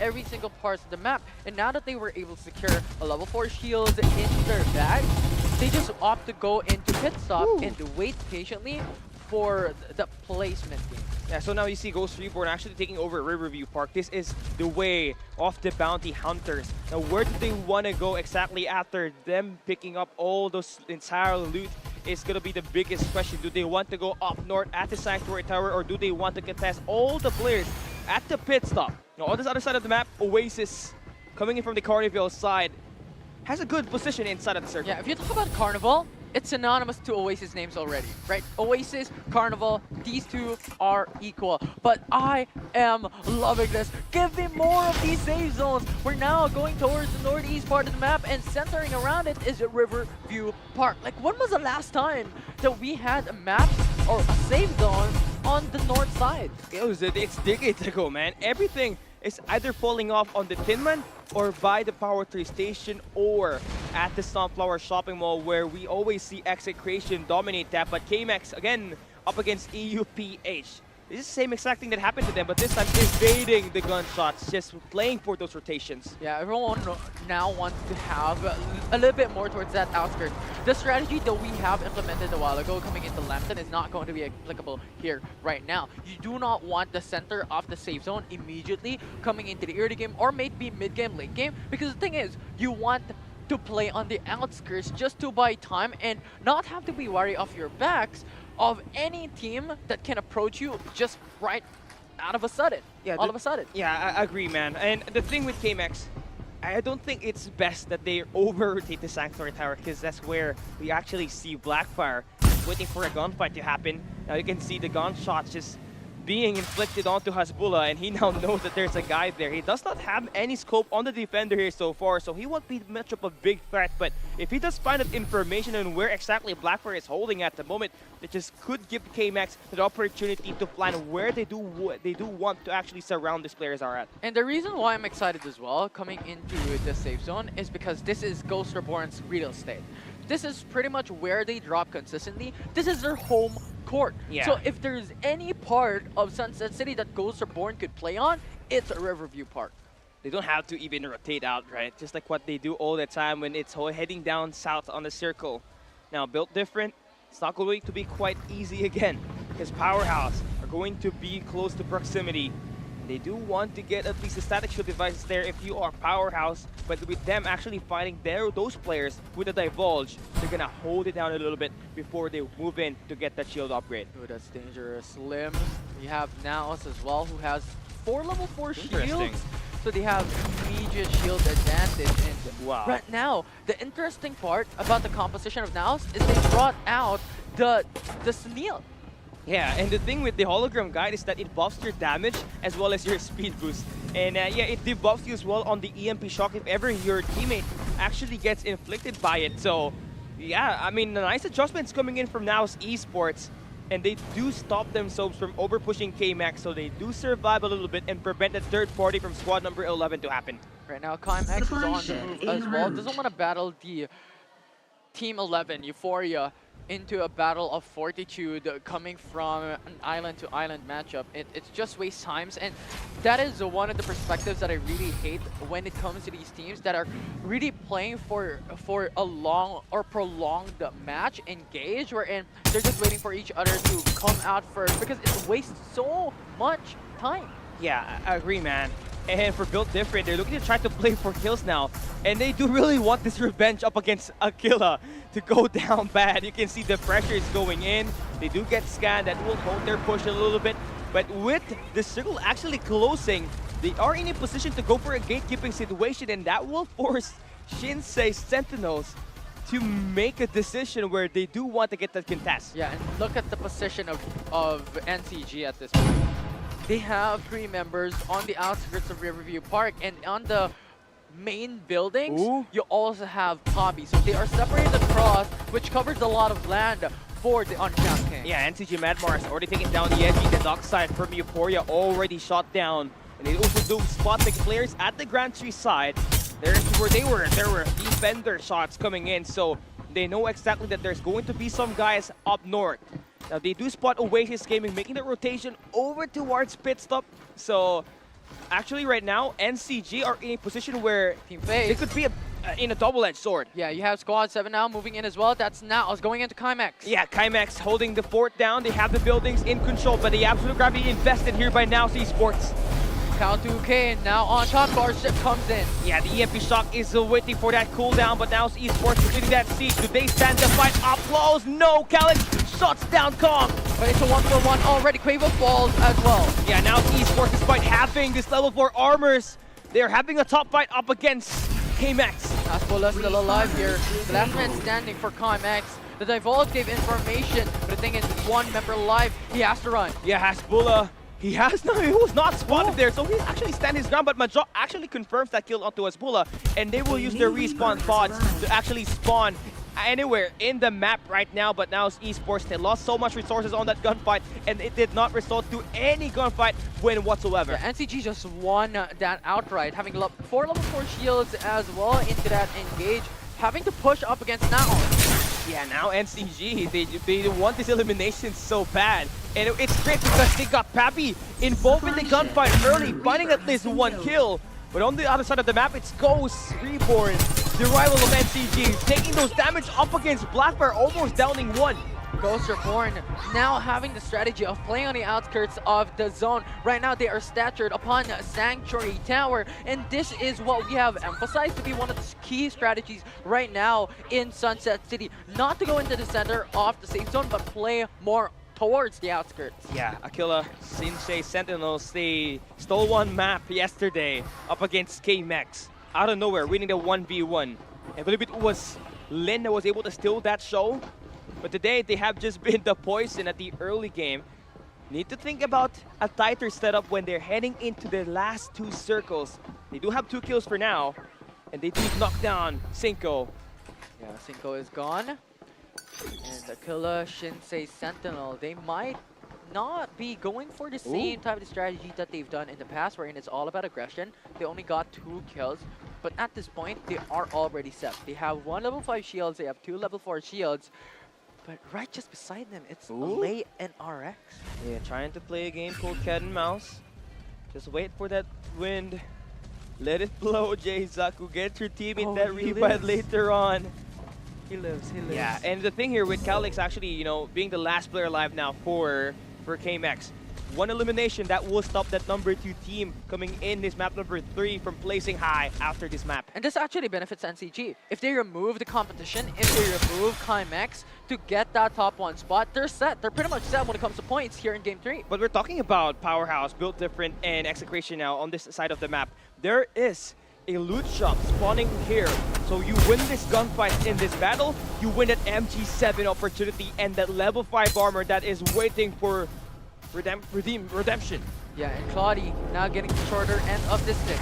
Yeah, Built Different slowly taking a crack at this using that absolute gravity and the EMP shock from the Yatsu connects. Powerhouse ships knocked down. Claudie inside will be eliminated by Nash DZ.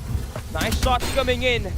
This is what we want for Build Different. That change up of pace from map 1, map 2 until map 3. Yeah, Yahtzee is unwavering here, and Powerhouse is just forced their tree, changed their location to go to a different group. Oh, no. Execration Yeah. trying to pincer out, Build Diff. Yeah, Build Different actually in a bad spot right now. They're kind of all over the place. Virus now pouncing in. The Wrecking Dog Ball is in the way, but he's taking so much damage. The armor now already shattered. If he does find his kills... Wait, let me... let me take a quick break of this, okay? They set down the dark side. Wrecking Dog Ball with the tactical barrier, and what they did was letting Luki, Shadow, and Blue to make the rotation over towards the other cliff. And man, what a bamboozling gameplay for Execration! And that was what we have called. Like they're going in for more of a pincer maneuver, wherein they're trying to pinch Build Diff from that position. And with those kills, it's only Nash, TZ, and Yahtzee the only one left standing. Yeah, I mean, the dark side is such a huge show-off. You never know where the attacks will go. But Virus now in danger, has to use up the Wrecking Duck Ball. Again, finally eliminated. Nice revenge there for Build Different. And Nash, TZ, and Yahtzee now on a dangerous position. They have to change their location as Execration has the information already on where Build Diff is at. Yeah, now Execration is looking to try to get those kills. Akilla now going in for the beatdown off to EUPH. Wintry getting shot up by the War Falcon from top. He makes it drop, and Jill confirms one. EUPH down to their last 2 members. Yam and Yaji, the only one left standing with a Wrecking Duck Ball, might be able to just save Euphoria's name coming through into that location. But NCG just on the horizon as well. When he comes up on top of the hill, they will meet down Crown Kings. Yeah, now for Execration, they're going in for a push up against Build Different while they send out one of their teammates to actually go for that revive. Now one thing more than likely, Virus is back up and running. Kurama on this close range eliminates one. Spots Sato on the other side. Gets the second. Kurama trying to get this through, but Blue overwhelming them with numbers. And that's nice shots coming for him, but the fight not yet over. 2 more players from Build Different. Luki is down. And Execration placing 12, shut down by Build Different. The defending champion removed by Build Different. How Build Different played that is that they were going in for one member of BDiff to really just be that team or that player that focuses Execration out while they go for the revive. It was impeccable. Right now, Ghost Reborn only has 3 members left, 10 teams left in this game. Yeah, Ghost Reborn now taking a crack at this up against Blackfire. Nice plant from Mikey. Confirms get one of the best players from Blackfire. Now we got a Vision Erosion popped in. That will let Pau recover back the HP, and Ghost Reborn Lancelot. They're gone! Yeah, they're gone just like that. Ghost Reborn! 10th team! They secure a 10th slot in map 3. How the script has flipped. And now the Uncrowned Kings still very healthy when it comes to the number of squads. And when it comes to shields! Oh no, man. NCG, the thing with this team, they really love playing at the zone's edge, and what made it possible for them to get a lot of these eliminations is just punishing all the other rats that are trying to survive as much as they can. There we have it, 23 seconds before the circle closes in. And Euphoria, the last man standing, that's 9 squads, or well rather, the 7th squad removed into map 3 with 26 players left, 8 squads remaining. Akala, Shinsei, Sentinel still being the poison that they are. Yeah, and you expect this team to hop on top of that circle, absolutely punch these players. Calix, oh no, he got spotted by Ludi. It's over. Calix is trying to stay as much as he can, but there's just so many. But Calix bringing out the Ancient Star to find one kill before getting himself exposed in the open for the second time. Then Lancelot confirms that Amax placing 8th. KMX removed, and NCG, this will benefit them. There are top teams removed from the top spots in the rankings here in map 3. And Oasis removed as well with Ghost, or rather Blackfire actually pincering them out. The Build Diff has sights on them. Yeah, Built Different. I mean, you are still part of the contending string. You are in striking distance. You just need to survive, get those placement points, and get these eliminations. But one of your members shot down. The MVP on the 3 maps you won yesterday will be crucial. If you don't get him in this battle, it will be hard to set things up without the EMP shock. It will be very difficult right now. Final zone already decided with 50 seconds remaining before they come through. Built Diff with that win. Man, they're still 3-man strong. Look at that circle. It's just insane, and Madbar's coming in from the top. On Crown Kings.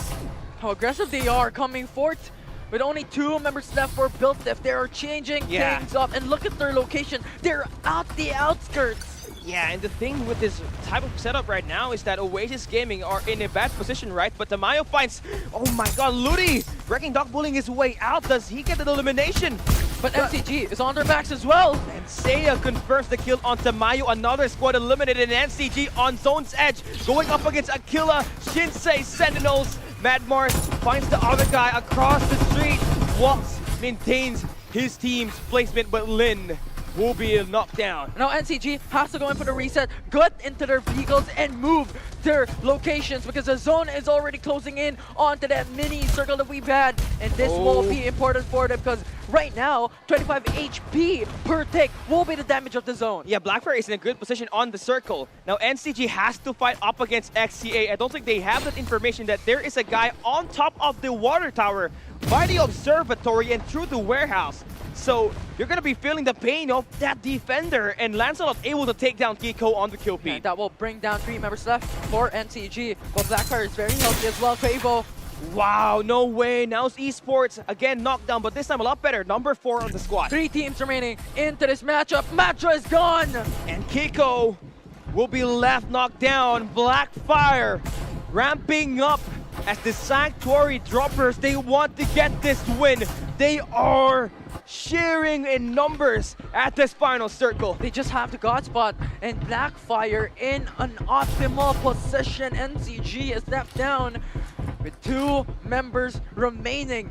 Poppy, one of the members for NCG, they have to wait for time before the zone closes in. That will force Seiya to go and push first. The great thing about this is there's still 20 seconds for NCG to revive at least one of their teammates.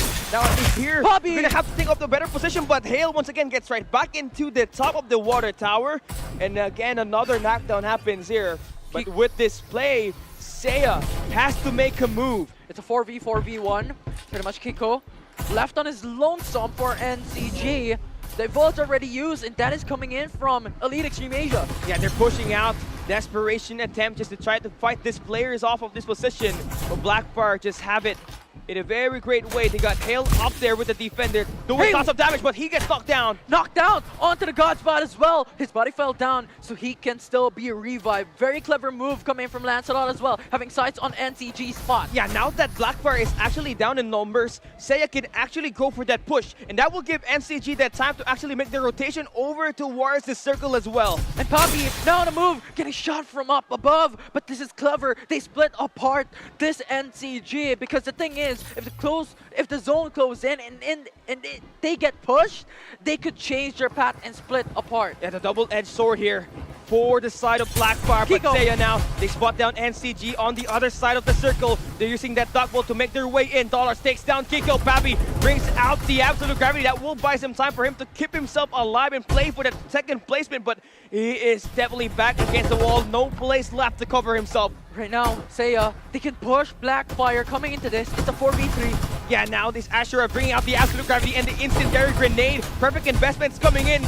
Will be down to his low HP. POW armor already shattered. They're forcing out. It is the fishing erosion. Yoeki tank guy brought out, and Blackfire trying to stay alive as much as they can. They get the damage that they want. 2 members left coming from Blackfire up against Seiya. Wins. Will it be Blackfire here this time? Koya just gets one. He gets the second. It's a 1v1 situation. POW wins it for Blackfire. Finally. The miracle from Blackfire. They might be at a numbers disadvantage, but they are still unwavering. The numbers game is not a game that they are going to be feared upon. Game number 3 brings on the drama and thickens the plot even further. And just like that, a new player comes into chat.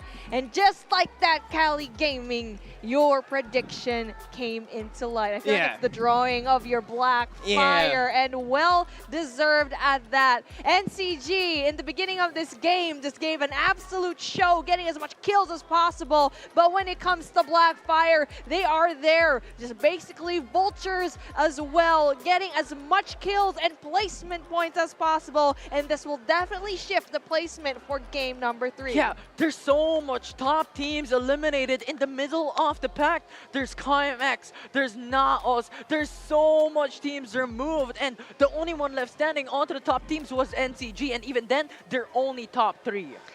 This is scary, man. Gally, Yeah. this is very scary to see. If you are like KMX, where you were so close to possibly getting that one spot, that top 1 here, but Sunset City seems to be like they're just having such a difficult time. But here we go. It is Blackfire, your pick, and they did a phenomenal job at keeping that pace and also staying within the corridors of that building in the last circle to push later on and use the verticality to their advantage. Yeah, Sanctuary Tower is where they drop, right? Obviously, a lot of loot in there.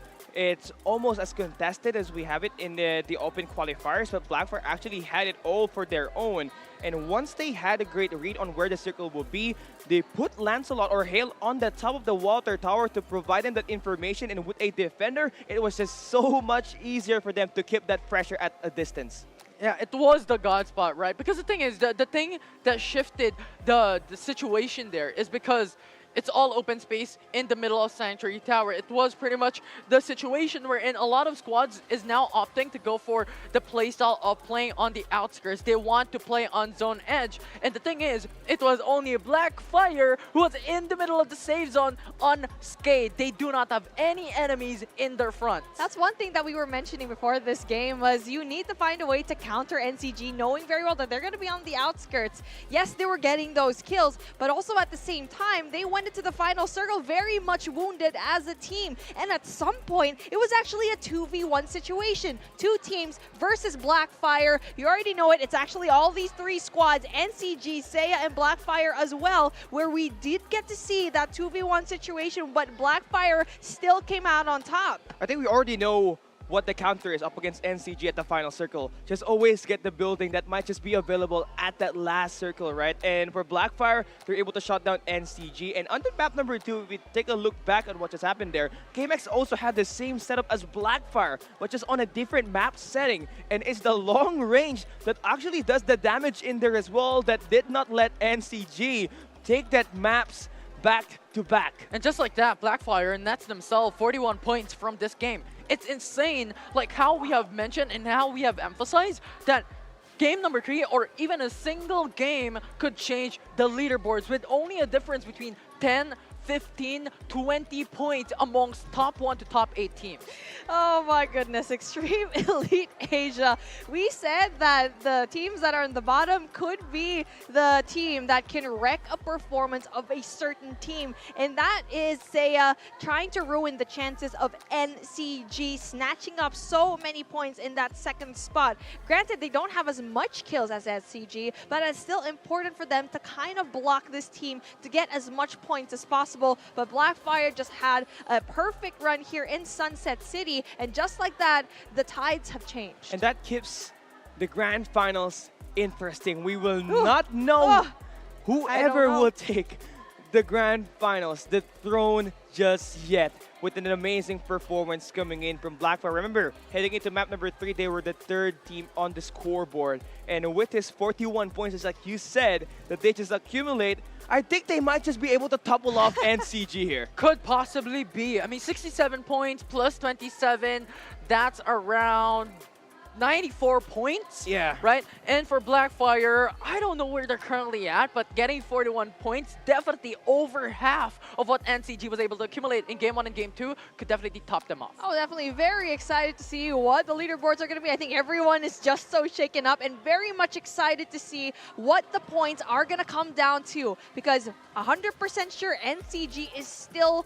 going to be on top just because they had so many kills, and the placement points are definitely still very much important in this storyline. But the thing is, KMX probably going to be brought down just a tiny bit just because they were placed 8th and barely got even any kills themselves, even though they really tried to go in there for placement points. And now we're going to see Blackfire try to change the situation as well. So we're seeing 3 teams that are trying to delve with this top 1 spot, but it's still NCG that is still very much balanced as a team here at 94 points for NCG, and then you have 83 points for Blackfire, definitely securing themselves the top 2 spot. Goodness. Snagging it away from Chimex. What a match to behold, FPC Season 2. Yeah, you know what? NCG is 3 for 3 on the top 3 placement.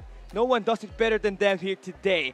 They took top 1, top 2, top 3 accordingly in map 1 to 3. But here is our MVP. It's Lancelot. We don't normally see a young MVP, but this guy scored 2,301 damage with it. He's always the MVP for his team. Like, when they are performing so well, when they do get the dub, you already know that Lancelot is going to be probably one of the reasons why that this team has performed so significantly. Take a look at that damage, 2,391 Infinity. This is something that you don't usually get to see in mobile, but with a play like that is very significant to the outcome of the situation. But before I actually give it to you, this is finally what we have over here. NCG still claims their top 1 spot, but don't be too comfy because Blackfire is going to be right there with 83 to their name, and kind of like what I envisioned a while ago, Chimex goes down a notch by 68, and just like that, top 1 and top 2 and top 3, especially in that 3rd spot, there's going to be a wide margin already here, Infinity. Yeah, and Chimex right now is on a rocking boat.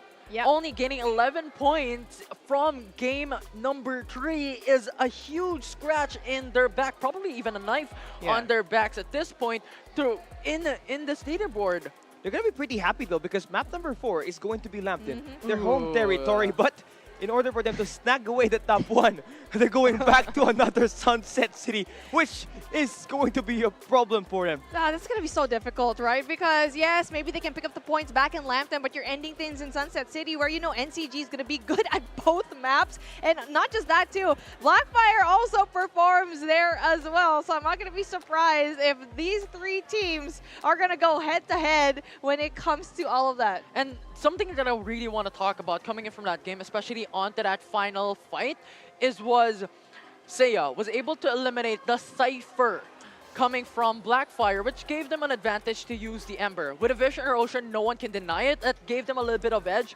And that was the shocking part. How Blackfire, despite that, having a Vision or Ocean on the opposing side and having only 3 members to their name, they were still able to snag away the top 1. It's just all about the communication here for Blackfire. They were more than ready to win this game. They were cooking it up. They were ramping up their performance, finally getting that adjustments. And to top it all off, they were pretty lucky that this circle actually favors them. That was their initial job by the Sanctuary Tower. Let me just like mirror what Infinity actually said. Like Zaya just ruined the run of NCG and also kind of gave just less points coming in from Blackfire. So it's a team that will definitely disrupt a lot of these plays, and they were at the 13th place before getting into this game number 3, but you can see that they definitely jumped up. But if you guys are fans of all of these top teams that are playing right now, don't forget to check out our social medias right there down below. We have our YouTube, Facebook, Instagram, and also our TikTok. If you guys are very interested into seeing how this is actually going to go down, if you want to see our production itself, come up here in the shooting gallery. You can actually say hi to us casters, right? Don't worry, we won't bite. We're actually very nice here. But again, what's very nice in this particular setup that we have for Season 2 is the fact that we have our lovely sponsors to give us this very lovely event. Asus ROG phone, the best in gaming phone performance, can definitely give you such a good show when it comes to the games. Yeah, the best gaming phone and also the best gaming chair that we got here for today. Fantech will be our official sponsor. A big thanks for providing us that maximum comfort for the 60 players and to all us casters here in Shooting Gallery Studios, Makati PH. Yeah, NCG snagging away the top 1 spot in the leaderboard right now for Game 3. But you know what? ROG phone is snagging away the top 1 spot when it comes to performance in mobile devices. So if you want to play Farlight 84 in your phones, it's ROG for you. But on top of that, fast internet as well. It's a match made in heaven. Thank you very much, Globe, for being the ISP partner of FPC. Yeah, and when it comes to the gameplay, it's definitely going to be super important for you to actually get as much as possible. And we're super thankful for our sponsors and partners for us to have an event like this. Every single season, they bring out the fire, and also the teams as well. The more that they have really good performance, the more that we can actually see great performance back at home, entertaining us as well. So, Callie, we're already done with our halfway point. We still don't know what's gonna happen. But one thing for sure, Oh, man. Blackfire. Yeah, okay. He's gonna Wait, gloat. wait. He's Yeah, definitely yeah, gonna okay, okay. look at that build diff still. Yeah. For me, I'm still Still going for 2 my games? Chimex. I'm still going Chimex, man. Okay, The okay. top 3 right here, except for Infinity. Don't do me like that. I mean, stats are stats, right? Numbers are numbers. Numbers are numbers. So do you say that numbers are numbers and your But it's just numbers. I mean, okay. So now we're going for that. Okay, I get what you're doing over here. But if you guys are at home right now, don't forget to get your snacks, get your water, just because everything's going to be hot. Kind of like what we've been saying a while ago. We don't know what's going to happen, and that is the best situation to have. Last season, it was execration. And you know what you noticed? We barely even say execration nowadays. And that is a statement that must be said because they need to step it up if they even want to dethrone our top 3 teams. But yes, for now, we're going to take a little bit of a short break. We'll see you in a little bit.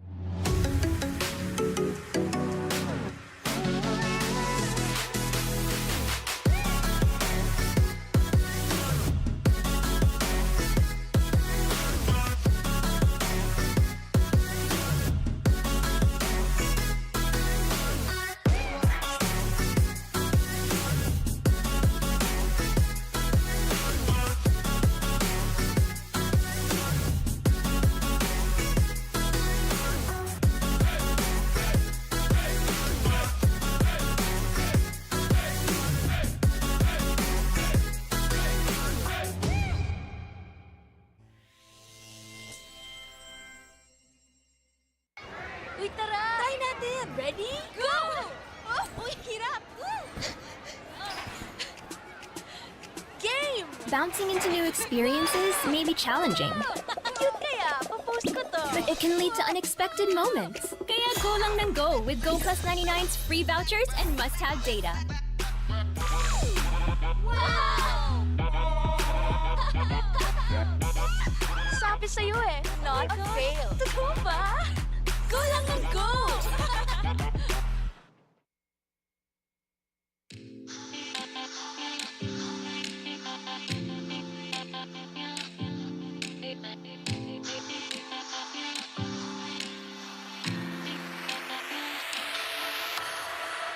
Nagising araw ay ngumingiti, katuwa'y mabigat di makabangon.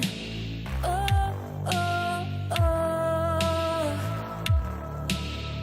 Napatingin langit ay dumidilim. Siya'y kumukulo, di bumabangon. Oh, oh, oh. Tila ba'y nalunod na, luha'y pumapatak. Gising na pag may buwan, araw ay iniiwasan. Pinto ay binuksan, di kinayang lumabas. Naghanap ng makakausap, wala namang naniniwala. Huminga, huminga, huminga, lahat binigay na. Huminga, huminga, huminga, lahat binigay na. Araw-araw gumigising ka, puso'y bumubuti, di ka tumitigil. Araw-araw gigising ka, puso'y bumubuti, di ka titigil. Araw-araw gumigising ka, puso'y bumubuti, di ka tumitigil. Araw-araw gigising ka, puso'y bumubuti, di ka titigil.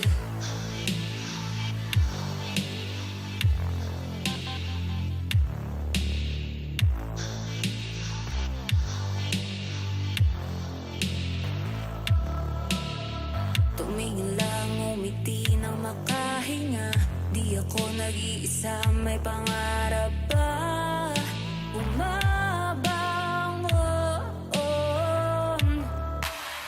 Akala lang nalunod na, yapak hinahatak. Gising kapag may buwan, naghanda para sa umaga. Pinto ay binuksan, itinulak palabas. Wala mang maniwala, siya pa rin magsasalita. Huminga, huminga, huminga, lahat binigay na. Huminga, huminga, huminga, lahat binigay na. Araw-araw gumigising ka, puso'y bumubuti, di ka tumitigil. Araw-araw gigising ka, puso'y bumubuti, di ka titigil. Araw-araw gumigising ka, puso'y bumubuti, di ka tumitigil. Araw-araw gigising ka, puso'y bumubuti, di ka titigil.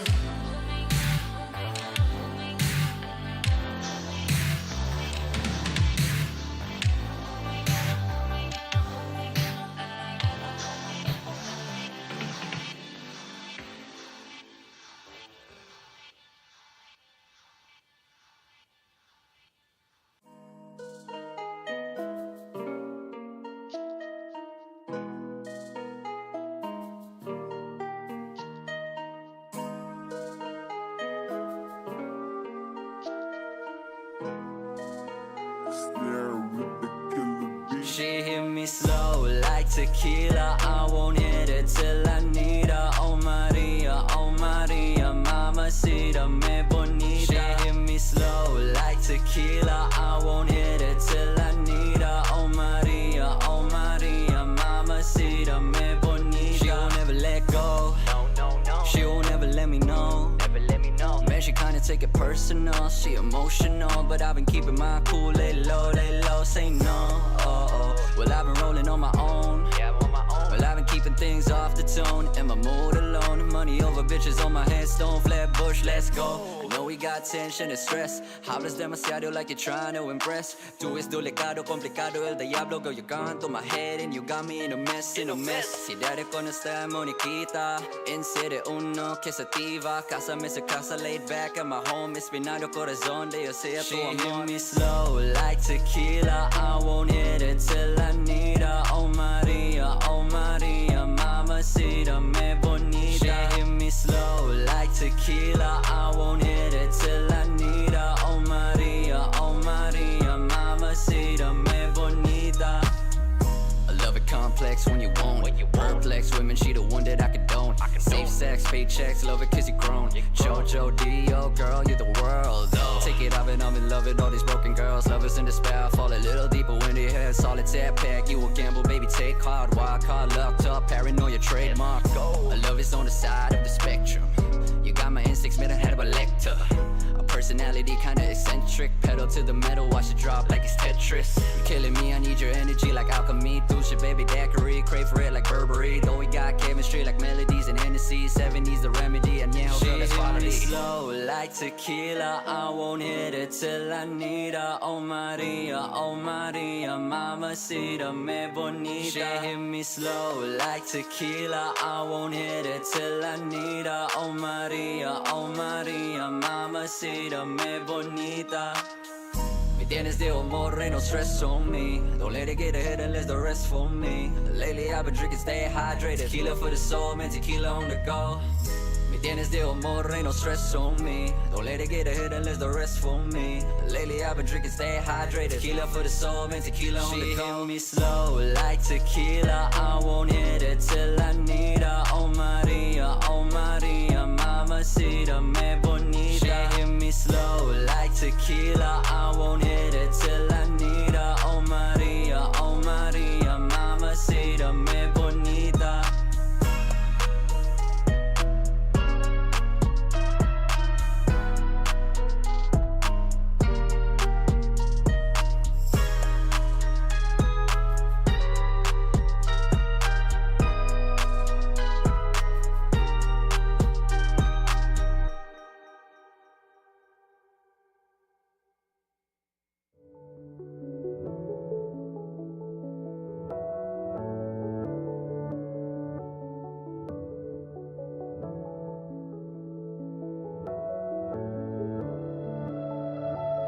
Batang iskinita, matinong dalaga. Na tuwing gabi na babalot ng hiwaga. Napakadala sa pobla, kilala ng lahat. Ang Kalakos Kulbay, simbahan lang alam mo iha. Sa isip-isip ko delikado to. Di ako pwedeng mahulog sa mga kagaya mo. Kaso napakadulas at bisa. Tong si Miss Leisha, dinaan sa'kin dat sabay halik sa may balikat. Di mo naman malayan, di mo ba pansin na parang may mali na di ka naman ganyan. May mali na di mo ba makita? Oh, oh, oh no. Oh, oh no. Oh, oh no. May mali na, ba't di mo makita? Kalat ang resibo kung kani-kanino. Talang na dikit, konting pag-ibig at bisyo. Di makapaniwala, halatang balisa. Kahit napakakapal naman na magdamagang kita. Sa isip-isip ko delikado to. Di ako pwedeng mahulog sa mga kagaya mo. Kaso napakadulas at bisa. Atong si Miss Leisha, dinaan sa'kin dat sabay halik sa may balikan. Di mo na mamalayan, di mo ba pansin na parang may mali na di ko naman ganyan. May mali na di mo ba makita? Oh, oh, oh no. Oh, oh no. Oh, oh, no, no, no. May mali na, ba't di mo makita? Oh Miss Leisha, kala ko ba di na? Sabi mo sa'kin natuto ka na diba? Iba na naman kasama mo kanina. Ikaw bahala, sana magising ka. Sa isip-isip ko delikado to. Di ako pwedeng mahulog sa mga kagaya mo. Di mo naman malayan, di mo ba pansin na parang may mali na di ko naman ganyan. May mali na di mo ba makita? Oh Miss Leisha, kala ko ba di na? Sabi mo sa'kin natuto ka na diba? Iba na naman kasama mo kanina. Ikaw bahala, sana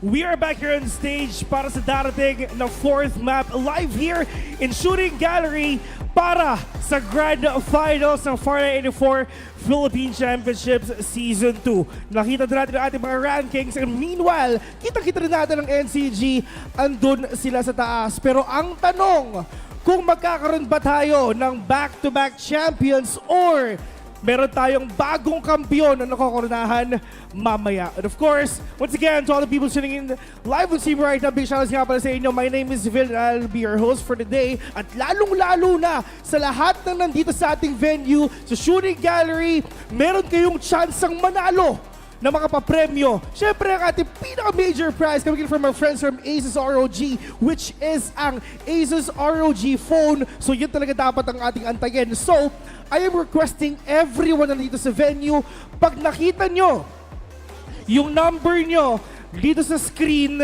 you should be here. Kasi pag wala kayo, sayang, kailangan natin mag-redraw ng mga winners. And syempre, if ever malapit lang kayo dito sa Makati, which is the Shooting Gallery Studios, pwede pa kayo pumunta because admission is absolutely free. And of course, sa ating mga talent, shoutouts nga po pala sa inyo. I can see a lot of familiar faces dito. Andiyan yung mga friends natin. Actually, andito yung kumanta nung mga pinapatugtog dito. Claire, hello nga po pala. Yun. Ito yung kumanta ng mga pinapatugtog dito live on stream. Andiyan yung mga friends natin sila Dax. Hello Dax, hello nga po pala sa inyo. So yeah, so lahat ng mga viewers natin dito, lahat ng participants natin dito, talagang napakadami pa nating papremyo na pamimigay. Actually off-stream sa mga nanonood dyan, nagpamigay na tayo ng mga mousepads, ng mga jackets, ng mga tumblers. So talagang sobrang swerte ng mga tao na nandito ngayon live sa Shooting Gallery. And syempre, hindi na natin to patatagalin pa. Dahil start na ng ating raffle, which is andyan ang Fantech Trinity MH88, andyan ang Fantech Chief 2 AG20, andyan ang Fantech Atom 96 and ang Fantech Max Power MK853 from our friends, ang ating official chair partner, Fantech Philippines. So, if nakita nyo ulit yung number nyo here on stage, lumapit lang po kayo dito. I will give you 10 seconds para pumunta here on stage to claim your prize. Are you guys ready? Here we go. First winner ng Fantech Trinity MH88 is... Uy, Fantech Atom 96 pala yun. Pero yun na nga, nasaan yung 0223? 0223, nandito ka ba? 0223, saktong-sakto to. Pag naglalaro ka ng Farlight, mga friends, lalong-lalo na pag kunyari mobile ka. Andito ba? 0223 in 5, 4, 3, 2, 1. Hello nga po pala, sir. Okay, grabe naman yung cup mo, sir. Barangay Tanod. Talagang, isipin mo, boss, ha? Mamaya, duty mo na. Tama ba? Sakto man, may duty pa ako eh. Kaya dumaan muna ako dito. Saktong-sakto, kailangan na kailangan mo yan pang ronda. Pero yun na nga, boss, ano pangalan mo? Red. Red. Haba. Okay, ano ang pinakauna mong gagawin sa bagong keyboard mo? Mag-warm up habang naglalaro ng Farlight. Ayan, ibang klase. Ano naman gusto mo sabihin sa lahat na nandito sa Shooting Gallery and of course, sa Fantech Philippines? So sa community, nice to see na sobrang growing lalo ang Farlight 84 community. And syempre sa Fantech, thank you. Alright, congratulations dahil nanalo ka ng Fantech Atom 96 keyboard. Thank you very much, Mr. Red. Okay, thank you. Picture. Here we go. Picture muna tayo, Red. Here we go. Ayun, maraming salamat po. Ayan, kailangan mo yan. Okay, ingat ka kasi pag rumoronda ka, baka mapaaway ka bigla. Up next! Meron pa tayong 3 na major giveaway na ipamimigay. Hindi ko na sasabihin kung anong item, kung ano ang napalano ninyo here on screen. Yun na yun. Here we go. Next winner is... Congratulations to 0275! Nanalo ka ng headset. Here we go, which is ang Fantech Chief 2 HG20. Nasaan ka? 0275. Hello po! Hi, kayo po yun. Kayo po ba ang 0275? Alright, 0275, pwede po pa-confirm? Asan po ba? Ayun, 275. Hello po! Dito po tayo. Ano po ang name nila? John Paul. Sorry? John Paul. John Paul? Si Sa gabi, ano ang pangalan ni John Paul? Paula. Paula, mga kaibigan, palakpakan naman natin. Ito John Paul sa umaga, ano sa gabi? Paula. Paula, alright, dito po tayo. At nanalo ka ng Fantech Chief 2 HG20. May tanong ako, ano ang pinakauna mong papakinggan dyan sa bagong headset mo? Team song namin. Team song nyo! Okay, dito po tayo. Kunyari, asin yung camera? Ayan yung camera. Kunyari, andyan siya. Ayan siya. Ano ang gusto mong sabihin sa kanya? Sige na, babawiin ko yan. Ano gusto mong sabihin sa kanya? Miss na kita. Ayan, ako na lang nagsabi. Congratulations. Picture muna tayo. Here we go. Picture muna tayo. Maraming salamat, Paula. Thank you very much. At nanalo ka ng Fantech Chief 2 HG20, pero meron pa tayong dalawa. Here we go. Next winner is 0180. Nanalo ka ng Fantech Max Power MK8 5.3 keyboard. So tignan po natin ang ating mga wristbands. Andyan ka ba? Si 0180. Hello po. Kayo po yun? 0180. Ayan. Kayo po. 0180. Uy, pareho silang 0180. Pwede po bang patingin sa inyo? 180. 180. Okay, check na lang po namin yan later. Next winner muna tayo. Sa next winner muna tayo. Wait, sorry po. Dito po tayo. Ano gusto mo sabihin? Sa kanya na lang po. Sa kanya na lang.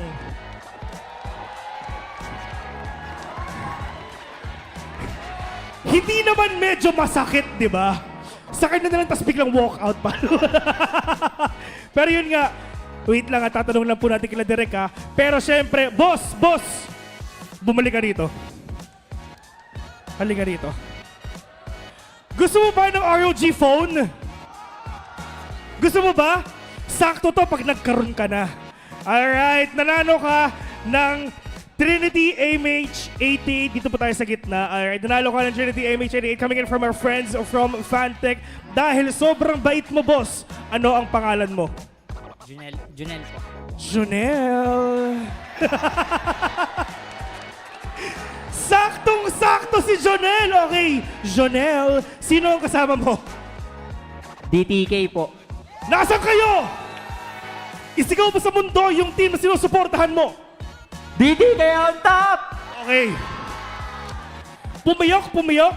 Hindi. Boss, congratulations, nanalo ka, of course, ng Fantech MH88. Napakabait mo, boss. Picture tayo, 3, 2, 1, go.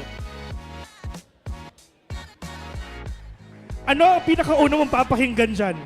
Yung maayos. BM.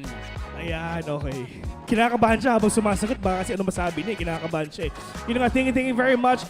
Yung 0180, nasan po? Okay, congratulations po. Nanalo po kayo ng Fantech Max Power MK853. Hello po, ano po name nila? Lou, ayan. Malupet.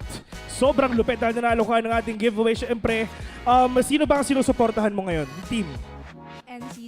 NCG! Ano gusto mo sabihin sa NCG ngayon? Good luck. Good luck. Yan. Isang tanong, isang sagot si ate. Yan talaga. Pero yun natin. Thank you very much and congratulations. Nanalo ka ng keyboard. Picture muna. 3, 2, 1, go.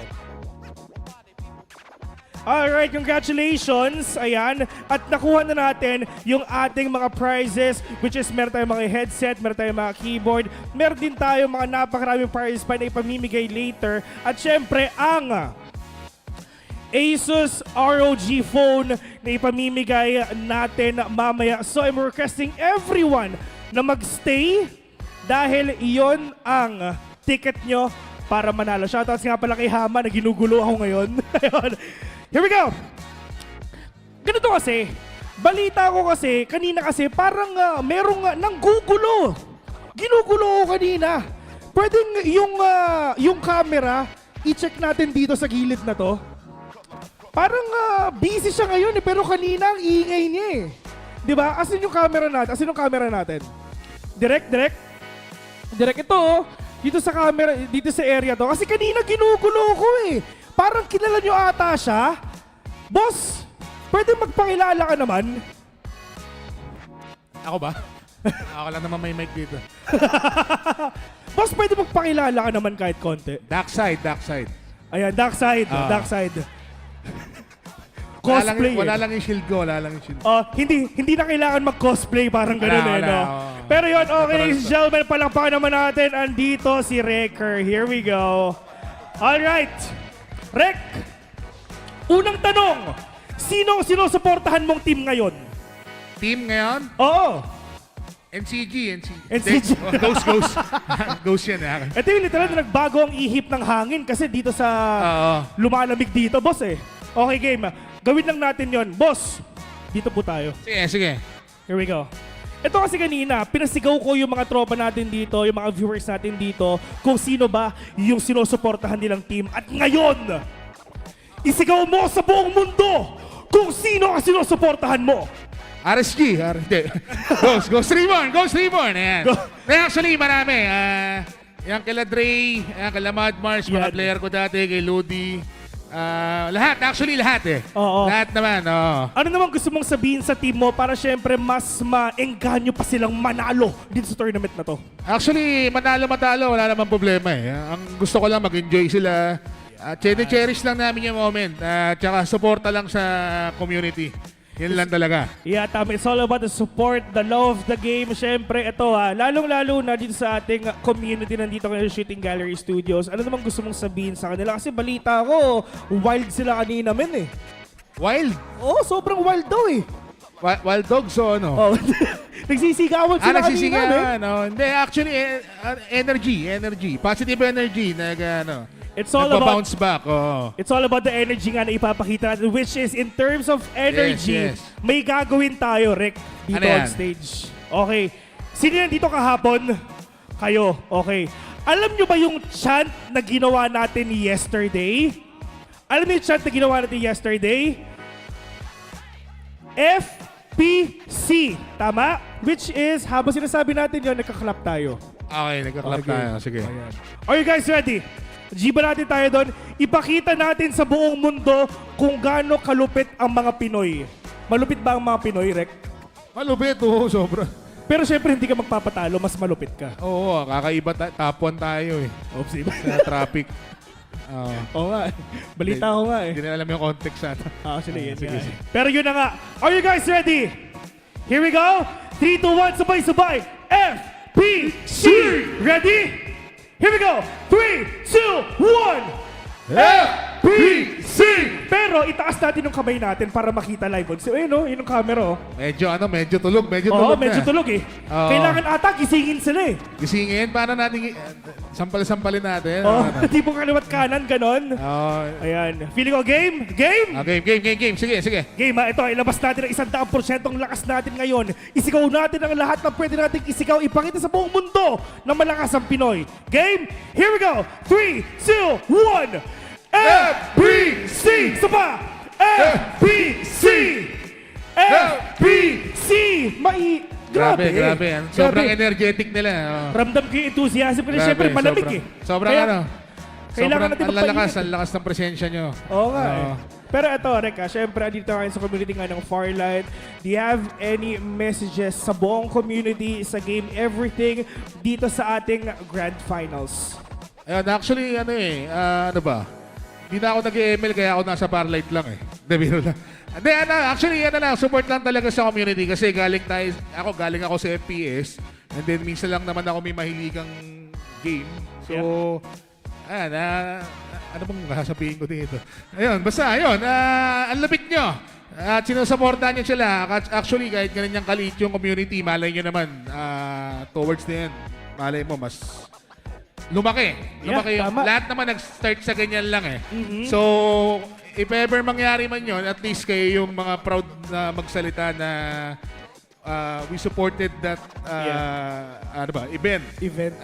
Bago pa mag-boom. Kumbaga, pioneer. Sila yung pioneer dito. Kayo. Oo. Kaya palakpakan niyo kayong mga teams, palakpakan niyo sila kasi effort sila ng oras and everything. So, palakpakan natin yung isa't salamat isa, sa inyo. guys. Palakpakan ang sarili niyo. Ayan, kayo ang tunay na MVP dito sa event na to. Pero Rek, hindi na natin ito patatagalin pa. Dahil game number 4! Game na. Ladies and gentlemen, ako nga pala si Phil. Kasama ko si Rek and on to our casters! Thank you. Let's go!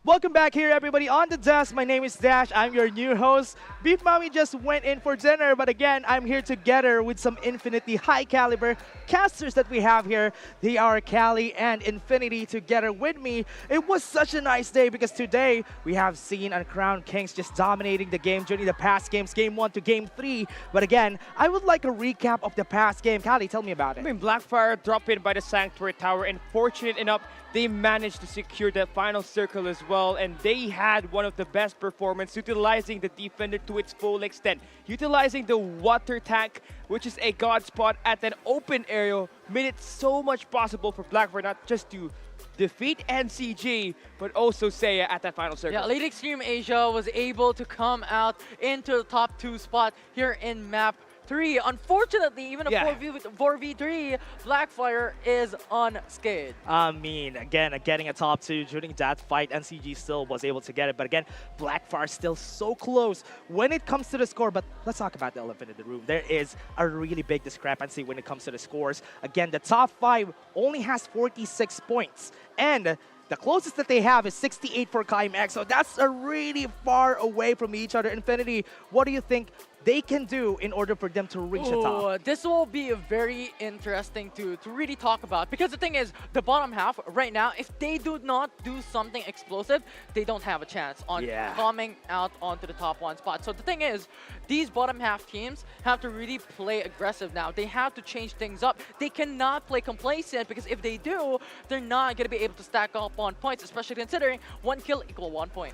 Yeah, again, Cali, just tell me about what you think about what they can do, because honestly, there's not really a lot of things that they can do, especially at this time, for them to be able to chase the top score, even just chasing the point of Climax. I mean, Climax, talk about NCG as well. Number 1, top 3 in all of the matches that we have played so far. They have the highest, right? And the difference between top 1 and top 3 is 15 points. In fact, that's such a big main. Like, what you have to do here is at least stop NCG off the start. Give them the top 15 placement. Don't give them any placement points.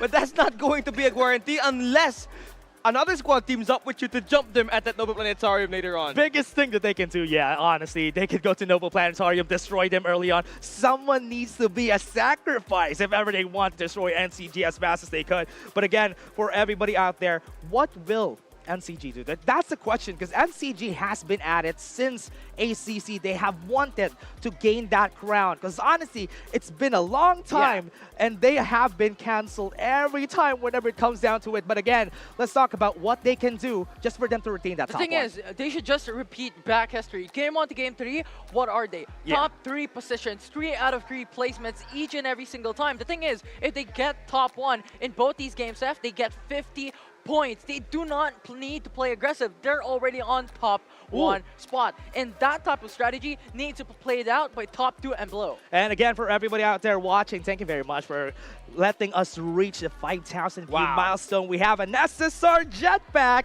a U2 MI2 for our giveaway. So for everybody out there, check out City Key and you will be able to get it for yourselves. It's like you too, me too. Oh, yeah, you got that. You got that right again.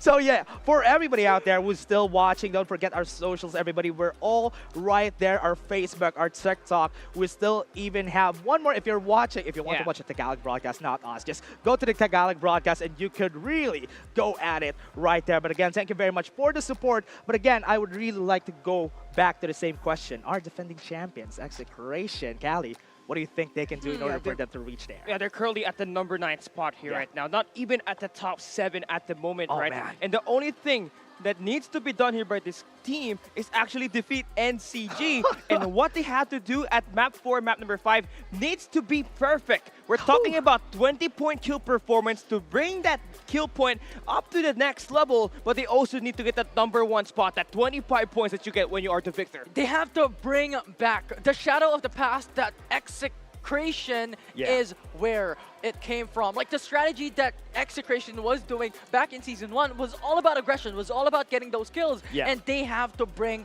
that back. They have to drop onto NCG and get those executions early on, deny them of that top 1. Let's talk about that too. I mean, they have been having not a great day today because they have been eliminated really early. Just for games 1 to 3, they haven't had the best day. They get eliminated, they get some kills, but nothing happens thereafter. So again, for execration, they can do what Blackfire did yesterday. Yesterday, Blackfire, I wasn't expecting them to get a top 2 just because of one game. They got like 48 points. They need 25, or rather 23 kills, quick maths, and 25 points for placements in order for them to get that, and they need to do that twice if they want to win against NCG. And also adding to the fact that if NCG doesn't, I mean, if NCG needs to get like top 15 if ever they want that. Man, it's hard right now for Execration, the defending champs of FPC.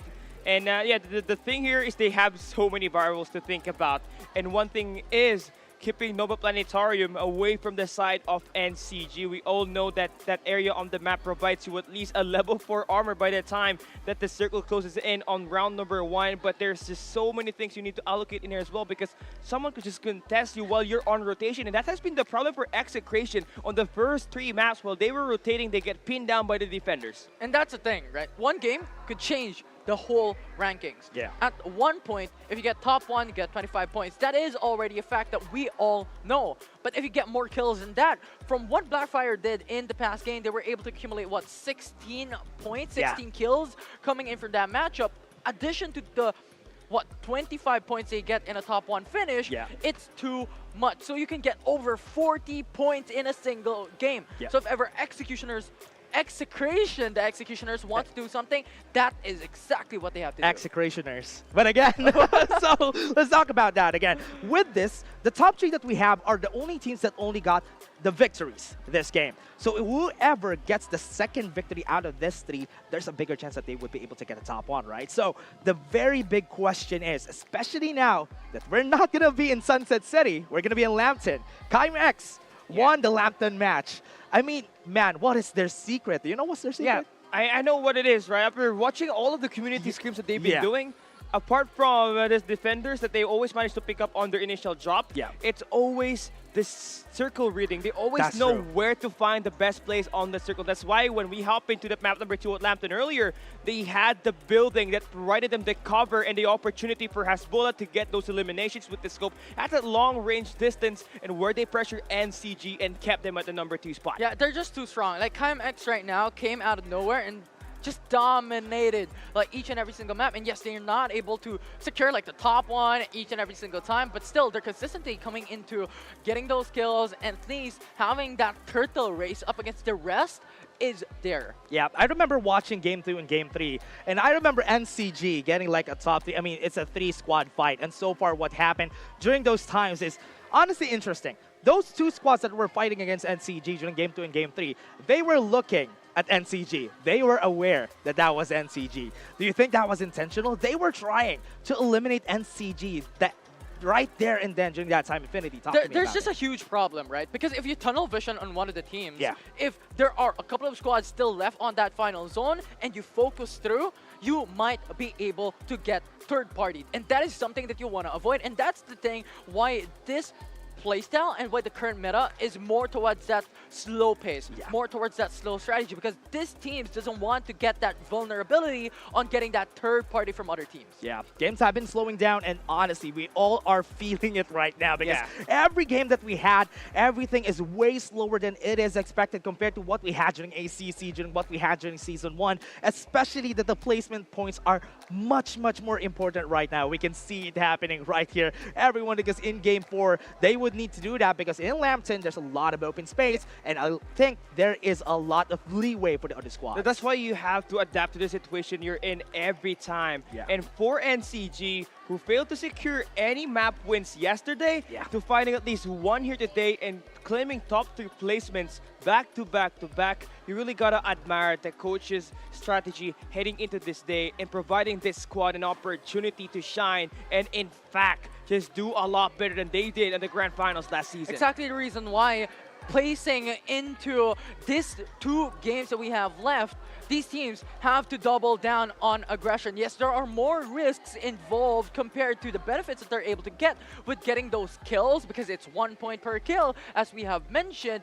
But the thing is, they have to change their game. They have to change their pacing. And that is exactly the importance coming through from the top 3 and below. Because the thing is, NCG and Blackfire is only 11-point difference. Yeah, it's still not really that far away, though. Just one game, they would definitely be able to do it, unless NCG would be able to get another top 3 appearance. From the past few games, they have been getting a lot of top 3 appearance, even game 1 to 3. They were so good. And that's why here, what they can do on the other teams, they might need to be able to actually go out there in order for them to eliminate NCG as much as they can. Especially in Lambton, there's a lot more chances for them to do that. And as you said, Callie, there is a lot of circle reading happening in Lambton. But when it comes to the points, especially if we're dropping at Nova Energy Station, people really love playing around that area. It feels like there's a beacon in there. Everybody loves to converge on that spot. And that's why yesterday, right? The last time we head into Lambton at the final map yesterday, everybody who went in there, there was at least 6 squads in every area. So the moment you enter one spot, you're at least guaranteed to spot one enemy. Yeah, you just have to play the turtle race, right? Yeah. You can't beat the rabbit out from a sea of turtles, right? Because if you can be a rabbit, you go aggressive, you go first than the rest of the teams, yes, you can be up ahead, but eventually you're gonna get complacent, and that is not something that you want, especially at high caliber matchups such as this with only 2 games remaining to stack on points. And so far, all of the games that we have really not high kill games that we had here. Almost all of the kills that we have only doesn't even reach 20 so far. During the group stages, I mean, all the games that we casted, most of the time, especially if it's group stages, we have a lot of 20 kill games, and that is with these teams that we do expect to actually rank really high. But again, they weren't able to do that this time around. What do you think is happening here, Callie? What has happened today? And the teams that we expect, especially Execration, hasn't been performing well. Yeah, it's the change of the pacing of the game. Yeah. At the open qualifiers and at the knockout stage,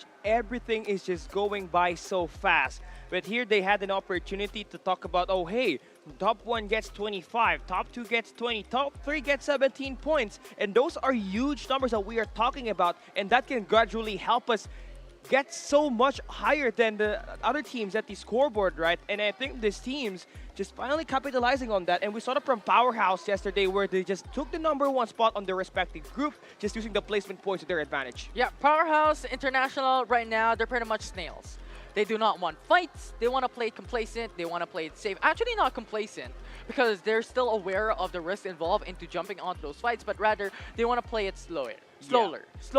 Yeah, I think one of the things that is the problem here with Powerhouse, it's so hard to reach the top now, just because they only had 13 points overall. So this would still be super hard for them. That's why there's like a big gap, especially if you lose the first 3 games and you weren't able to get like top 5. You won't really be able to get where you want whenever you want. And again, these are teams that are really strong. And every time on the grand finals, there's a lot of things that changes. There's a lot of situations, and now the players have been looking at what's happening today. I mean, the crowd is crazy. So we are really expecting for the other squads, even the players out there, having fun. Because honestly, this games that we had has been fun. All the crowd, if you just hear in the main stage, I was there a while ago, it was really fun. Everybody was screaming. Yeah, I mean, it's about the moment, enjoying the moment and what you can do at the present that can help you at least score some points and in fact do better. Remember, they're fighting for $18,500 of prize pool. The better your performance,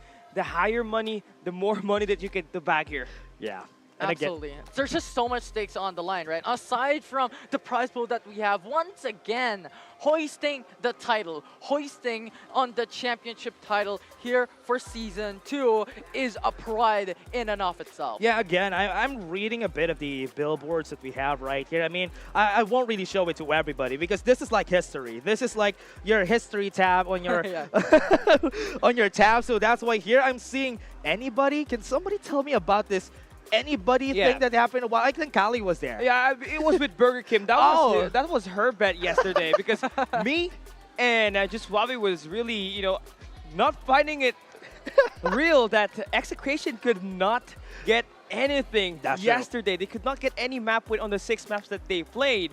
And so we were teaming up against her, so she gave us the easiest choice. This is the best. Anybody. Honestly, this is the safest choice that you could have. I mean, Burger Kim was smart that she actually went with this. And you know what? The thing with that anybody actually was the last group, more importantly, was anybody's game. It was the underdog, so was able to win. That's true. Yeah, yesterday there was a lot of upsets that I saw, especially whoever gets the top one, whoever gets the top score. Again, everybody, we're now going to Lambton because anybody could win. Would NCG be able to take it again, or would the other teams be able to step up in this games? And now let's go to Lambton.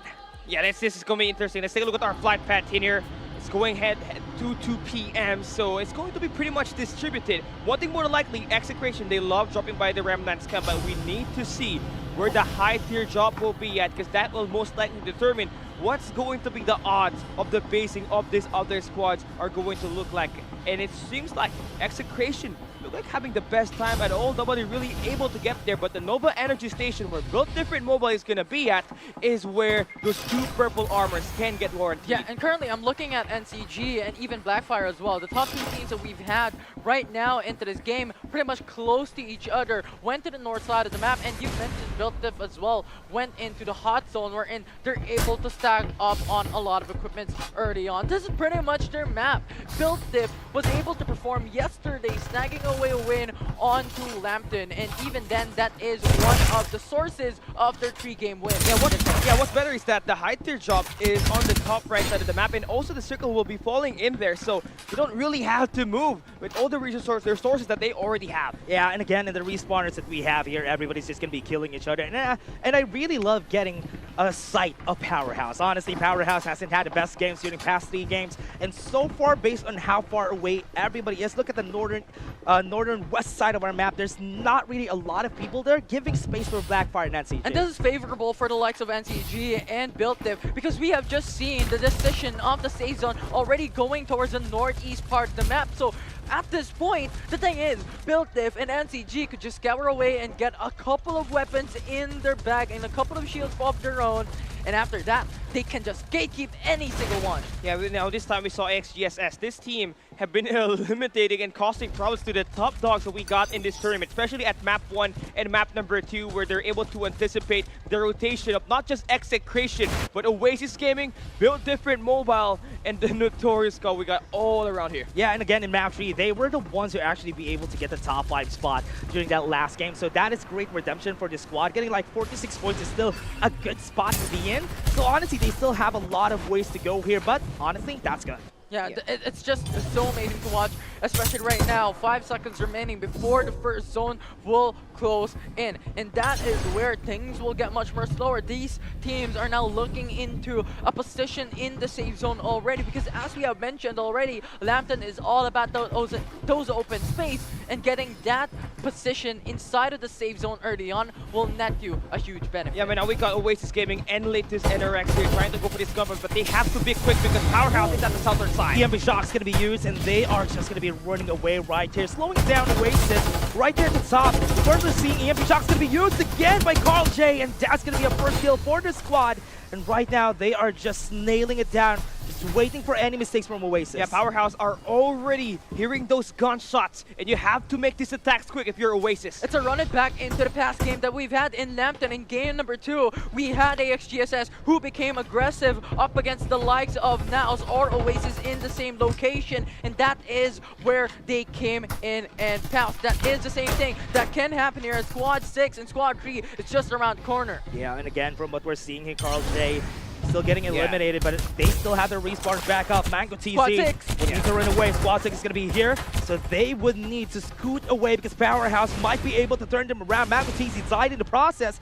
The Oasis is now going to be seeing Powerhouse. And they're letting go. Powerhouse right now wants to go aggressive as Oasis has the building in their favor at the moment. It's Powerhouse who still has to move quite a bit to gain access to each and every single one of Oasis's team. But one thing more than likely we are seeing here is KMX, who's going at the flank of this 4 squads inside of the Nova Industrial Zone. And if you are not watching your flank, this might just be a recipe for disaster. You have to be wary of their surroundings right now. Divulge already used. Squad 3 now coming in. Gonna be information for them. Gonna be slowing it down.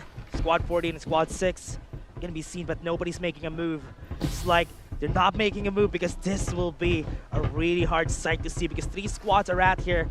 They are still not getting any kills. There's so much teams right now. Naos onto the south side of Nova Industrial Zone. So when a full-blown fight occurs, there are 2 options that Naos can do. Could go and jump into the fight as well and gain a little bit more kills, or jump back into safety. Yeah, looking at this way, right? Circle's closing in, and right now, you take a look at the perception of KMX at the moment. They saw that there were just so many teams at the Nova Industrial Zones that they did their way hopping into the bridge's side, so they get to gatekeep the remaining surviving players that will be ending up surviving this Nova Industrial Zone attacks. And I hate this. Oh, I hate this situation between Oasis and Squad 14 because just seeing each other, just saying your greetings and not going in for a fight just delays so much time for loot, for fights. Yeah, and again, Nova areas, you shouldn't go there because there's a lot of people that are going to be stacking up on each other. And right now, we're seeing Ghost to the Born getting 4 kills. Was because of the respawners, but squads are still there. 15 squads with 57 people. Kaimax is very close as well. Ghost Reborn receiving so much damage already as Kaimax has the high ground. Yeah, we got Ghost Reborn still in a bad position here because KMX, they got the upper hand, and we all know that KMX is notorious for their kilometer-killing blows. The defenders from Asbula and Calyx, you're gonna have to feel it at some point. Yeah, and again, for what we're seeing here, Ghost Reborn, okay, not a kill just yet, but now we're seeing them getting the kills against AXGSS. With this, they are still not going to stop because right there on the drone cam, we're seeing War Falcons being thrown away. And with the kills that were happening in the scoreboard now are fighting against AXGSS, and they're still not done. Yeah, and thus far, this is one of the strengths of AXGSS, just be the poison up against these strong teams. But KMX, I just want to give a note onto them as well. Very clever that they're doing because they know they are currently already on top 3 spots. So they don't need to force out these fights and just play for placements instead. And now we got AXGSS going up against Naos Esports here for the 2nd time in this 4 maps of action. Naos Esports doesn't have the optimal armor to get this done. Again, no respawners for this squads. Again, Kong and Pao2K Quavo doesn't have any more respawners. They only have the Mad Rabbits on hand. Hill is going to be falling down. Lin is down. And now with Pao2K at the back, it might be able to find something here. But right now, Hayreal still has a lot of HP for their side. That's going to be a kill now. And they might be eliminated here. HGSS looking at a great spot. And that might be it. They need to run away right now. Now they could go in for the revives as well. Squad 7 doesn't want to fight up against them. It is just so much risk involved into battling up against another team outside of the safe zone. Now they're gonna have to make that move, right? This team, so the Nova Industrial Zone, they're gonna have to fight for Colin to make their way on the bridge side. Yeah, right now they're gonna be using EMP Shock. Gonna be stopped right here. Oasis together with Powerhouse fighting against each other. Slowing the game down again. They're outside still at Nova Industrial, so still the same spot that they were a while ago. I just hate it. It's a so prolonged battle between 2 teams that nets you no benefit. And yes, it is a building that can give you cover, but it is outside of the safe zone. It doesn't matter. And the thing with that right now is that Ghost Reborn already has a good position by the bridge, and KMX can actually intercept them while they're on the rotation. So all of these squads, not only they do have to make that move, but they're also gonna have to meet each other face to face. They're gonna be seeing it. Oasis is gonna go. Powerhouse doesn't have any more HPs on their side. Claudia needs to run. Goes to the bridge. Is now gonna be moving around. But he's not going to be surviving this. That's going to be one more kill to the pockets of Oasis. And that's a very detrimental to Powerhouse Internationals as Chibs and Claudie already fell down up against Oasis and the likes. 15 teams are still up, coming into the second zone. 1 minute and 15 seconds before it closes. Yeah, nice adjustments for Oasis, but right now, what you're about to face up next is an even bigger competition. That's Execration, the defending champ, desperate in trying to get themselves the back-to-back titles. Yeah, and thus far, everyone's playing it a bit more slower, as right now we're approaching that Zone 2 and Zone 3. But lane NRX, Oh, wait, what? That's going to be a kill on Kong, and that's going to be out. really unfortunate. That's the first team who got eliminated out of map for Lambton. 14 teams left into this game. Still 40 seconds, and now Execration, the Executioners, just waiting on the opposite side of the bridge. So very dangerous position right now for Oasis and Squad 15. Yeah, 6 kills for Oasis Gaming right now, but it's going to be quite tougher for them. So you see that red zone, that's where KMX is at, and that's where the first large drop gets to draw in, and that's already going to guarantee Remy at least an MG7 and a level 4 or a level 5 armor. Yeah. Execration right now still on the outskirts of the safe zone, having to battle against AXGSS. Yeah, and again, for now, Waste. Oh, we're seeing it. The battle's already happening. Execration takes down 2. Blue is out, and this could be a chance for them to eliminate this squad, but somebody was able to run away, and they're scooting away off the area. But again, Execration is still far away from the zone. Gil is still alive. They still have one man standing for AXGSS, so they are still in the game. And now Gil just has to act like a duck. No one could sight him. That is something that he has to do. But it's going to be harder moving forward here for AXGSS, who's trying to fight for that #1 spot, right? Currently number 5 in the scoreboard after map number 3. Only down to their last player. Now we head into the other side of the map, the Nova Energy Station, looking like it's about to be a beacon once again, as we got NCG, map 1 winner, and the map 3 winner Blackfire into this area. Yeah, again, we were talking about this a while ago. Nova Energy Station is the beacon that everybody wants to go to. Somebody is at the top of this area already.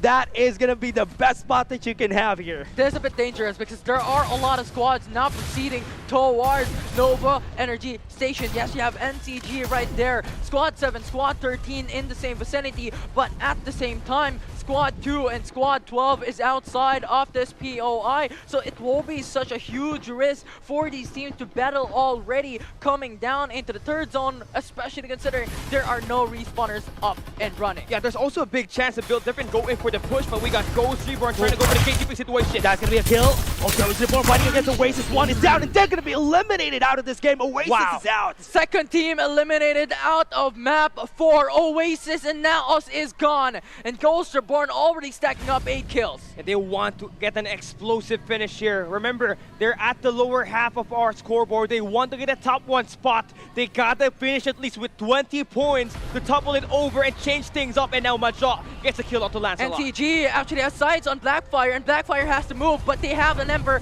in their composition. Yeah, they need to use the Vision Erosion. That Vision Erosion is not going to matter because they have to divulge and Pow Fire.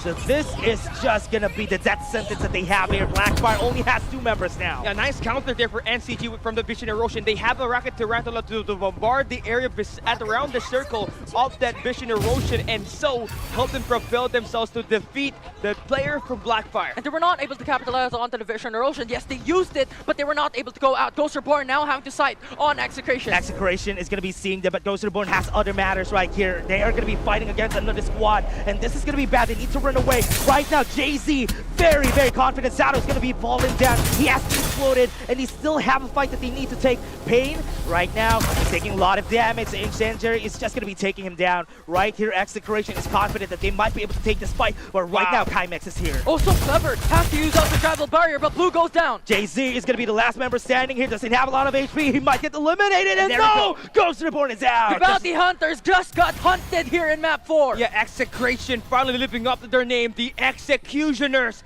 about to try to make a massive comeback just to get that #1 spot. But Kymex has understood the assignment that they could eliminate Execration right out of the gate. Yeah, 2 players left for Execration. The best time for KMX to go for the push. That's going to be the base boosters, and this is going to be had. Right now, Execration feeling the pressure. They are falling away, but Kymex has another thing that they need to take in mind. Yeah, the map 2 winner in Lambton. This is their home turf. Now they got that scan that they need. They know that there's only 2 players at this area on the map. But once again, emphasizing that COMX doesn't need to fight. They're going onto the safe zone. They have 1 minute left to gain a good position. There's a huge problem, though, that if they continue onto the spot, they are going to meet 2 teams that are currently already inside. This might bite them in the back, though, if ever they don't eliminate Execration right now. But again, they're going back. They're going back. They're pretty much split apart. They want to play it safe. They want other players to scout on for information, but Execration was able to go in for the revive. Yeah, Hasbulla now has already spotted these players. He's caught the defender to work with now. They want to push well. The iron is hot, but it's taking them some time. They're going to back away. They want to play for the placement points. No, they don't want to fight against Execration. They didn't want to take the risk. They didn't have enough information. That's why they didn't want to go right there. They thought it was 3 people. That's gonna give Execration an opportunity to have another chance at taking that #1 spot in this map #4, where they're dying so bad just to get one. On a break of the feet, with 2 players alive, they were able to go in for revive. So full squad once again coming from Execration. Very detrimental for every single team alive, because right now 12 teams are still up. Yeah, right now NCG looking at Blackfire.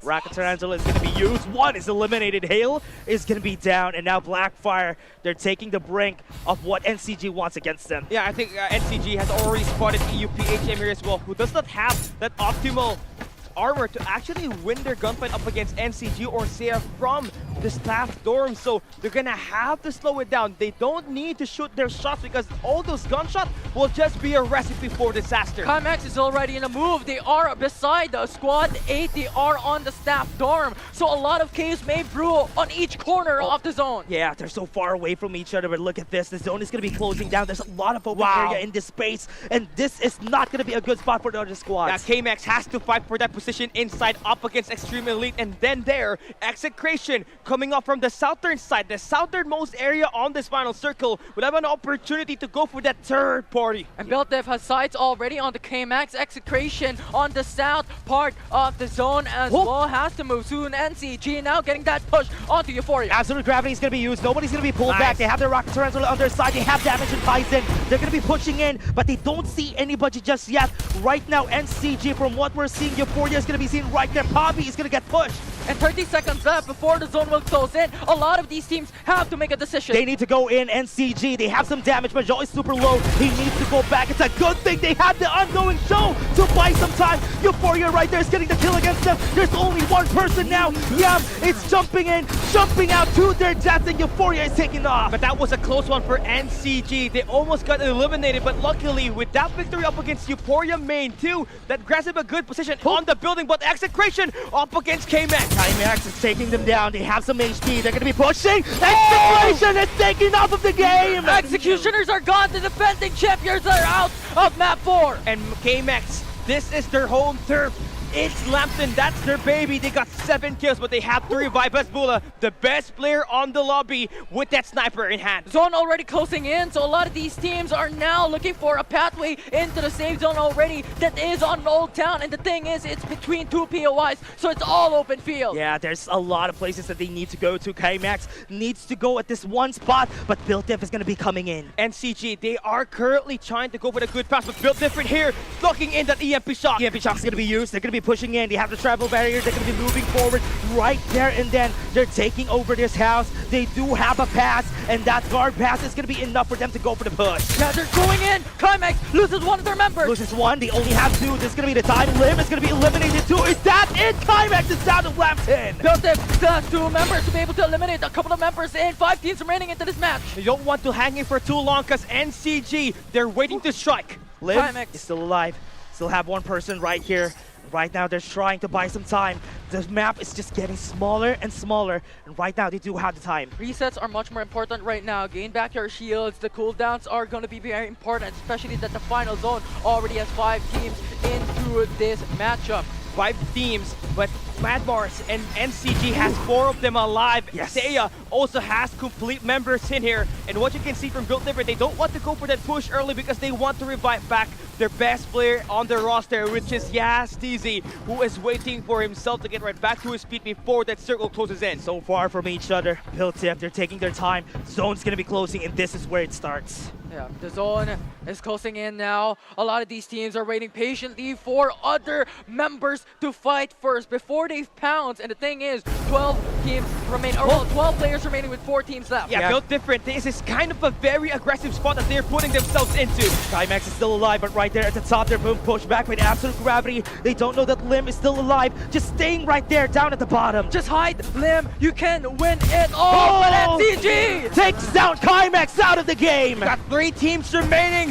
Built Different has a chance to win this, but NCG could go for the back-to-back. The on-crowd Kings has 10 in hand. It's 4v4 up against Seiya. Seiya's gonna be fighting against them. NCG is gonna go. They are in open field, but they have a house on their side. And 10 kills already for NCG. They're receiving a lot of damage from far away. Zone already closing in. Yeah, right now Dollars is gonna be pushing in. NCG needs to go in. It's gonna be a bad game for them because they need to push, and there's a lot of space for them. Macho is gonna be the last one standing. The Impi Shock is gonna be used. He's not gonna see the last, and Extreme Elite Asia takes the win in this game. Once again, going back in history in ACC, it was Elite Extreme Asia who has stolen the crown of NCG, and they did it once again here in map 4. If we're talking about patience, Seiya is the true definition of that in map number 4.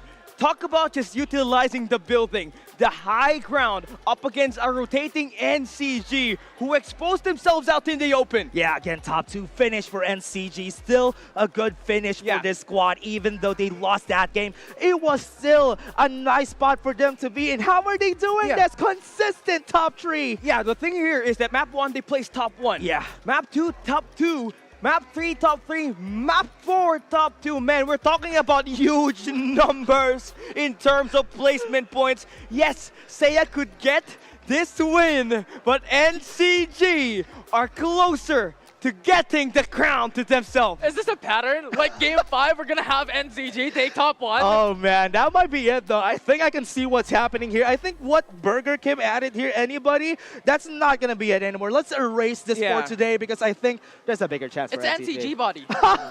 Yeah, that is right. I like that. But again, everybody, from what happened from this game, thank you, Callie, for erasing it. We're gonna show it to you, everybody, later on once we go here. But again, for everybody out there who has been watching, this was such a great game, and so far NCG uncrowned Kings, will that happen for game 5? That's gonna be the question here. Yeah, so good of the past 4 games that we've had. And it was all about, you know, very intense, chaotic fights. The zone was out in the open, and the Elite Extreme Asia was just slowly creeping by, just onto the safe zone as well. And in the end, batting up against NCG, it's only a 1v1 left. I'm gonna go back to you, Infinity, because yesterday we're talking about stats are just stats, but I think it works right now. Just because during the games, we really didn't see much of the other squads, especially NCG and even the top squads that we had. So stats are just stats, and now they're gonna take top 1. Yeah, today is just today. We're going back there, okay? Today is a different day. Today's a different day, yeah, most definitely. But yeah, it's great that we're definitely seeing different winners every time. Yeah. But the consistency for NCG really needs to be talked about here. 100% in terms of securing a top 3 placement. Yeah, 4 out of 4 top 3 placements. If there is anything else that will doubt NCG, I mean, this is already an answer back to those doubters. That's 10 kills. That was 10 kills even though they were eliminated top 2 again. That is still a great spot to be in for the squad. But again, this is just a testament of how good the squad is. And the thing more than likely that we see here for this map number 4 itself, with Execration getting eliminated early, just losing that opportunity to defend their title here in FPC Season 2. And with that performance from NCG, they stack up more 25? Well, actually 30 points Yeah. coming into game number 4, which brings them into 127-point standings. And the closest to NCG prior to this game is X and Blackfire. And where are they? They are non-existent into the top 3 position here in map 4. Yeah, again for Blackfire, that's going to be the question here. They weren't able to stay at the top there. X was at least able to get a top 5 spot, which is still not bad for their squad. But again, the question remains, the squad right here, we only have game 5. There's not really a lot more chances for the other squads here, especially for the favorite of everybody, the top one. This is the reason why yesterday we had different predictions. I mean, a lot of people are still going for NCG. Those guys won today. Yeah, I mean, they are saving the best for last. Talk about 0 wins out of the 6 maps they played yesterday into securing 1 and all of the top 3 placements at this 4 maps we got. It's 6 months in the making. The uncrowned Kings is a step closer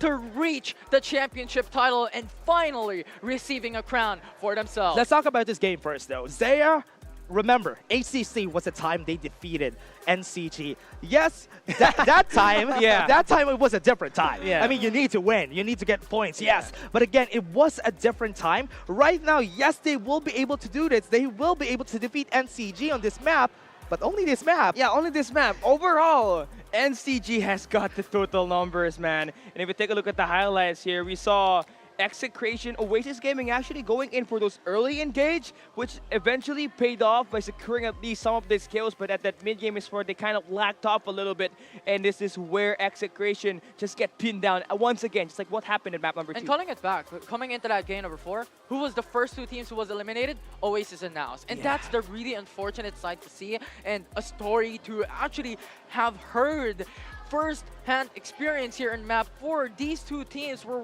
2 of the favorites coming through into this tournament, but they are just getting decimated. Yeah, it was a different story back then. I mean, during Season 1, we have seen the performance of Oasis, during the performance of Naus, but here in the games that we had for today, the addition of Lambton is just such a great difference maker. But again, in Season 3, we'll be adding another map. So will that be on Season 3? That's going to be the question, though. But what do you think, guys? What do you think? If we add the next map...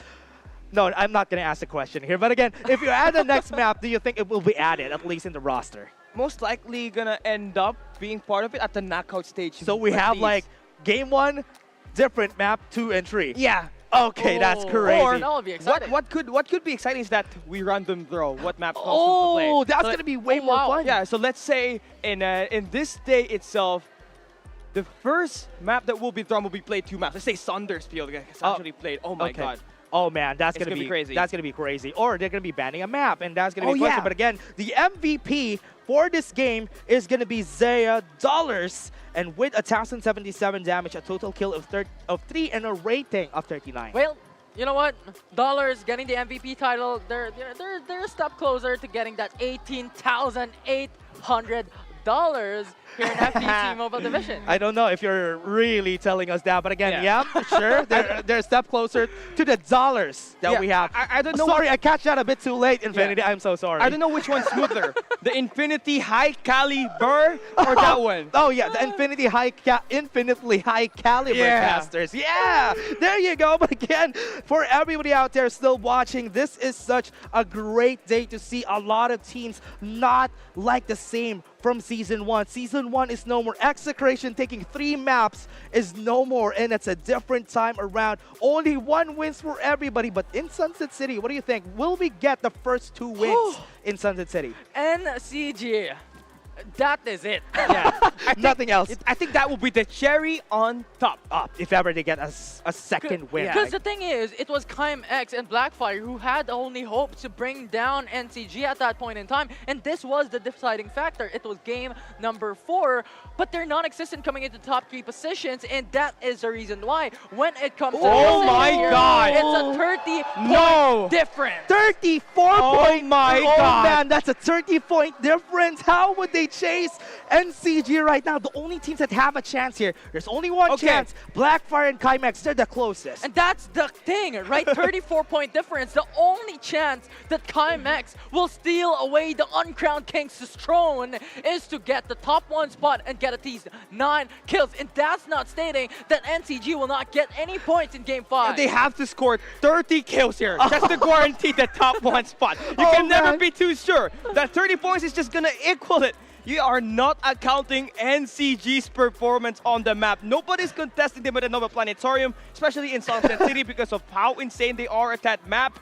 And with that said and done, I think we might just be able to crown the uncrowned Kings. That might be today. And again, for everybody out there watching, this is just a time to see, because every time we've talked about it, the interviews, every time that we had interviews, everybody was talking about NCG during Season 1, but they weren't able to show up during that season. Now that Season 2, everybody is fearing execration, but they're nowhere to be found, and NCG comes up. It's 6 months in the making. 2 tournaments in. It's Season 2 already, and NCG has yet to still take a top 1 finish all throughout a league. And now is the time. And to make this more crazier, Powerhouse is at the lower half of the scoreboard, the 15th spot.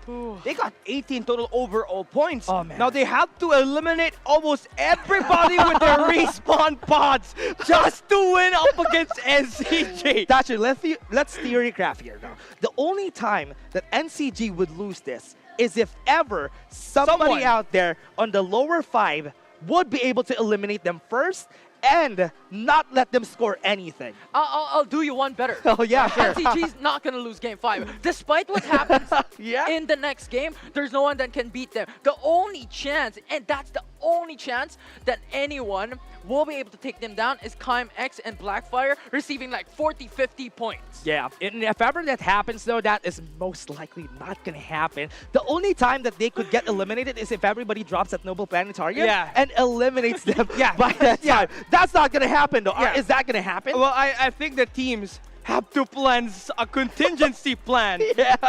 All 14 of them jumps at the Nova Planetarium, beat them down like a madman. You know what? They're all on the break right now. They can go outside, talk to each other. Let's find NCG and then kill them in Noble Planetarium. But I'll do you one better. What if NCG already thought about this and they're not going to drop at Noble Planetarium? We saw them. We actually see them actually have an alternate shop actually at the Sanctuary Tower, right? Yeah. And I think that was the safest way for them to not get taken down. Again, for everybody out there watching, take a look at us at our social media. We still have our giveaway for everybody out there. We still have YouTube, Facebook, Instagram, and TikTok. We still have TikTok drops right there. And if you still have time, we still have Game 5. Go here in the studio and you'll watch everybody here just go crazy about the games. And again, for everybody out there, don't forget about our sponsors. Thank you very much to our sponsor, ROG, for everything. And I was talking about this yesterday. I love the RGB that is in the back. But again, it's the smoothest phone that you could get. And that's why you should get yourself an ROG. And also, that's because that's the reason why NCG is winning. They have an ROG phone. Yeah, they were sponsored by Asus ROG to think of it. So they did not have any disadvantage in terms of adjusting to the game, but also with our mobile partner comes our official chair partner. Conquer your game with extreme comfort from our official chair partner, Fantech, and with their amazing Game of Thrones. You know what? Yesterday, it was really funny because Infinity and I forgot that we were casting. Because we were sitting here, it was too comfortable. It's too comfortable, but on top of that, we have our official ISP partner, which make everything all the more possible here at FPC. So thank you very much, Globe Telecom, for making FPC Season 2 And again, thank you very much, everybody, for it. And this was such a nice game, seeing NCG getting the wins that they deserve and will be able to actually find themselves in a position that they have advantage to get the crown. But again, any last thoughts, everybody, before we close this? NCG! NCG! There's a bigger chance that they might be able to win today. Again, everybody, it was such a fun 2 months. Next game is gonna be the last game of FPC Season 2. Will we see NCG get the top spot today, or would we see another team or everybody just jump over them and maybe kill them today as early as they can get, because that's their only chance. Again, everybody, thank you very much for watching. Get some snacks because we're still not done. We are just gonna be taking a short break before we head to Game 5.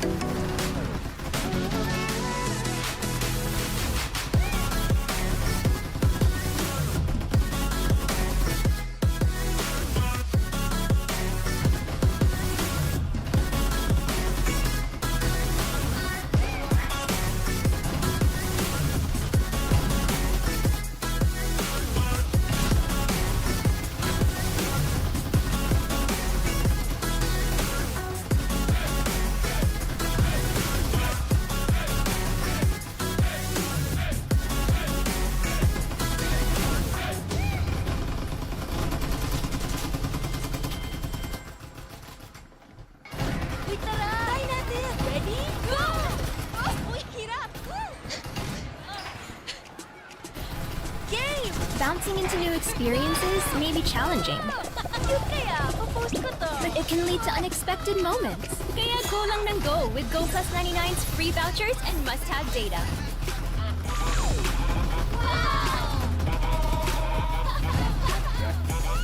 Sabi sa'yo eh, not a fail. Totoo ba? Go lang ng go!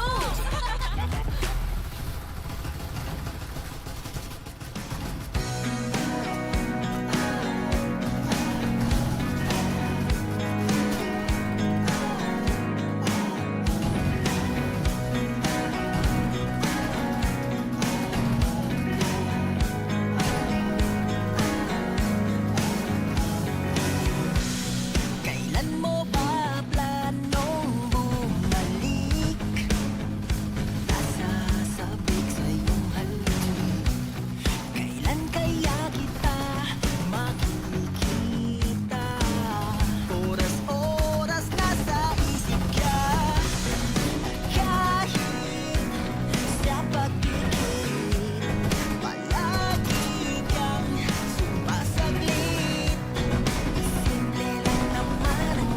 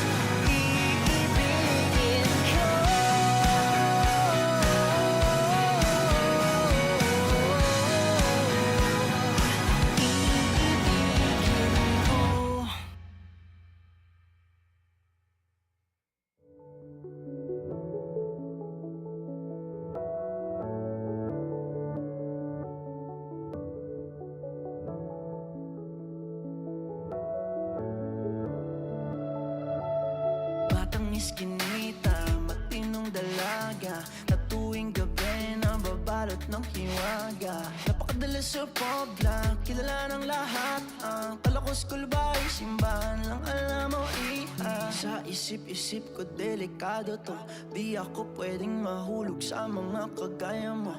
Kaso napakadulas at bisa, tong si Miss Lisha, dinaan sa'kin dat sabay halik sa may balikan. Di mo na malayan, di mo ba pansin na parang may mali na di ka naman yan. May mali na di mo ba makita? Oh, oh, oh no. Oh, oh no.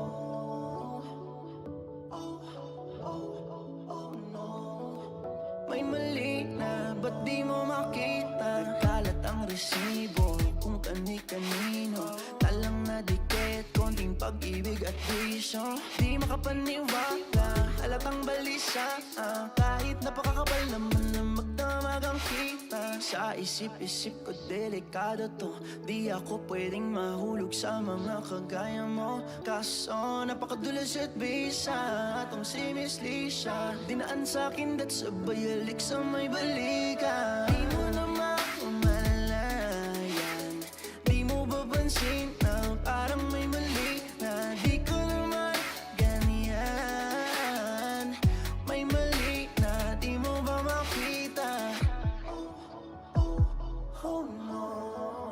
Oh, oh no. Oh, oh, no, no, no. May mali na, ba't di mo makita? Oh, Miss Lisha, kala ko ba di na? Sabi mo sa'kin natuto ka na diba? Iba na naman kasama mo kanina. Ikaw bahala, sana magising ka. Sa isip-isip ko delikado to, di ako pwedeng mahulog sa mga kagaya mo. Di mo na mamalayan, di mo ba pansin na parang may mali na di ko naman ganyan. May mali na di mo ba makita? Oh, Miss Lisha, kala ko ba di na? Sabi mo sa'kin natuto ka na diba? Iba na naman kasama mo kanina. Ikaw bahala, sana magising ka.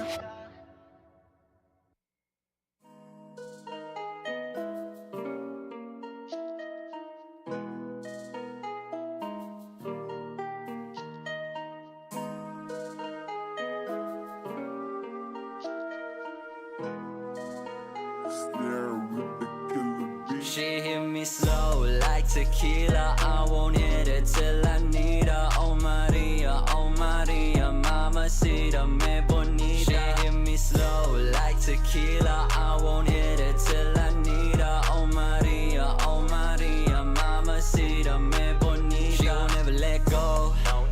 She won't ever let me know.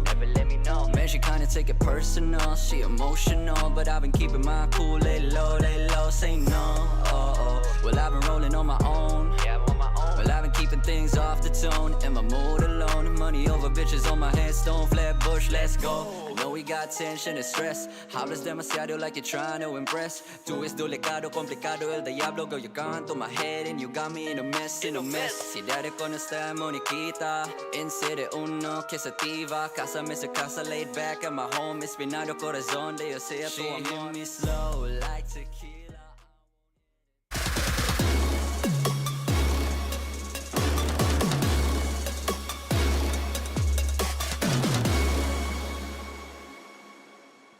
Evolved Dreams is where we go. We had 2 months for all of this, and now it is all going to end on this last game that we have. We are your storytellers for today. My name is Dash. I'm the host, and I'm here with Callie and Infinity. And it's just what amazing day and what a season that we have here in FPC Season 2. We are down to our final map, and the story and the narrative has to be talked about in here, has to be NCG, the uncrowned kings, holding the #1 spot. at the scoreboard after map 4. 124 points. And next to them is KMX with 90 points. The difference is massive. It's 34 points between the top 1 and top 2. And I don't think NCG is stopping anytime soon. There's a big difference that they have to do for this next game. The fast 4 games, throw it away because you might be able to find something else if you don't look at the last games because it is everybody's last chance. But NCG needs to always go back to where they were and they need to get placements because right now that's the most important thing that they could do. Yeah, we're not going to take this any longer. Map 4 down and out. We're heading into map 5. Sunset City is where we go. And this is what we've been talking about all throughout the 6 months we've seen NCG play Sunset City. It's the Noble Planetarium drop that they've been having success in terms of finding these eliminations at the late game. And the thing is, if NCG is uncontested all throughout the early game, even if at least they get top 3 spot or even the top 4 to top 10, I think they're gonna snag away a couple of points, which is gonna be very difficult for other teams to contest. That's gonna be the question though. Would they be able to drop at Noble Planetarium? Because if ever they drop there, everybody's just gonna try to foil their plans of getting the top 1 again for this last game. Or would we have our second victory consecutive for this game if ever somebody gets a top 2 or at least a top 1 finish from the squads that were able to secure victories for themselves? That's going to be a question, but again, for both of you guys, we are going to go to Sunset City and Game 5 is undergo. Yeah, here we go, Map 5 to conclude FPC Season 2. FPC team, please stand up! And there you go, and we are here, and we are super close to the northern east side of the map, and there is somebody that is not gonna like this. And look at NCG. Actually, Blackfire is trying to contest them along with Oasis. Oh, A very difficult time for the on-ground team. Very smart for Oasis to be able to try and contest this and even find a way to stop NCG from taking the top 1. Again, Blackfire, the squad that also wants to get the top 1 spot, is here. Yeah, they got such a big lead to erase in this map number 5. Should they get this, it's one of the best comeback in the FPC season history. Like on the NCG understood the assignment. You know what? We don't have to fight other teams. Even if we don't get any kills, just getting a good placement into this game already secures us in a good position for the overall ranking. They need to go at the center of Noble Planetarium and Carnival, and they just had to take any vehicles that they can there. And that's what they want to do here, just for them to be safe. But again, the other squad still has a chance here. One of those squads is KMX. Yeah, KMX definitely has to fight for eliminations here, get that early engage going on, pressuring Steya here at the Riverview Park. That's what we're stating, right? That KMX cannot only bank on the placement points, but they also have to take kills. With a 34-point difference against NCG, they cannot just play it outright on full-on safety. Yeah, and again, KMX was able to lose at least one of their members from the fight a while ago, but it's a good thing there's other squads that are going to be far away from here. And again, this was such a great time to see because again, those squads are still fighting. KMX and Blackfire, they're looking to foil NCG. Yeah, they're the only teams that has a high chance of trying to dismantle NCG here. But if none of the other teams actually does spot down NCG off the start, it's over. KMX trying to flee from Ghost Reborn at this altercation. They're trying to chase them down as KMX doesn't want to fight up against GSRI. If you're looking at the current situation that we're at, GSRI already has 2 level 4 shields and 2 level 3 shields. So when it comes to those fights, it will be GSRI, the bounty hunters, that will gain an edge. Yeah, and it goes to the Reborn now showing up this game. And with the amount of armors that they have, they were able to get on the spot that KMX was in, but Euphoria is going to be here to try and fight them out. Yeah, KMX, this is an absolutely bad spot to be in. You get this, you got knocked down, you're going to have to be forced to reset. Now the scan works for the side of EUPA. They're ready for the engage. Ooh, it's a good thing that they're still fighting against them though, Euphoria.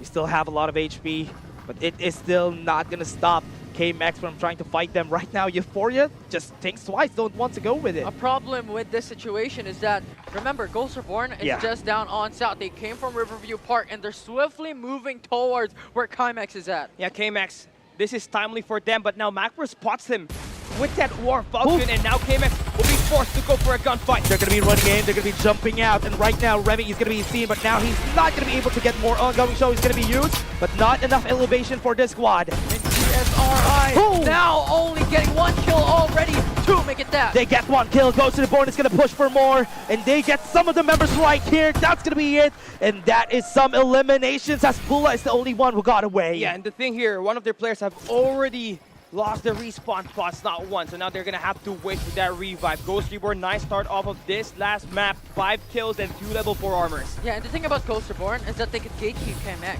because the thing is, one of the members of KMX already died, no respawners available, so right now only 3 members are up for the top 2 team. So the thing is, if GSRI removes that possibility for KMX to come back at a 4-man squad, this will diminish the possibilities for KMX to reach the top 1. Yeah, half the Kings are pushing onto Powerhouse. Yeah, Powerhouse. Not gonna be low. Travel Barrier is gonna be used. Claudie Falls. That's gonna be the first kill that they have in this fight, and they're still chasing. It's still 1-4.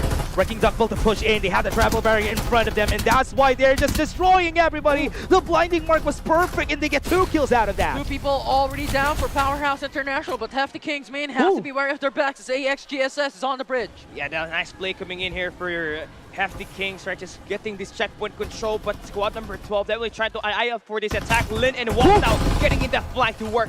That's gonna be the first kill. They're gonna be moving forward. They still have some ultimates on their side if ever they need to. Right now, they have a Travel Barrier in front and they want to push. Execration about to go for the third party with War Falcon coming in from Blue. Ooh, Blue, good movement, going back onto his teammates, just getting information on where AXGSS is at. Right now, Execration is stacked on top of each other onto the opposite island. Half the King's main is also here, so there's 3 squads that are going to be fighting against each other, but Execration knows that they don't need to fight this right now. But if ever they want to contest the spot, they could still go for more kills. Yeah, just let them go at it right now. Let them waste their resources and get knocked out 1 by 1. AXGSS Lin pushing in, getting that elimination and as well as the information. Yeah, they're going to be using the absolute gravity to push it back. Lin is going to be eliminated right here. A lot of damage coming in from the other side because there's a War Falcon from far away getting elimination. And that's Blue coming in from the skies. Execration finding these shots. Yeah, they get it. Blue is going to be seen by himself. Nobody's here to help him out. And Execration does really want kills at the moment. They want information. Oh, EMP Shock's going to be used, but Josh is just going to die in the process. Yeah, just so many teams just swarming here by the checkpoint, and Execration looking to play for kills. They are hungry for points. They are hungry for kills. Right now, 2 kills already coming into the early game. This is not a bad start coming from this team as they already have 3 level 4 shields on hand. Not really that high, but it is still good. Execration, they just need to play it slow, but 1 squad has already been eliminated. A big bad spot there now. AXGSS just letting Execration settle that rotation so that they can recover quick. Yep, and right now, Execration is just going to be able to do that, and XGSS with already 4 kills on their side. Right now it's just 2, but so far it is them just going to be running away. Zone is going to be on the southern side of the map. 13 teams are the only one left standing here for map 5. A lot of these teams want to play it slow. KMX, NCG, Blackfire, these are the teams that we have to watch out for because respectively they are top 1, top 2, and top 3. Yeah, the circle is closing in at the lower left side of the map by the Sunflower Shopping Mall. An area on the map where we know Execration can defend their areas, but EUPA is up against Yahtzee. Yahtzee is going to be left alone, and they are outside the zone. They're going to get some damage, and they're going to be eliminating some of the members right here. And so far, Euphoria, Wintry is still alive, throws the Incendiary, forces Nash TZ away, and now they have a War Spider in front. They can use it. Nash TZ already trying to go in and relocate themselves as they do not want to fight. Have the King's main. Execration is going to be here. They still have FP King's mains on the palm of their hands. And Execration just eliminated 1, and that is no respawners anymore for that I called it a while ago that Execration has to bring out the shadows of the past. Be aggressive, look for kills, and thus far, they are doing just that. Already 4 kills, and everybody has level 4 armors. Let's talk about the player XPs itself, but looking at the area on the map, NCG taking their time. They're by the power tree station. They are just outside of the zone. It doesn't matter. They do not have to get those kills in this match. They have to play for time. They have to play slow. Let me level with you. They don't care about kills. They just want to survive until the end, and that would be the most boom fireworks if ever they win, getting the top 1 spot. Yeah, I mean, looking at the way they're doing, right? Securing the top 3 has always been the main goal for them, but now it's esports, a team that struggled all throughout the land tourney, has level 5 armors for the 3 of their players. And now, at the moment, looking at it, they might not have much kills into their name, but look at their shields. They're already at level 5. They're already at level 4. And the thing is, starting now, they have to look for kills. They have to be blood-thirsty into this matchup if they want to utilize the amount of kills that they're able to take. Oasis, Mission Erosion now to get this push. Might be a bit too late. Blackfire, one of the squads that wants to get the spot, but right now they have 2 Vision Erosions. It's been a long time since we've seen 2 Vision Erosions in the map. Planning mark already used, gets information on where Tamayo is at, and Blackfire wants to push him. Yeah, and again, Oasis is just going to be pushing. Oasis shows up right now, a bit too late, but they want kills. But oh no, Blackfire is still winning the fight. 2 members left for Oasis this time around. Blackfire is still a 3-man strong team. Yeah, and again, from what we're seeing, Blackfire slowing the face down. They're going to be damaged by the other squad right there at the back. Hale will still survive, but alright, that is back to get the kill. Tamayo gets it. Yeah, respawner's already disabled. You lose this gunfight, you're eliminated. You have to play it passive here and play tactical. 2v2. Yeah, the smokes, they use it. Gonna be running away. Tamayo only has himself, and there's still 2 members standing from the other squad, but Bao is also gonna fall, but right at his back, there's somebody else. Brings it down to a 1v1 type of situation for both these sides. Antidot up against the last man standing from their opposition. What's more important is for them to go for the revive. Tamayo is just gonna go back. Pao is also dead down, but they get information on where Tamayo is. EMP coming in from Kai Max up against Euphoria. Yeah, there's 3 squads in here. You have to play that. You have to play your attacks fast. Euphoria has 15 kills and they want to go for more. They have a lot of XPs, but right now they get elimination from 1 squad. Kai Max is gone. Yeah, and that's it. Just 1 less team to worry about if you're NCG. Oh man, from what we're seeing here, that's gonna be good for NCG because Kaimex out of the game is just more chances for them to get top 1. And Oasis right now receiving a bitter end as well, as there is another squad looking to hunt them down. As you mentioned a while ago, Dash, that's 17 kills already to the squad of Euphoria. Looking at the map at the moment, the top 1 squad currently is sitting just behind Sunflower Shopping Mall towards Mansion, putting themselves at a good spot and a slow-paced game. They're looking to just secure the top 3 placement. Don't even need to let these teams take them down and use their gunfights to will it through because they have already secured those placements to get the number 1 spot. Yeah, and again, with 17 kills for Euphoria, it's still a bit too far away. Remember, they're up to top 12 spot, and they won't really have a chance to get that. But again, foiling the plans of the top squad is the most important. EMP already used, and our team might just push Euphoria. Yeah, and for what we're seeing, FaZe just wants to eliminate them as fast as they could. But from what we're seeing here, FaZe is losing members. Yeah, Execration is also here to go for that 3rd perimeter. They are stacked. They got level 4 armors ready to pounce. Lancelot is gone. He was eaten up alive by the danger zone. Oh no, that's gonna be bad for that squad. But again, Execration is still looking for something here. They're scraping for kills. Yeah, they already have spotted the guys at the abandoned buildings, and now they have an opportunity to close this distance down and actually find that information with the help of the divulge guy from Young. And this is unorthodox because the thing is, coming into the 3rd zone, these teams want to play it safe, unlike this, wherein everyone wants to go for kills. Yeah, and there's not really a lot of chances to go about it. Zone's gonna be closing down close to ACC Boulevard, and this is where most of the zone goes down, and Execration is gonna be seen by Euphoria. Yeah, Fear is now going in for the push. EMP shock and the absolute gravity connects. Yeah, they get some kills here, and they want to go for Euphoria, but right now Euphoria is still very, very healthy, and nobody is dying. Yam is gonna be dying. Kaizen is gonna be next. There's a lot of ticking time bombs. There's a lot of ticking HPs. 2 members left coming in from Euphoria. Execration is still 4 people in the squad. They still have a lot of armor. They can still push this right now. They go out of the way. They go in the top spot, and they push. They kill, but they're not yet done because Euphoria, they still have Ouija at the top. One last standing coming in from Euphoria.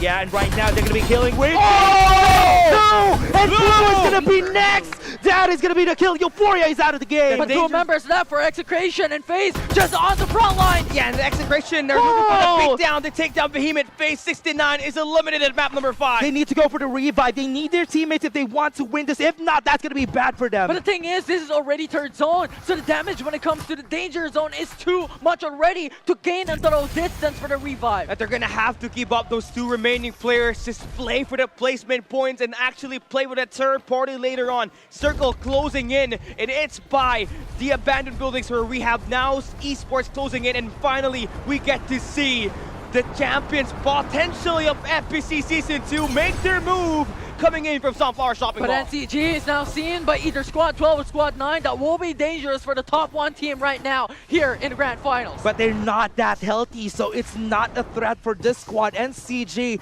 would still want to take this right now, and so far, the only squad that could do that, Blackfire, is still alive. Yeah.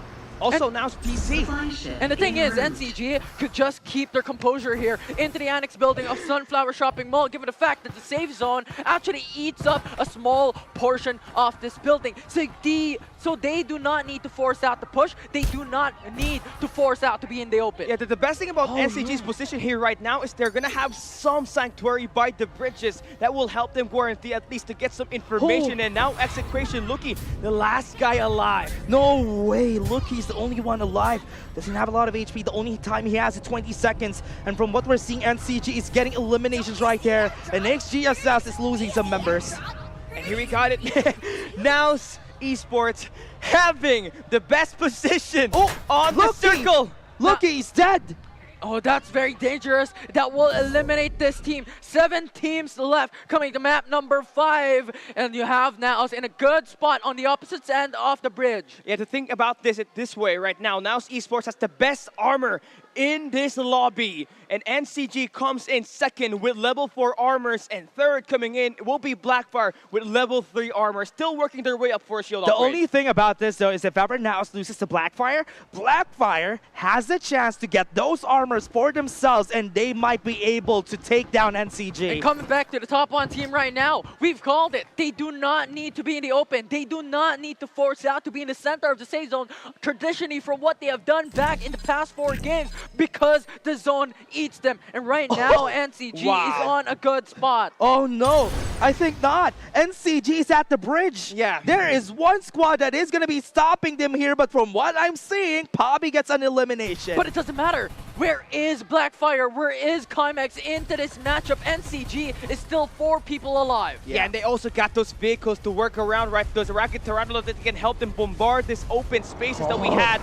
coming in at the final circle. Yeah, there's 2 squads looking at them. Remember, Powerhouse is still alive, so they have to look at 2 squads. Naos that is looking at them. They have Powerhouse right here, so it is going to be hard for NCG to cross this bridge. Look at what they're doing right now. They are going for the 3-1 split with Mars into the front lines on the opposite end of the bridge, while the other members is sitting on towards the Sunflower Shopping Mall. This gives them time to be able to recuperate later on. The signature NCG strat that was just invented here in this season, going at it, the rocket tarantula connecting onto Powerhouse, and Sean's sanity got shot down by the help of that rocket tarantula. Luki was able to get that kill. Execration, what was that? Look, he's still getting eliminations, even Look though at he's that. only alone. The rocket tarantula eliminates 2 members, and that's going to be big for that squad. Yeah, the reigning Uncrowned Kings, the reigning Execration squad right in this FPC already eliminated. Now Blackfire pops it in, and now it's esports gonna be eliminated. Pushing light here, Blackfire is gonna go for Naos. They are gonna be eliminating the right there. They're gonna get the armors as we said, and it's happening right now. And Squad 12 now slowly pushing in. Squad 2 on the horizon as well. 3 members left for now. Yeah, this is the best time for NCG to go for the third party, but they're using the rocket tarantulas to go for that distraction gateway before they close the gap down. Right now, it's looking like Naos is losing more and more members. The zone is gonna be closing, and everybody's super close to each other. Mac goes down. Mac is gone. So right now, NCG doesn't need to look at their backs. Yeah, now they need to look at this.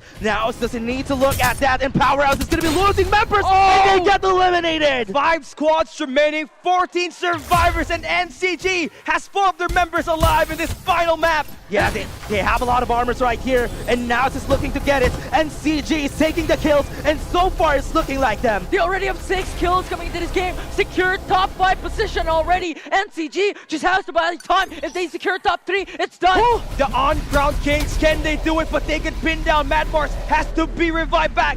Yeah, and from what we're seeing, Blackfire using all their utilities against NCG. They want to eliminate them as fast as they could. Blackfire is the only team left that can't snatch away the crown. Can they do it here in the Grand Finals? NCG, the on-ground Kings, 6 months in the making, trying to make this work. And Luki from Execration giving NCG that hopefully to take this players down from Blackfire. Lancelot is removed, and NCG was able to go in for the revive. So 4-man team still here for the top 1 squad. They get coming to map 5. They get the revive. 11 squads, or 11 people are still up. 4 squads right here. Naos is still alive, but from what we're seeing, these squads are still healthy. Yeah, Blackfire holding things down. Circle closing in. 4 survivors, 4 squads remaining here with 11 survivors remaining. 4v4, v2, v1. Execration is still in the game, but they only have 2 members left, and Kuzma, the last man standing for now. Poetic, but here it comes. Zone's gonna be closing down, and everybody needs to move at the center. The center is super close to NCG, and they need to be careful about that. Yeah, smoke eating up alive. NCG, HP Spar, they have to be wary of the current location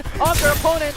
And right now, here we go. Execration Shadow has taken down Get, and we got NCG going in for the push. Lapsalon will be shot down. They got the high ground in control. AMP Shock invested by Blackfire to stop that bleeding. 4 squads still on this closed circle. It's gonna get condensed once again. The onslaught continues. NCG Majaw, 6 months in the making. The on-ground Kings looking for a poetic run. They want to end the grand finals. Map number 5 with the win, but 2 of the members going down. Majaw gets knocked out. It goes down to Kiko, who wins this gunfight. It is Lucky, the Skywalker. It's a 2v1 situation. Now esports actually does stay alive. The Wrath who wins it. A 1v situation with Execration having the high ground. And that's gonna be it. That's gonna be the last time. Kuzma is gonna be the last one here. Execration, they're gonna get their first win right now. And again, that's gonna be it with 18 kills. And it was such a great time to see. Execration takes their first win. First win for the defending champions in the grand finals, but the big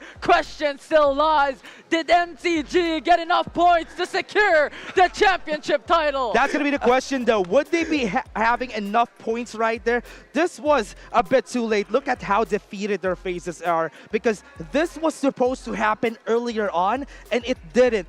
This was the only time they know that that wasn't enough. And this is their true form. They look aggressive, they play aggressive, and they did aggressive from map 5. Where was this play all this time? It was crazy, right? 6 maps at yesterday's groupings, and they did not win anything. Now here in this 5 maps of action that we got at the grand finals, it took them 5 maps to take at least 1. And Execration failing to defend the title, but at least a consolation prize, taking map 5 victory and preventing NCG from having a poetic run.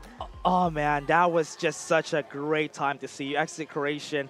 Man, it was a bit too late, but it was still a nice time to see them getting a win here in the grand finals, staying at the top 1 during the whole time in the group stages, but here in the end, they were not able to get it. A victory with 18 kills on the board for the squad. But you know what? For NCG, not even taking that number 1 spot after map 1 is still quite impressive, because they were 5 out of 5 in top 3 place with 100% appearance every time. In addition to that, Chimex was the one team who was 34 points away up against NCG, top 2. And right now, Chimex got eliminated in the first half. And at this point, at this state, NCG is pretty much on a good roll. Yeah, that is the question. What has happened this game? So let's calculate a bit, because from what we're gonna have here, it's 25 points plus 18. That was 25 plus 18. They got 43 points from this whole game. Is that enough for them to get to the top 3 at least? Because from what I'm seeing, I think that is it. I think it is a top 3 spot for Execration, but we'll know later on, because for now, let's just make sure that we're right, because I don't know if our math is mathing. Our math is mathing. Numbers being numbers.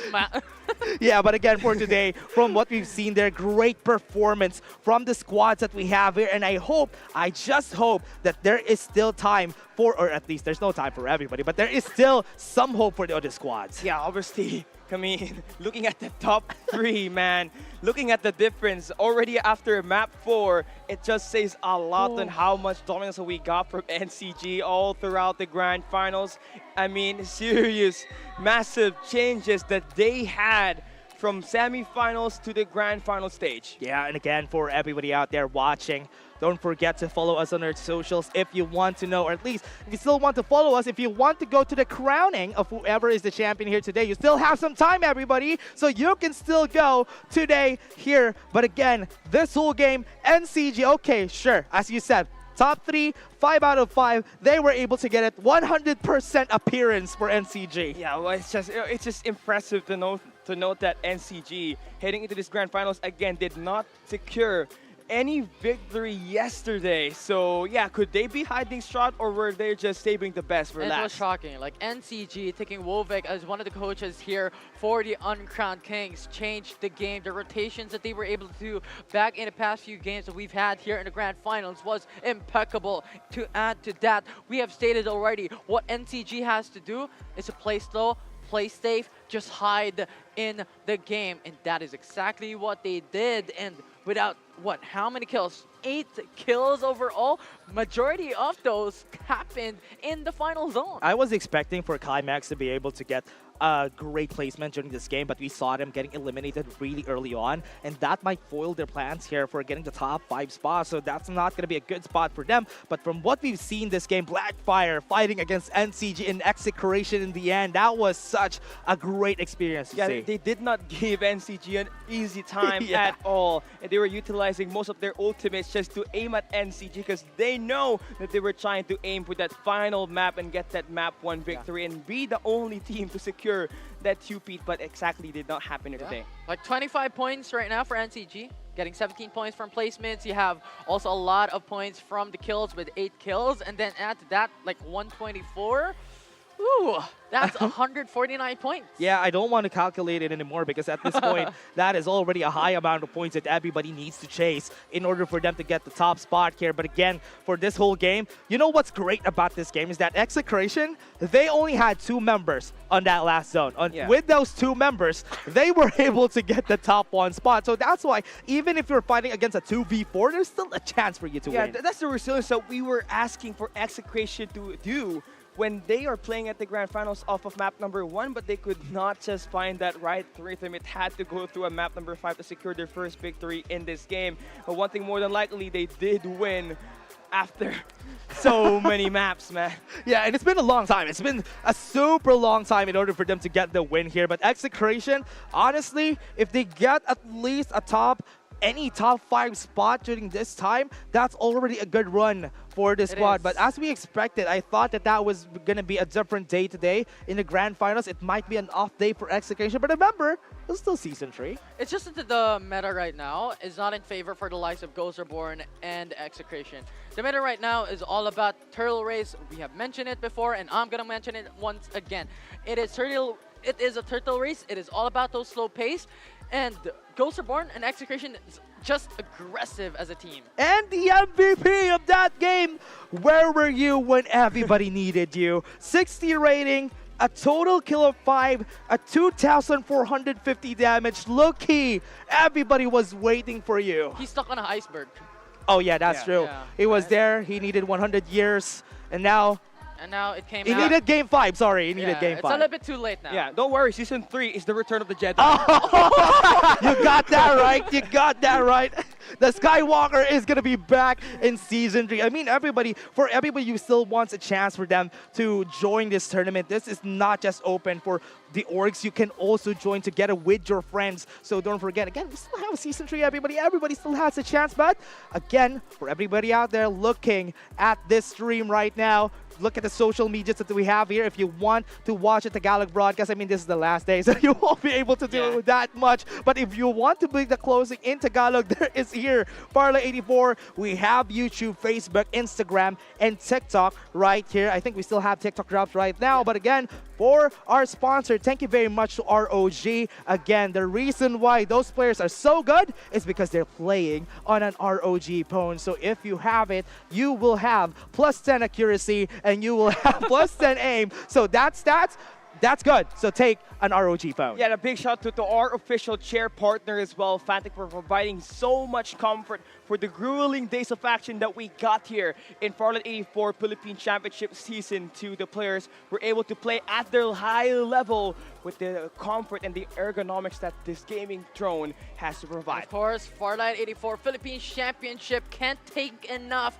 Our ISP partner. Thank you very much, Globe Telecom, for powering FPC Season 2. Yeah, and again, for everybody out there watching, thank you very much for tuning with us during the whole day and even yesterday. That was a longer day yesterday, right? Kali, I think you know that it was a long day. Yeah, we ended at 12:30 Oh, a.m., man. really? It was a 12-hour broadcast. You know what? We were already sleeping that time, but Really? also we have the stream on our TVs and we're watching it together with you. But it was so fun. But again, we will announce who the winner is later on, so you'll be here tuning it out. But again, any last thoughts, casters? I love it. You know, this season too, so much unexpectations came into reality. We were looking at those defending champions, the top 4 teams, to outperform every single one. Semifinals yesterday came out like a flip of a script, and right now, grand finals concluded already. So I'm looking forward to the future of Farlight 84. Yeah, we had a lot of doubts heading into this grand finals whether the top teams are going to be able to maintain their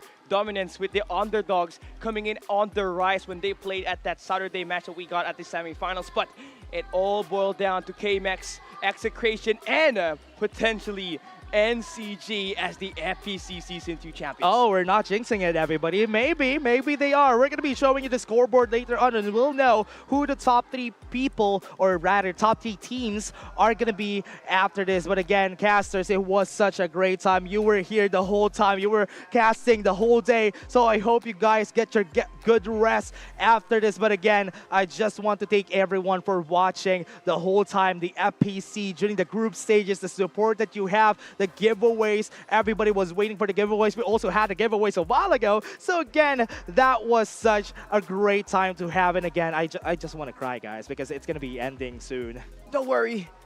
After this, hey! Oh, yeah, I think there's more. Okay, So we won't miss each other because we're still going to be expecting another season. Yeah, I just perhaps. hope that we do have a season 3, and I will love to see you guys and cast with you guys again. You guys were great. Everybody was great. The audience was great, and everybody out here on the main stage later on. Again, this was such a great time to have. So I hope next time you'll still be here with us. Dreams evolve, and we're gonna be crowning the champions later on. We're just gonna be taking a short break, and we'll throw you to the main stage after this short break. Bye-bye, guys.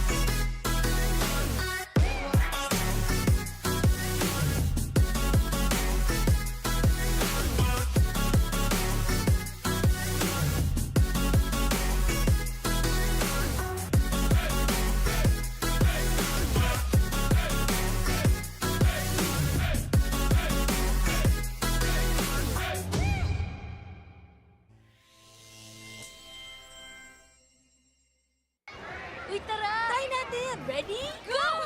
Oh, uy, hirap.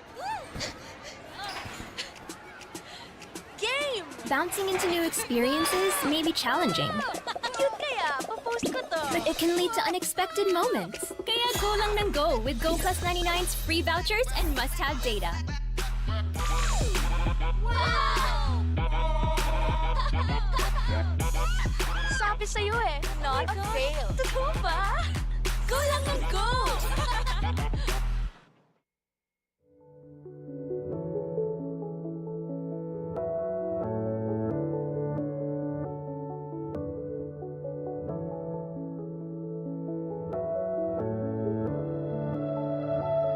Batang iskinita, matinong dalaga, na tuwing gabi nababalot ng hiwaga. Napakadala sa pobla, kilala ng lahat.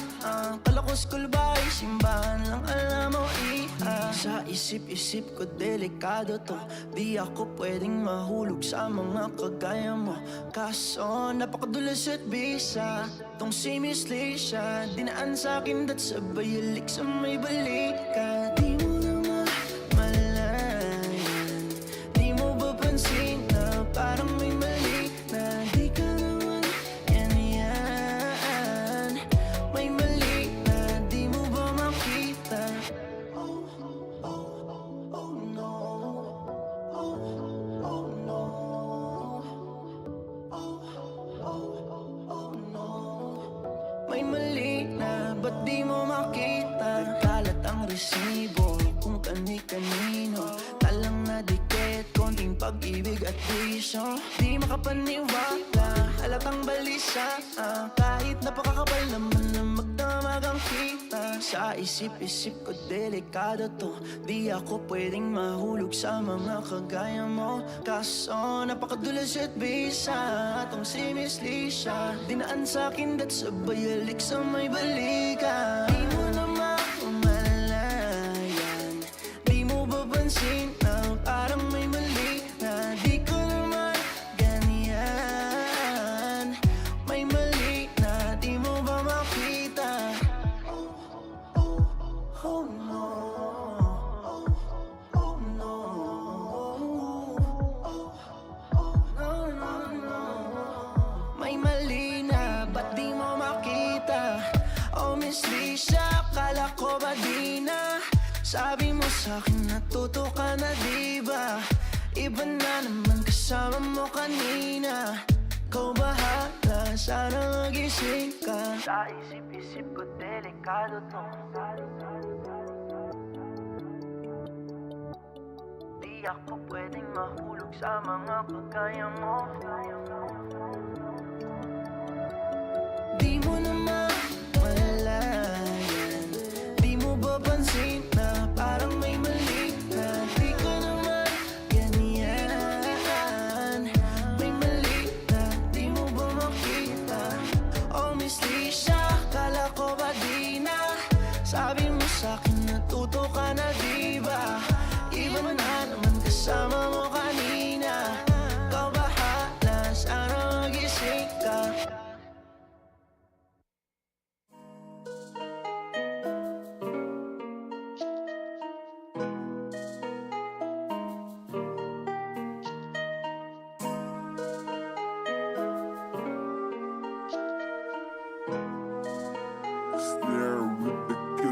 She hit me slow like tequila. I won't hit it till I need her. Oh Maria, mamacita, me bonita. She hit me slow like tequila. I won't hit it till I need her. Oh Maria, mamacita, me bonita. She won't ever let go. She won't ever let me know. Man, she kinda take it personal. She emotional, but I've been keeping my cool. Lay low, say no. Well, I've been rolling on my own.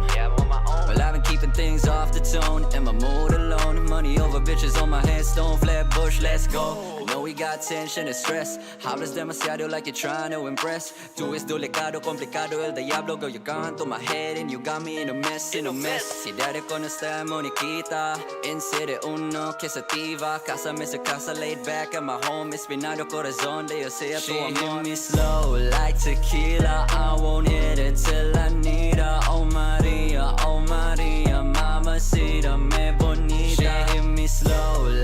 tequila. I won't hit it till I need her. Oh Maria, mamacita, me bonita. I love it complex when you won't. Perplex women, she the one that I condone. Safe sex, paychecks, love it cause you grown. Jojo Dio, girl, you're the world. Take it off and I'm in love with all these broken girls. Lovers in despair, fall a little deeper when they head. Solitaire pack, you a gamble, baby, take card. Wild card, locked up, paranoia, trademark. I love is on the side of the spectrum. You got my instincts made ahead of a lector.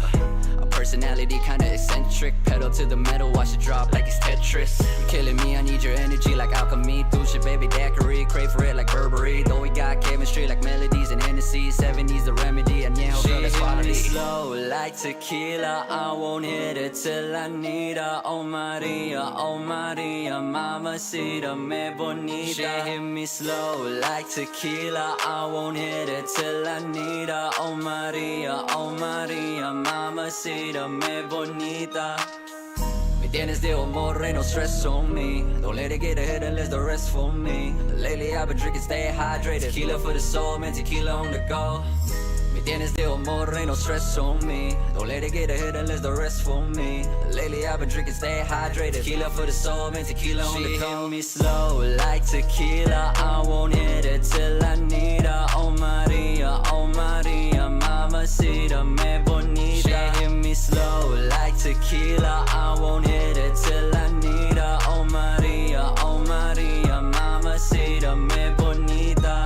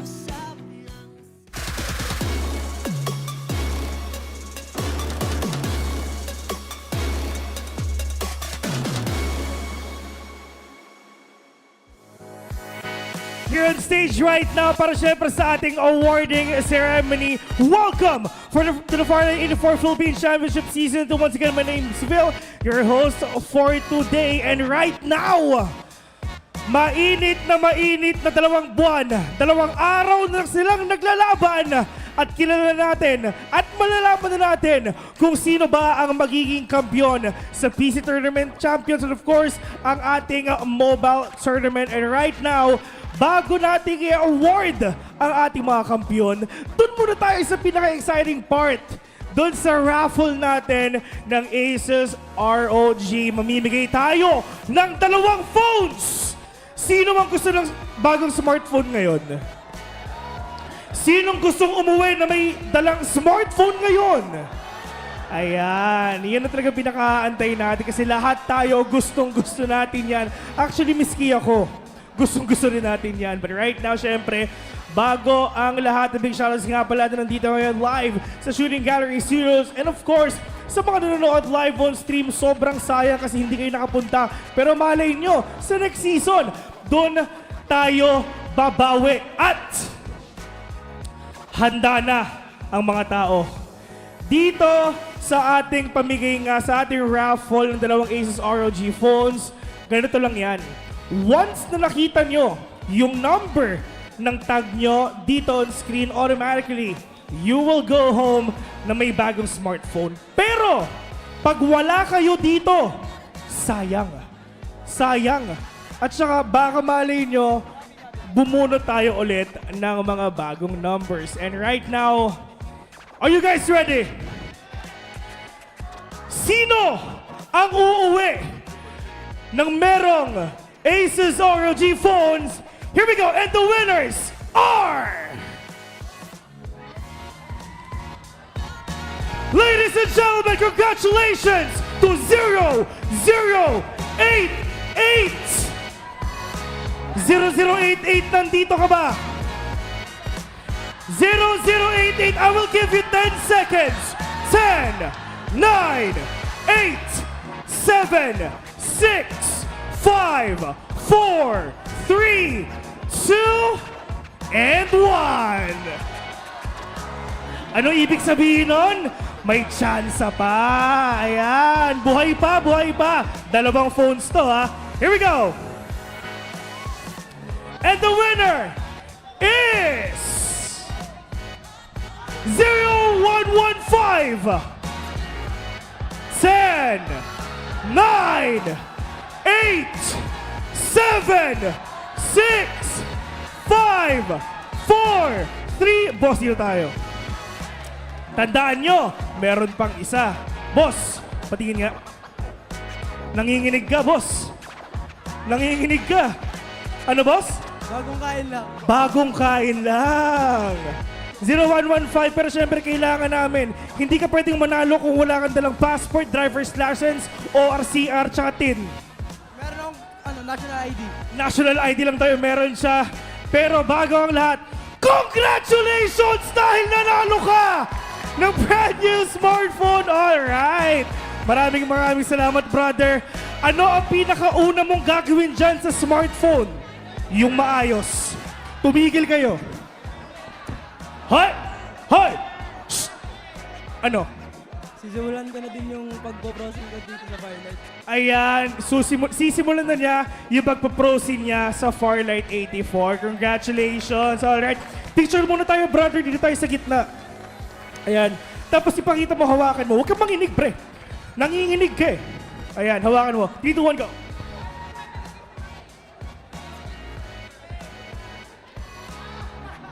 Anong pangalan mo? JC po. JC. Uy, Sunday. Sakto. Jesus Christ. Joke lang. Congratulations, brother. Nanalo ka ng ROG phone. Okay, here we go. Meron pang isa. Meron pang isa. Nanalo na si JC ng isa. Itutuloy na daw niya yung pagpaprosin niya sa Farlight 84. We're gonna get to see that later on. And here we go. And the winner is 0069. Nice. 5, 4, 3, 2, 1. Boss, akala ko ikaw na. Nagwala ka na. Nakasakit ka pa! Joke lang. Sayang eh, no? Nice one na sana. Sayang, bawi na lang tayo next life. Malay mo sa season 3. Diba? Here we go! Sino? Anong number? Parang bingo lang eh, no? Namumuro, no? Bingo. Here we go. And the winner is 0111. 10, 9, 8, 7, 6, 5, 4, 3, 2, and 1. Isa pa. Ayos. Iba. Matindi. Grabe yung ilaw dito, men. Para ako sisiw eh. Diyos ko. Ang harsh. Game. Meron ba? Congratulations to 0175 10 9 8 Wait. Kala ko may masamang balak eh. 0175. Alright. Boss, dito ka. 175, tuwang-tuwa siya. Brother, anong pangalan mo? John Paul. Ha? John Paul. John Paul! Uy, parang si yung kanina lang, inanalo ng keyboard, ay ng headset. Asin ng headphones. Here we go. Congratulations dahil nanalo ka ng Asus ROG phone. Here we go. Alright. Ano ang pinakauna mong gagawin dyan sa bagong smartphone mo? What? Tatawagan ko yung papa ko, sasabihin ko nanalo ako. Yun! Gawin mo na ngayon! The joke lang mamaya na. Congratulations, brother. Tara, picture muna tayo. Here we go.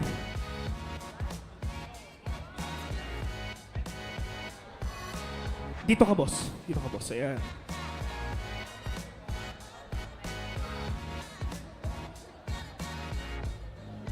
Yun, alright. Game. Wait lang. Picture muna tayo. Okay. Alright, congratulations. Grabe ang mga J. Sobrang swerte ng mga J. May JC na.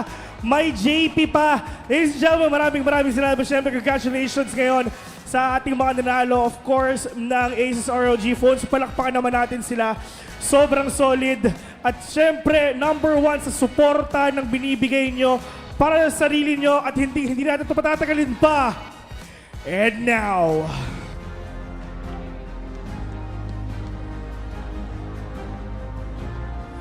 oras na para malaman natin ang mga kampiyon sa FPC Season 2.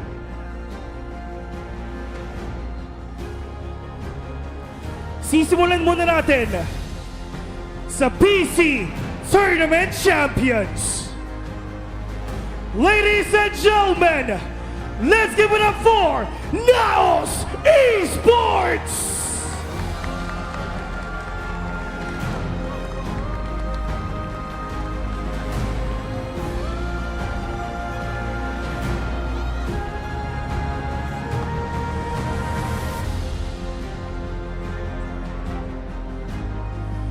Andito ang Naos Esports. Sa harapan nyo, sila ang naging kampiyon for the PC Tournament. Brother, meron akong tanong. Ano gusto mong sabihin sa lahat ng sumusuporta sa team nyo, sa inyo, at sa lahat ng pinagdaanan nyo? Maraming salamat po sa sumuporta sa amin, lalo na sa Nuestra Ma'am, tsaka sa tatlong patron namin. Tsaka kay Mark Pundalian, shoutout sa'yo. Grabe yung pinagdaanan nila. 2 months tayo naglaro. And right now, you guys deserve it, the recognition, the trophy that you have. At hindi natin ito patatagalin pa because now as esports, you may now raise your trophy. Once again, palakpakan naman natin, we have Naos Esports!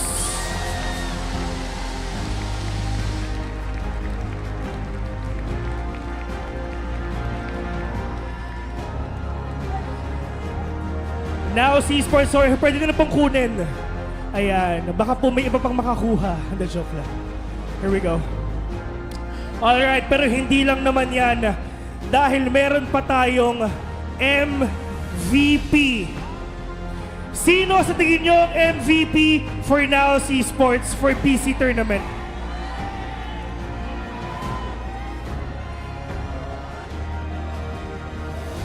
Narinig ko ang mga pangalan. Congratulations para sa ating MVP! We have AIM! Ibang klase si AIM. MVP na, may trophy na, and of course, you will receive as well an Asus ROG phone. Alright, so may I call on the Country Product Manager for Smartphones of Asus Philippines, Mr. Jerry Chow, to award our MVP, the Asus RG phone. Palakpakan naman natin sila, guys. And of course, a quick photo opportunity, please. Picture muna tayo.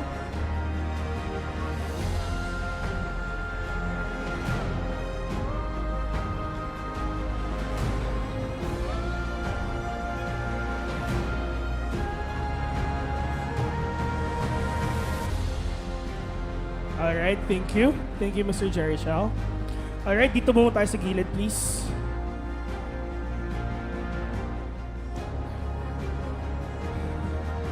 Ang pinakaantay ng buong Pilipinas.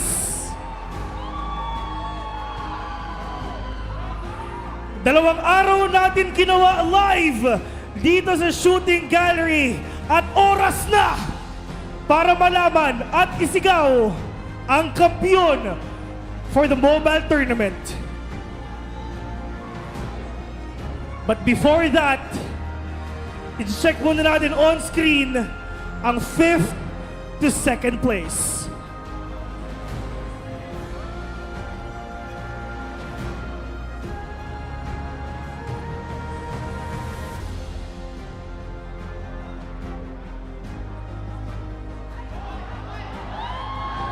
Ang bilis, di ba? Here we go!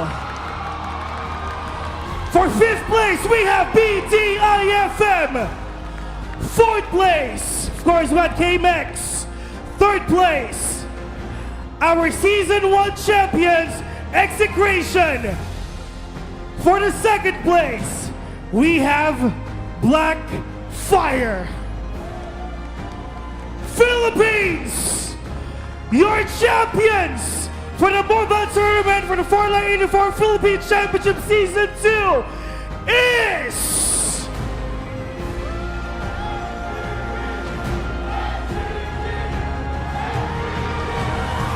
SSR Nakage!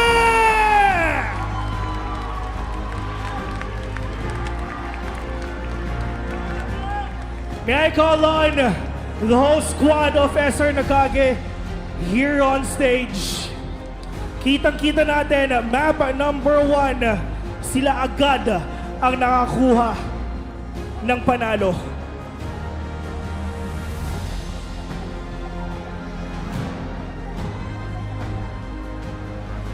Alright, here we go. SSR Nakage, here on stage, pwede nating sabihin na sobrang daming sumusuporta sa inyo dito sa ating venue and online as well. Live tayo sa ating mga channels. Anong gusto nyo sabihin sa lahat ng sumusuporta sa inyo? Maraming salamat po, lalo na kay Boss Watson Nakage. Boss, para sa ito, boss. Sa NCG Pam, may ate mo nga na. Aerobic, Vic, Valorant Team, maraming salamat po sa inyo at sa mga sumusuporta. Ay, Boss Da, maraming salamat po kay Lord, thank you po. Sa lahat po ng mga sumusuporta SR Community po, yun lang po. Maraming salamat po para po sa inyo po ito. Maraming salamat. Kayo, baka meron pa kayong gusto sabihin, brother. Ikaw, baka meron ka pang gusto sabihin sa lahat na sumusuporta sa inyo. Shoutouts, here we go. Ay, thank you po sa mga nanood. Tsaka, salamat sa mga sumuporta sa amin. Tsaka sa mga nanood po ngayon. Thank you po. Shoutout saan? Sa bebe daw niya. Sino ang bebe niya? Niya, meron? Ngayon, meron na. Here we go, brother. Ikaw, meron ka bang sasabihin sa lahat na sumusuporta sa inyo? Yun po, maraming salamat po sa mga sumuporta sa team ko. Sa family ko po. Alright, how about you, brother? Meron ka bang sasabihin sa lahat na nandito, sa lahat ng sinundan ang yapak ng SSR Nakage? Thank you po. Lalo sa pamilya ko. Here we go. Hindi na natin ito patatagalin pa. SSR Nakage, you may now raise your trophy. Ladies and gentlemen, your mobile tournament champions, let's give it up for SSR Nakage!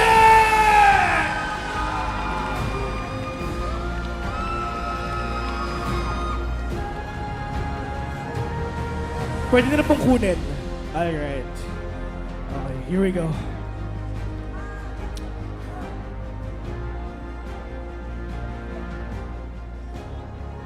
Up next, sino sa tingin nyo ang MVP?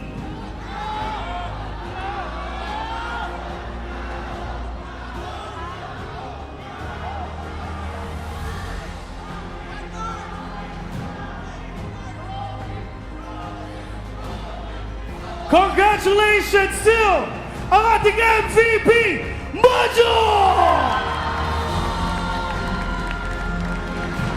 Siyempre, tulad ng nangyari kanina, you will receive an Asus ROG phone. Here we go. So once again, may I call on the country product manager for smartphones of Asus Philippines, Mr. Jerry Chow. Congratulations, brother. Palakpakan naman natin sila. Sobrang solid.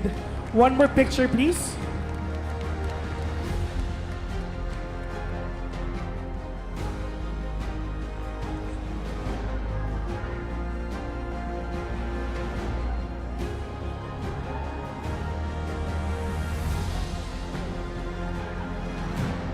Alright. Sir Nakage, pwede po tayo pumunta dito sa gilid. Now, esports, pwede po tayo pumunta dito sa gilid. Alright, to award everyone, lahat ng winners, of course, dito sa Farlight 84 Philippine Championship Season 2, may I call on the Global Esports Director of Farlight 84. Let's give it up for Mr. Stanley Peng.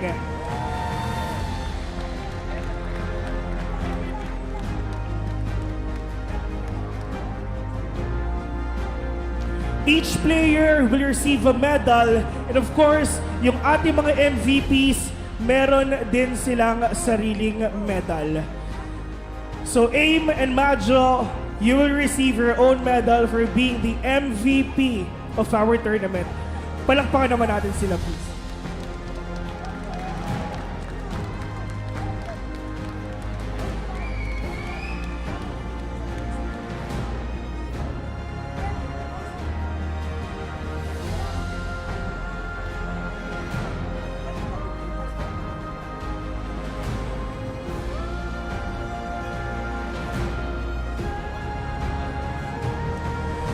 Alright, for now, esports, congratulations. After months and weeks of hard work, finally, nakuha na rin natin to.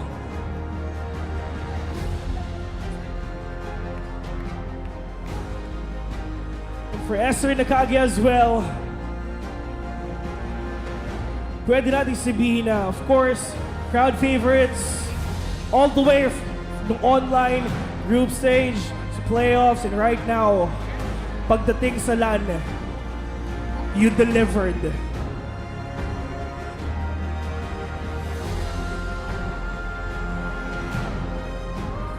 Alright?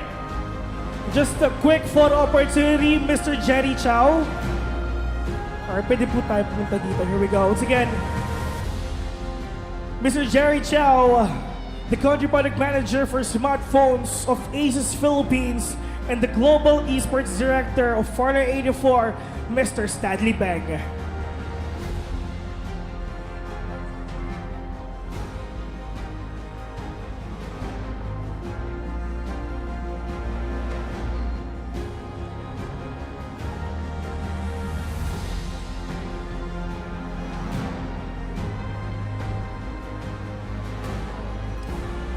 Thank you very much. Here we go.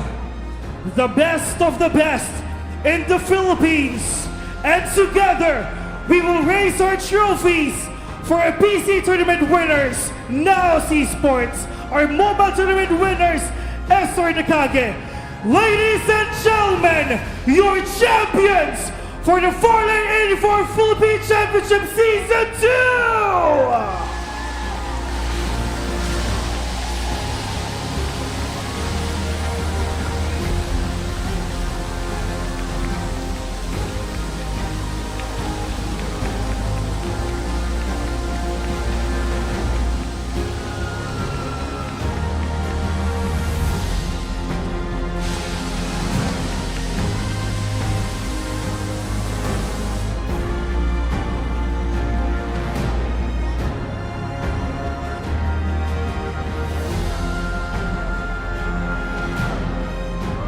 seated already. For the last time, palakpakan naman natin sila. Ito yung oras ng pag-shine nila. Andyan kayo para suportahan sila. The best in the Philippines, once again, now esports and SR Nakage.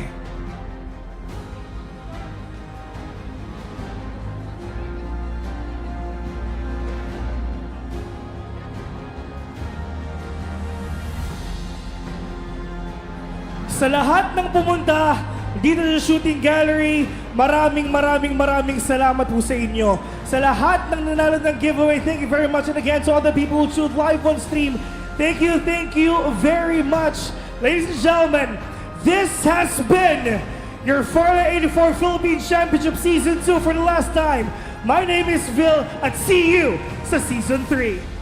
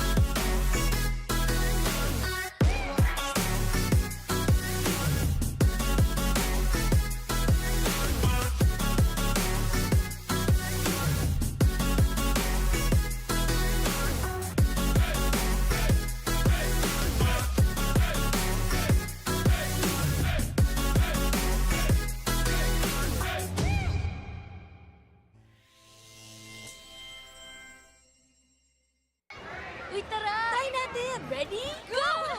Oh, uy, hirap! Game! Bouncing into new experiences may be challenging, Cute kaya, papost ko to. but it can lead to unexpected moments. Kaya go lang ng go with Go Plus 99's free vouchers and must-have data. Wow! Sabi sa'yo eh, not a fail. Totoo ba? Go lang ng go!